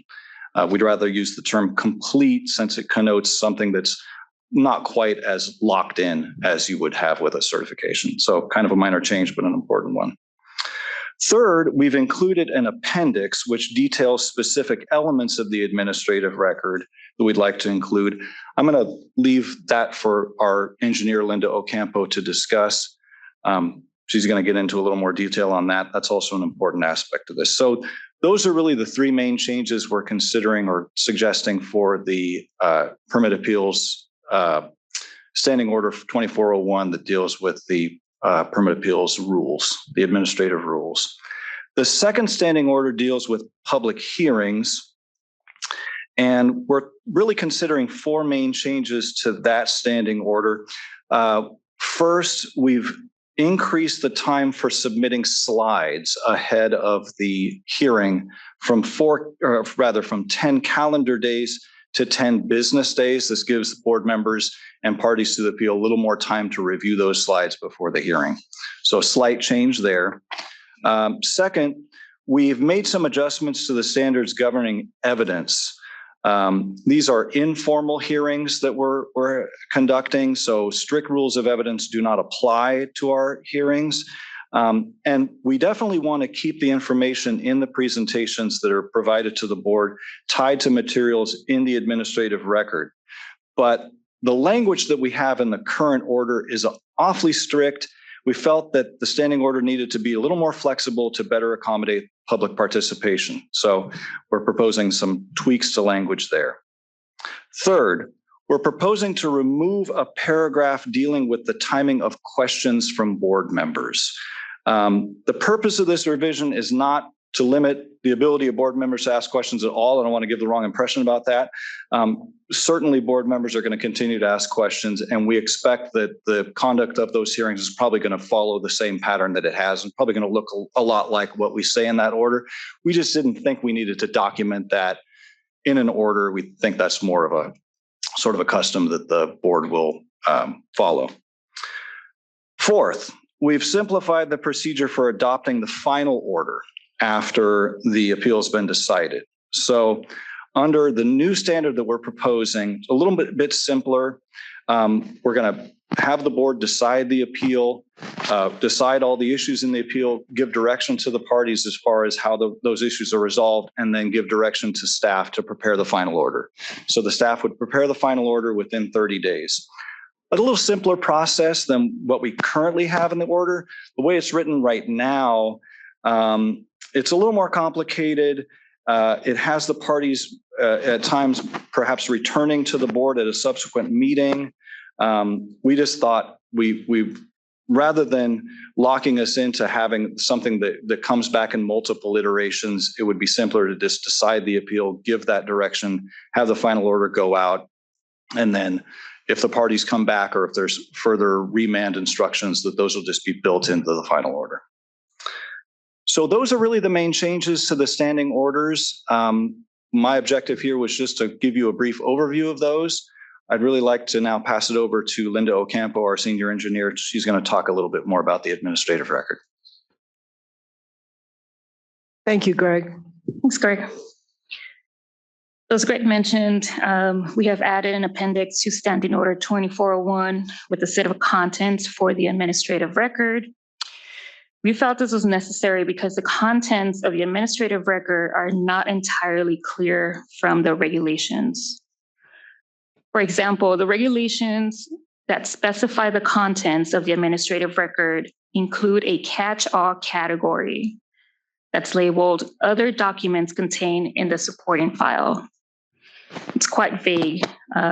So the appendix is meant to remedy this by identifying the type of content to be included. The appendix now that's included in the standing order lists specifically, for example, enforcement and compliance records, which were not always included in the record previously, but which are important to the board to consider during permit appeals. I want to emphasize that this is still a work in progress, and the final language for the standing order is still currently under review. Now, while the intent is to include a more structure for the administrative record, we also want to recognize that each permit decision is different, and the contents of the administrative record will not be entirely the same for every permit. We also want to make clear that all of the additional documents listed in the appendix are public records. We expect that all the documents included in the administrative record would be available in EnviroStore. We do not expect, and it is not our intention, to include any privileged or confidential information in the administrative record. To emphasize, these are all public records. And now I'm going to turn it back to Greg to go over the next steps. Thank you, Linda. So I just want to add a note here about timing and context where we are with this item. So as you know, we do not have any appeals currently pending, nothing on our docket. And looking ahead, we do not anticipate major final permit decisions this summer. Next one we anticipate likely in the fall. So we've got some time. And rather than asking for a vote on this today, we're proposing to keep these as a draft at this point and allow for public review, allow for public comment on these. These have only been available to the public for a few days. So we'd like to allow for some public comment, allow for public review of these drafts. Linda and I are going to continue to work with Vice Chair Hacker on these over the next few weeks, and then we'll prepare final versions for your consideration at our next meeting, which is on August 28th and 29th. And that concludes my remarks. Great, thank you, both of you. I know, and Alexis, as our sole subcommittee chair and vice chair and member, thank you for all the work that went into this. And I think it is wise that we take a little more time on this because we don't have anything pending, so there's not urgency there. I know that at previous hearings, there have been documents that, oh, they're there, we didn't see them or we didn't know about them. They may not have been considered. This was really a shopping list. Do those documents exist for that permit? And if they do, gee, we might want to see them. So I think that's what generated the appendix, which you'll all be looking at. And Swati will go on about that in a little bit. But I think it's really important that anyone interested in this process, read this really thoroughly and give us your comments. We'll be posting it. I mean, the meeting is the end of August, but it's not that distant future before we'll be posting the proposed final ones. So if you're interested in this, the next couple of weeks really are your time frame to get back to us, because then we'll be redrafting. So I think that's important for everybody to remember. Swati? Sure. I just wanted to share that the standing order making changes to it, this generated because we heard comments and just general confusion and a general feeling of that our appeal process and standing orders were a little too narrow and tight. So this is a response from what we heard from all of you about making it a little bit more expansive. So I wanted to share that. I also wanted to just reiterate that the communication protocol is a staff to staff. That's not up for vote. That's just more so awareness for the public and for all of the board members that this is how BES team plans to communicate with DTSC's permitting team when there is a pending appeal. And just to clarify, you worked that out with the DTSC team. So this was a collaborative effort to arrive at the communication protocol, honoring whatever BK rules there might be or anything that guided that. So this is an FYI, and it's part of our governance process now. Questions, comments from the board? Please.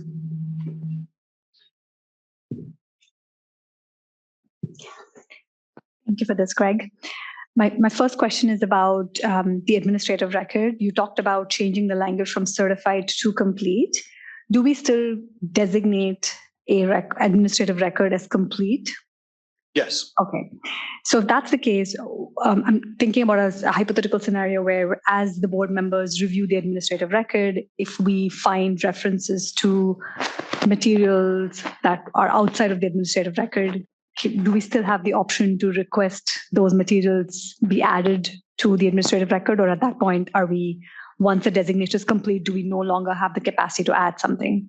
So it is a little tricky, because if we hold open the process of completing the administrative record too long, that has the potential to delay hearing the appeal, because the parties need to prepare their briefs and they want to have certainty about what's included in the record so that they can do that. So if we leave it too open, then that could be a problem. I think what we'd like to allow for are some small additions, sort of pinpoint things. If there's really discrete items that occur to us, down the road in the appeal that, wow, these really should be there.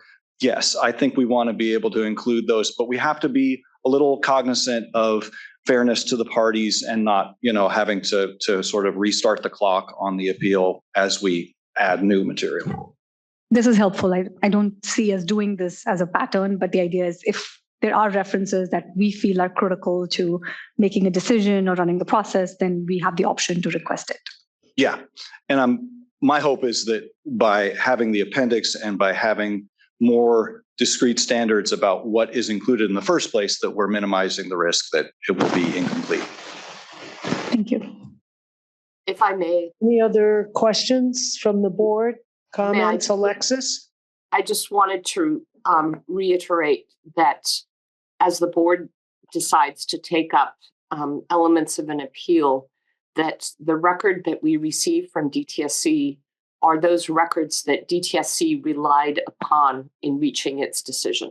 And that's a critical foundation.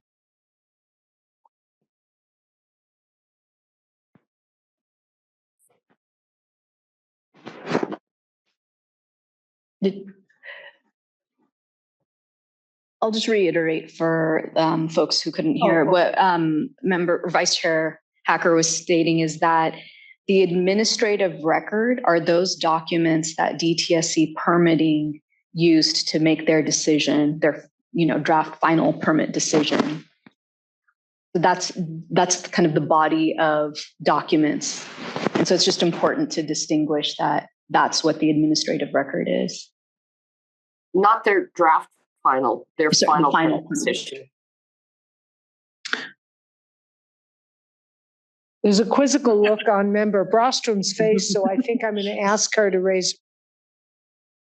Well, I mean, I think that's very hard given that many of these permit decisions are decades in the making. We have very lengthy records for a lot of the facilities, including, original CEQA documents that might be from the 1980s that were tier 2 and the latest. So in my mind, it's the public records like that, in DTSC's possession around a facility, because otherwise, it's an impossible task to get into the minds of the individual permit decision makers and say, what did you look at? So I think as the board, we need to look at the entire record that's in front of DTSC that's available to the public.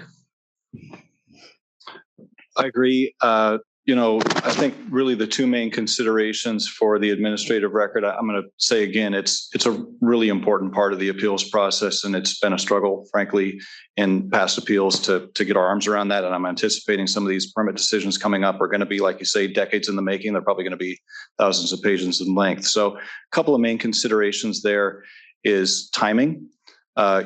These records, because they're so big and because they encompass potentially so many different documents, they really need to be compiled as the permit proceeds through the process so that we're not in a situation at the end where we're waiting for them to be compiled. They really should be put together as they go. And I think DTSC does this as a practice, but just to sort of reiterate that. And then the other part is just to have a sense of the contents. And so I do want to include some guidance in our standing order that really gets to specific categories. You mentioned the CEQA documents, enforcement records are mentioned. We want to make sure that we've got all those in there. The appendix that you see now is pretty broad. I think, we're going to refine that. And so it may not be all of those. And I think really the bigger point is that each, as Linda said, each permit decision is unique. And so not every one of those categories may be applicable in every permit decision. But we just don't want to be missing out on things, especially when they're important. It's a little hard to anticipate what issues are really going to rise to the top as we're hearing an appeal. And if we have issues that we're hearing at the end of the process that don't have a counterpart to the record, it makes it difficult. So getting those in the record at the front end is really critical. I'm hearing a different question, and tell me if what DTSC relied on may not be every document available on that facility, right? So you're looking for more than the relied on. You commented on the relied on discussion. That's a DTSC permitting. We're talking about for the appeal process. I understand. So I just want to distinguish the decision that DTSC makes, whatever documents they use to make their decision. That is a different discussion, then for the appeal process, right? Where I see what you're saying, but we have to rely on what DTSC is going to say. This is the body of documents that we used to make our decision.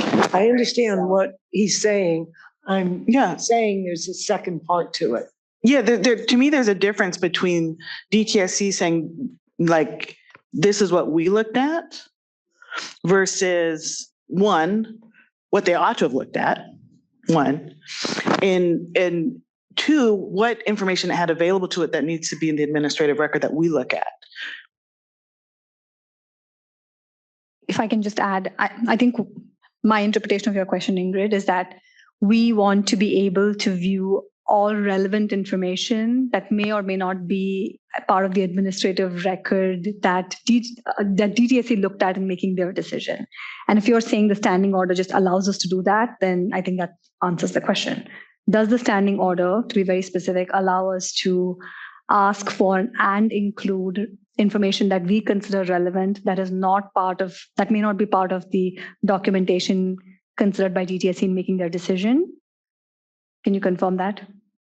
No. So our understanding of what is in the administrative record is the records that support the decision that the DTSC decision makers made, right? So if there were other records that should have been included, should have been considered, but were not, then I think by and large, those, well, at least in the past, those have not been included.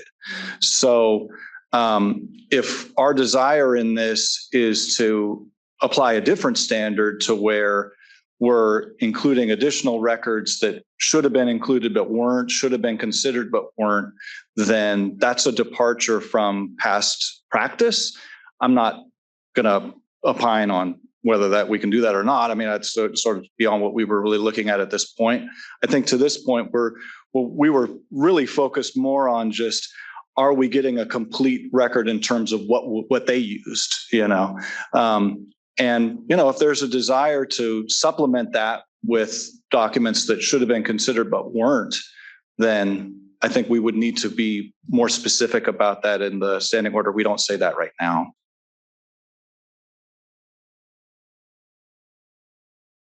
So okay, go ahead.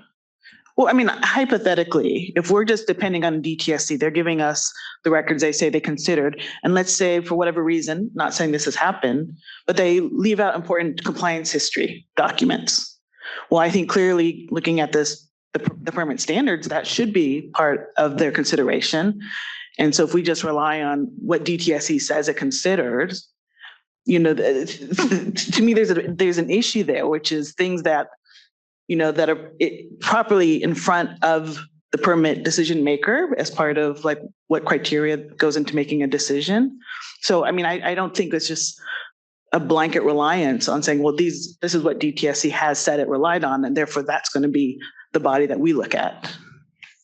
Yeah, I mean, there's a process that we go through with the permitting division where they'll send us a record and we review it. So we have an opportunity to look at that and determine whether we think it's complete based on our view of the records. And as staff, I think we're going to go through a process to do that. And if we see that there are what appear to be relevant inspection records, for example, that are missing, I think we're going to be asking about that. Why aren't those included? I mean, I still would feel that it's hard being in our perspective to tell them what they rely. I mean, I think we're still sort of being governed by what they relied on, but I think we do have a joint interest in having a complete record. And, you know, I think we going forward will err on the side of including more records. Just because a record is included, you know, I mean, it's better to include a record than to leave it out of an administrative record. So that's good to have this conversation and, you know, be thinking about these standards because this is still a work in progress. And that's precisely what that appendix, that list of appendix is for. This, and again, each facility, each permit's a little bit different. So not all of those documents apply to all. But as our team starts digging into it, if it feels, well, we want enforcement history, we want compliance history, that's the intent of that appendix. Okay, speaking for myself here, on one hand, I like that what we're going to get is a vetted list, right? So that we don't have to go through maybe the 10,000 documents that were originally considered, but maybe just a smaller subset that DTSC has considers relevant and has prioritized for us. On the other hand, I'm conflicted because we might want to get a fuller understanding of the history of a site or a permit holder before we make any decision or run the process. So as long as I think the standing order allows us to, when we look at the administrative record, to ask questions for any additional documentation that would clarify what is already in the record. And we have a provision for it even after administrative record is designated as complete. If you can give us that option, I think that would be very helpful, because we don't know what we don't know. We just want to give ourselves the option of asking for more materials that might be relevant. Yeah. Greg, please add on. But as a matter of process, that's going to be difficult because, like Greg said, if we keep that so open-ended, it delays the hearing, it delays the parties being able to create their presentation. So at some point, we have to say, this is complete, this is what we're making, this is what the board's making their decision on, this is what is going to be at the hearing. So we can't keep it that open-ended. I understand it's hard because many of these facilities, we don't know the history, I get that, but at some point we do have to say this is it. So perhaps from an internal process perspective, I think, Greg, you mentioned that the BES staff are looking at the administrative record, right? You are making that call of whether do we have enough information to make run through the permit appeals process. Perhaps then we, as a board, have to get into the process at that stage so that before the staff designate an administrative record as complete. Because I want us to have the window of asking for materials that will help us make a decision. And if it means that we have to get engaged a little bit sooner to give ourselves the option, because if we only get engaged after a record is complete, then we have lost the opportunity to ask for any relevant documentation. Could that work as an internal process? I think that would be consistent with the communications protocol that we had.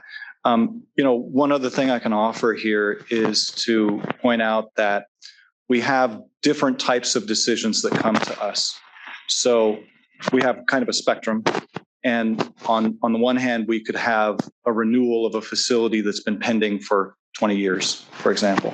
And I would think that that's about the broadest type of administrative record one can imagine. And it's going to be hard to limit that. I mean, I think that's where you're going to pull in the most amount of information and the most documents. We also consider very narrow permitting decisions. So a single modification for a single piece of equipment.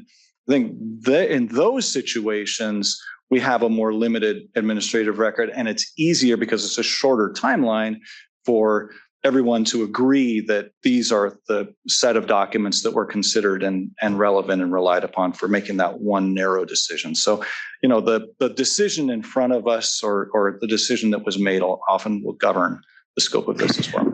Well, I think too that the appendix on this draft, my understanding, the intention was this is the world of possible documents.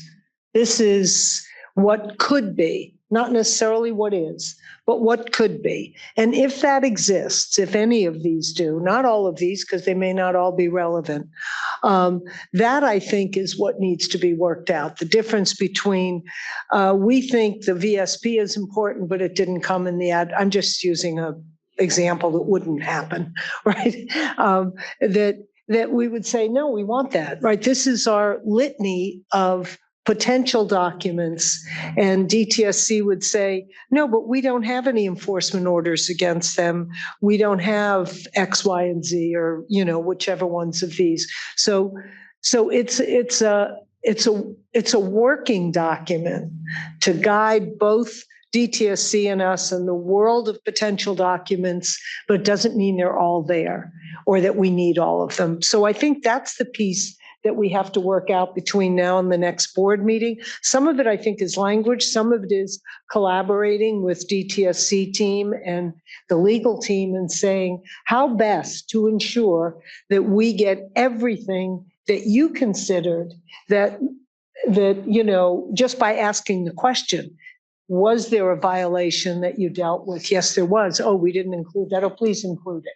Right. So I think we're still in that process, but our goal is more than less. We don't want to be surprised by something that's missing that would have informed or could help inform our decision.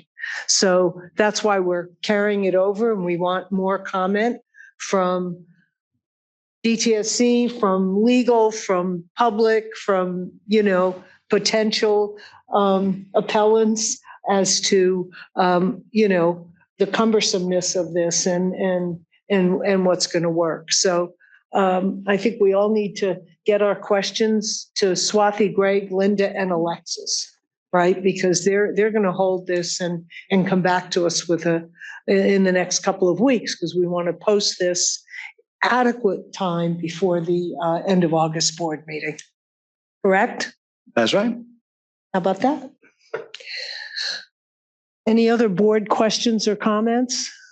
Just a huge thank you for all this work that's gone into this. It's I feel like this is the thankless work that really helps us, right? So I want to say a big thank you to Linda, Greg, and Alexis for all your work on this. And Linda.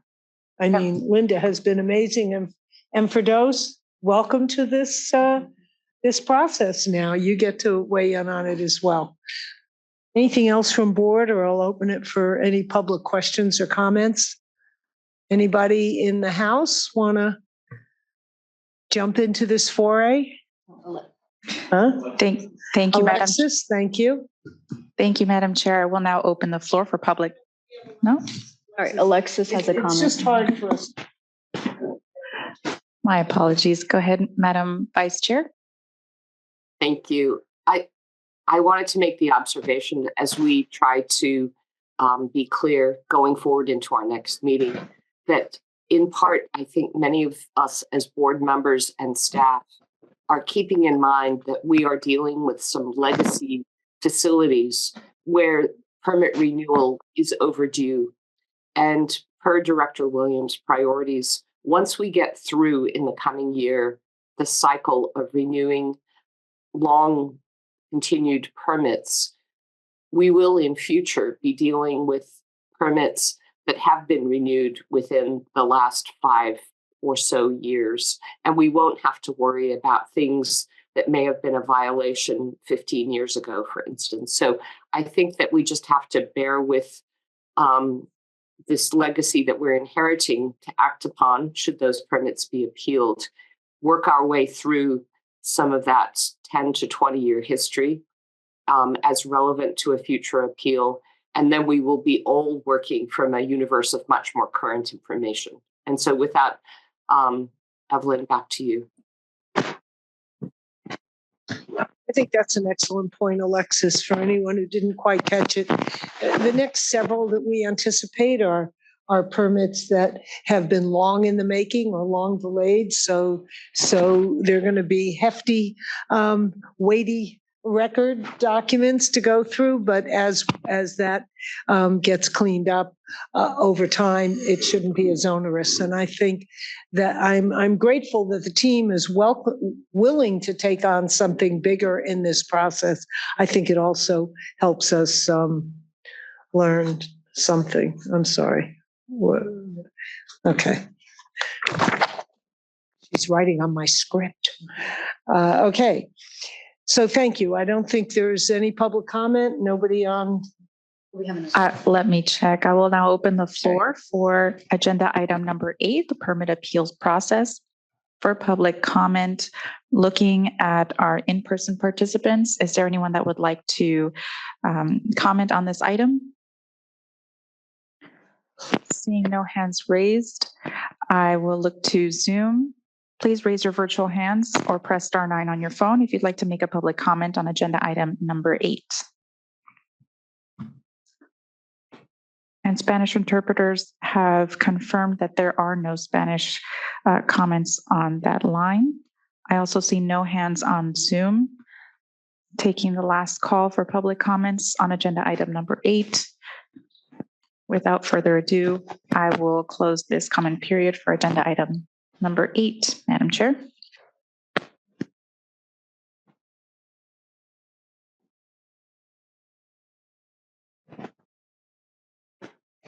And Alexis, thank you very much. We're on agenda item 9 now, which is board member reports, and we have a few to hear from. I don't have who's giving a report. Okay. Ingrid is going to start on behalf of our metrics subcommittee. Ingrid will get us started. Thank you. Right. So for the performance metrics subcommittee, we've made great progress since the last board meeting. So we've made a couple of internal decisions. One is that we're going to go program by program rather than trying to tackle the entire department in one go. So we are starting with the hazardous waste management program. And we've also developed some criteria to guide us. One is we are looking at all of the various key performance indicators, strategic planning, directed priority documents that have been generated by DTSC as our starting point. And we have developed a matrix in order to assess,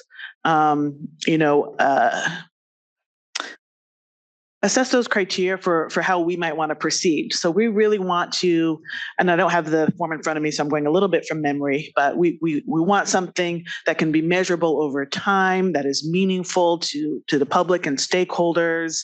That is, and there's about 5 or 6 of these things that we're looking at to see whether or not it's something that we might want to retain or alter for the board's purposes. So, and then the other thing we are, also hoping to also look at some of the other reports over the years, including the independent review panel recommendations. We have, legislative reports. So really at this point, trying to compile all of the data, all the recommendations that have been put forth, including DTSC's own internal ones, and really look at which of those meet the indicators that we're looking for that would be most meaningful for long-term measurement. We also had a one-day in-person meeting that was very fruitful. We should do it more often.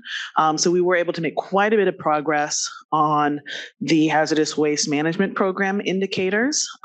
So we have, an initial draft of what those could look like that we're going to be refining as we move forward. So we've definitely made real progress in terms of methodology and actually trying to define some of those indicators. Wow, that's wonderful. I mean, we've been talking about it for a year now, so thank you very much. Thank you both very much. Did you want to add to that? The only thing I'll add is there is a memo that we've drafted, which has the outcome of this day-long retreat. In that memo, you will see reflected 2 things. One is all of DTSC's existing metrics, as Ingrid called out, metrics that were referenced in the director priorities, the KPI dashboard, as well as the strategic plan, those metrics, and then our recommendation on a go-forward basis, we want to retain this metric or not. And then we have a set of new metrics that we are proposing in this subcommittee's work. And that memo is an internal way for us to capture the work and the recommendation of the subcommittee. Our next step is to share this with DTSC and have them review it and get their input, and then eventually share this with the broader board. And this, once we have nailed down this process, we will do this with every other program within DTSC. That's great. So you're basically creating a model. And the first one will be very important for us to be thinking of in terms of it being a model going forward. Exactly. Not just specific to that content. Right. So we should bear that in mind when you're reading it and when staff is reading it, because we'll welcome all staff thinking on it Yes. as well. So thank And you we for will, that. sorry, and we will be doing outreach, as in we will be doing workshops to gather more community input and that's a key component. This is just our perspective and then DTSC's perspective overlaid on top of that. The most critical thing to bring this home will be the community input on what are the metrics that matter to them. Thank you. Anything else, Ingrid? Any other work? I think. Yeah, I have a number of things. Let's see. Performance metrics. Let's see, it's high level. Had a number of briefings with DTSC on the enforcement programs. I also attended a briefing and was given a briefing on a DTSC program called Toxic Crusaders, which is a high school STEM outreach program. Also attended a briefing on the Stauffer chemical plant with the potential radioactive material disposed of at the former Albany and Berkeley landfills.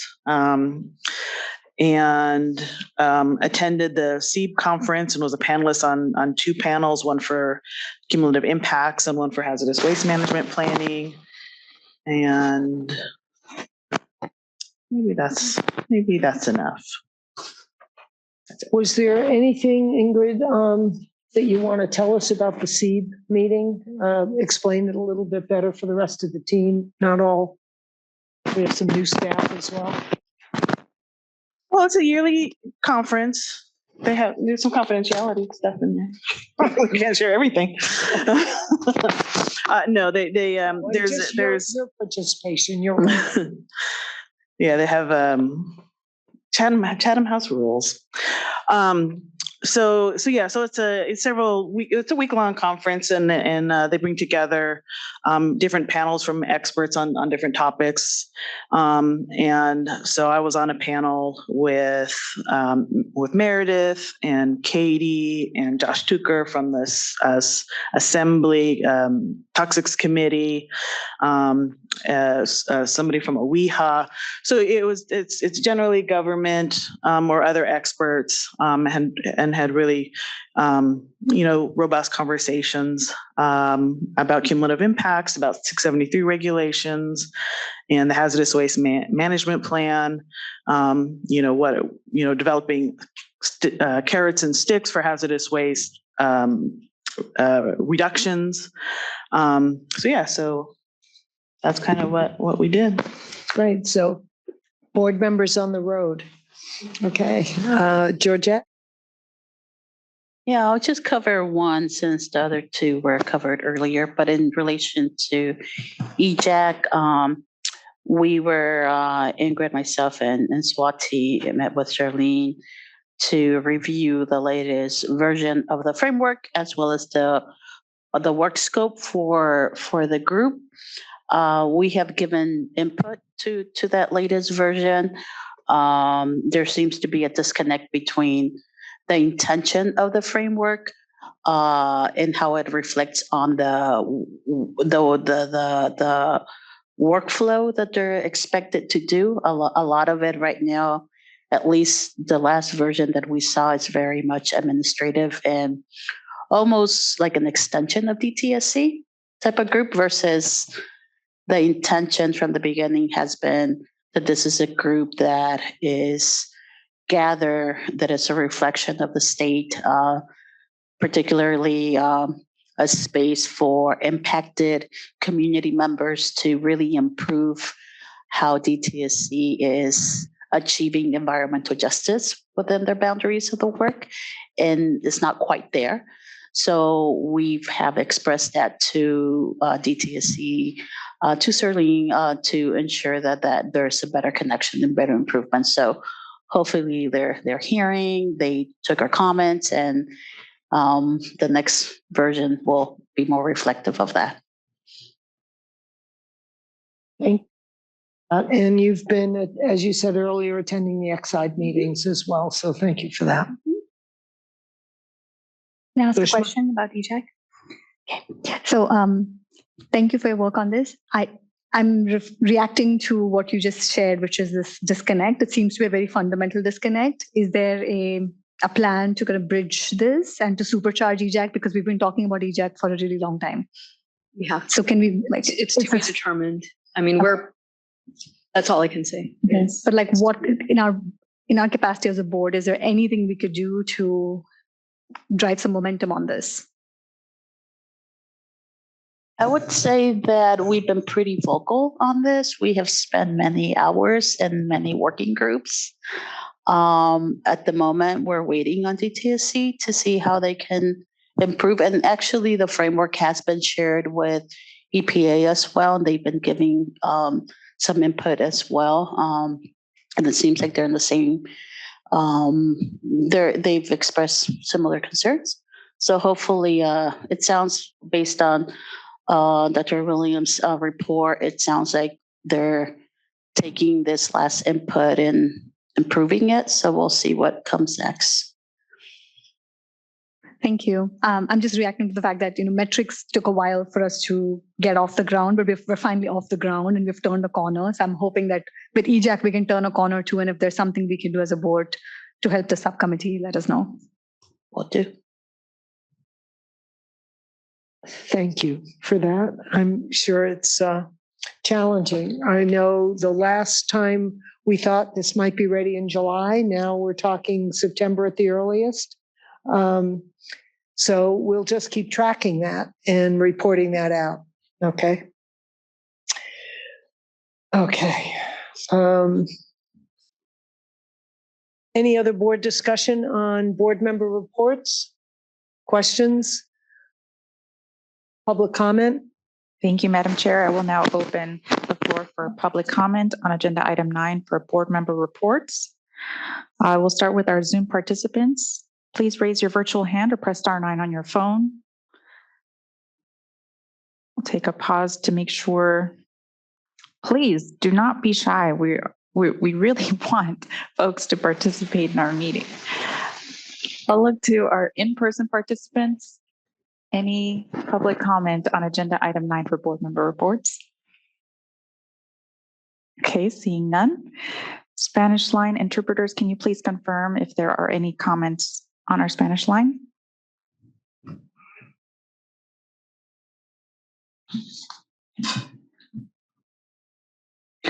I also don't see any hands raised on Zoom. Thank you, interpreters, for confirming there are no Spanish comments on the Spanish phone line. So without further ado, last look on Zoom, there are no hands raised. So I will now close public comment for agenda item number 9, board member reports.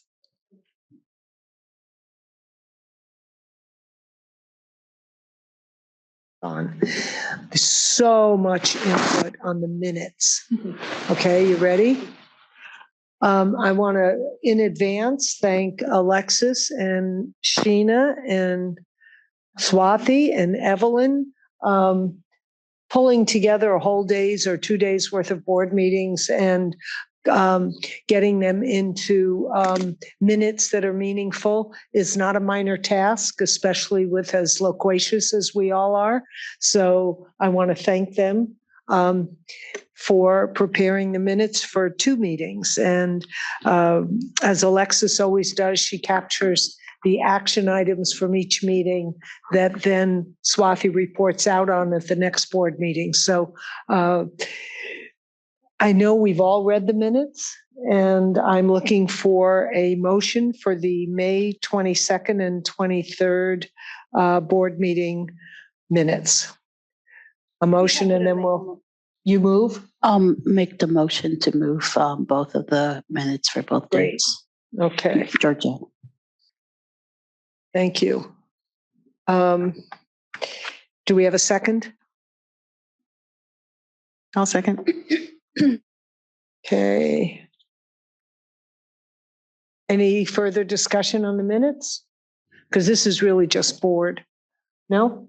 All right. Will you call the roll, please, Evelyn? Yes, of course. Sushma Bhatia? Aye. Ingrid Brostrom? Aye. Georgia Gomez? Yes. Alexis Strauss-Hacker? Aye. Thank you. That was an aye. Jeannie Rizzo? Aye. Thank you. That is a unanimous approval for May 22, 23 of our board meeting minutes. Okay. Okay, now we're going to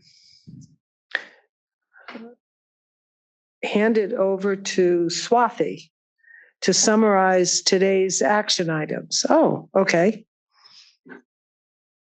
I know typically a Vice Chair Strauss-Hacker summarizes the action item, so I will try to do my best because I know this is such a wonderful job. This is I know this is hard, and I can't believe you agreed to do that. Oh, I know. All right. Okay. So starting from the beginning of the day, under DTSC's leadership report, we have a number of action items. So Board Chair Rizzo would like BES representation at the Safer Consumer Product Workshop in August. Given the increased director's focus on enforcement, the metrics subcommittee will work with the enforcement strategic plan and DTSC in crafting appropriate metrics. BES staff will be specifically included and acknowledged in subcommittee reports. DTSC action items. DTSC is to follow up on the question from board member Bhatia about penalties and looking at more holistically beyond reporting related penalties. There was also a request from board member Gomez regarding Exide. There's 3 different requests. One was for DTSC staff with understanding of national priorities list to join the working group meeting for national priorities listing process. There was a second request, which was actually previously stated by member Bhatia a few board meetings ago and reiterated by member Gomez for Exide to have a clear communication protocol between third-party monitor, DTSC, and the cleanup teams. There was also a request from board member Gomez, recommendation that DTSC provide more information on EPA's CERCLA listing to the Exide working group. There was an additional request from board members regarding more information about DTSC's EcoBat working group, and then also to share just general community engagement best practices, especially as it relates to permitted facilities and engagements there. There was also a request from Chair Rizzo to develop a cheat sheet for understanding hazardous waste criteria and to have a document for board members before the workshop in November. Next, for agenda item number 5, which was DTSC and BES's fees presentation, it's for BES to share with board members more detailed fee structure and number of businesses in each category. And next was for agenda item number 7 for the CBCI presentation for the Office of Environmental Equity to follow up with board member Strauss-Hacker regarding CBCI outreach. And that is it. Thank you. You did a great job. Ms. Hacker, did she miss anything? No. Okay. Anyone else have an action item amendment there? Excellent. Okay. So we're through that. I think, let's see. Okay. Okay, fine. I got it. Sorry, just a little moment there. All right, we are concluding the board's agenda items and presentations for today. So I want to thank the board and all the staff, the inaugural staff, the new staff, the CSUS team. Hello, we didn't thank you enough yet. Our technical people, and I heard today that they're less than a year away from getting new speakers for this room. I don't mean us speaking, I mean those speakers that would allow us to hear Zoom better. So, yes. Can I have a special shout out to Sheena Brooks and Alexis Hacker? Both of them don't have to be at this meeting. They're ill, yet this is so important to them that they have been here through the entirety of the day. And I know it's not easy. So I especially wanted to thank the two of them. Yes, absolutely. And you know, given your work on permit appeals and Sheena's work in orchestrating the team on the mechanics of this meeting, doing it remotely when you don't feel well. So thank you both. I think we all do. We appreciate that. And you missed the really good lunch. Okay. I have two event announcements that will take place before the board meets again in late August. Director Williams and I will be presenting to the legislature's joint oversight hearing on August 13th. And so we will make the members of the so we will make sure the members of the committee receive the 24-25 CVCI analysis ahead of time when they return from their summer recess, because that's a deliverable and we want them to have it in hand. And as we stated before, we have a fees workshop on August 15th, and those details will be reported soon. And we really invite all of you interested in that to participate, because we will be voting on fees at the end of August meeting. We have to in order to meet the timeline for that. No? What? Oh, okay. I think that's it. I think we need a motion to adjourn. Gomez, move to adjourn. Second. Batia seconded it heartily. Will you call the vote, please? Thank you, Madam Chair. Member Bhatia? Aye. Member Gomez? Yes. Member Brostrom? Yes. Vice Chair Hacker? Yes. And Chair Rizzo? Yes, thank you very much. Really appreciate all. For those of you, our stalwarts, thank you for hanging in there with us all day. We really appreciate you. And we will see you next time. Thank you. Thank you so much, Madam Chair. The meeting is officially adjourned.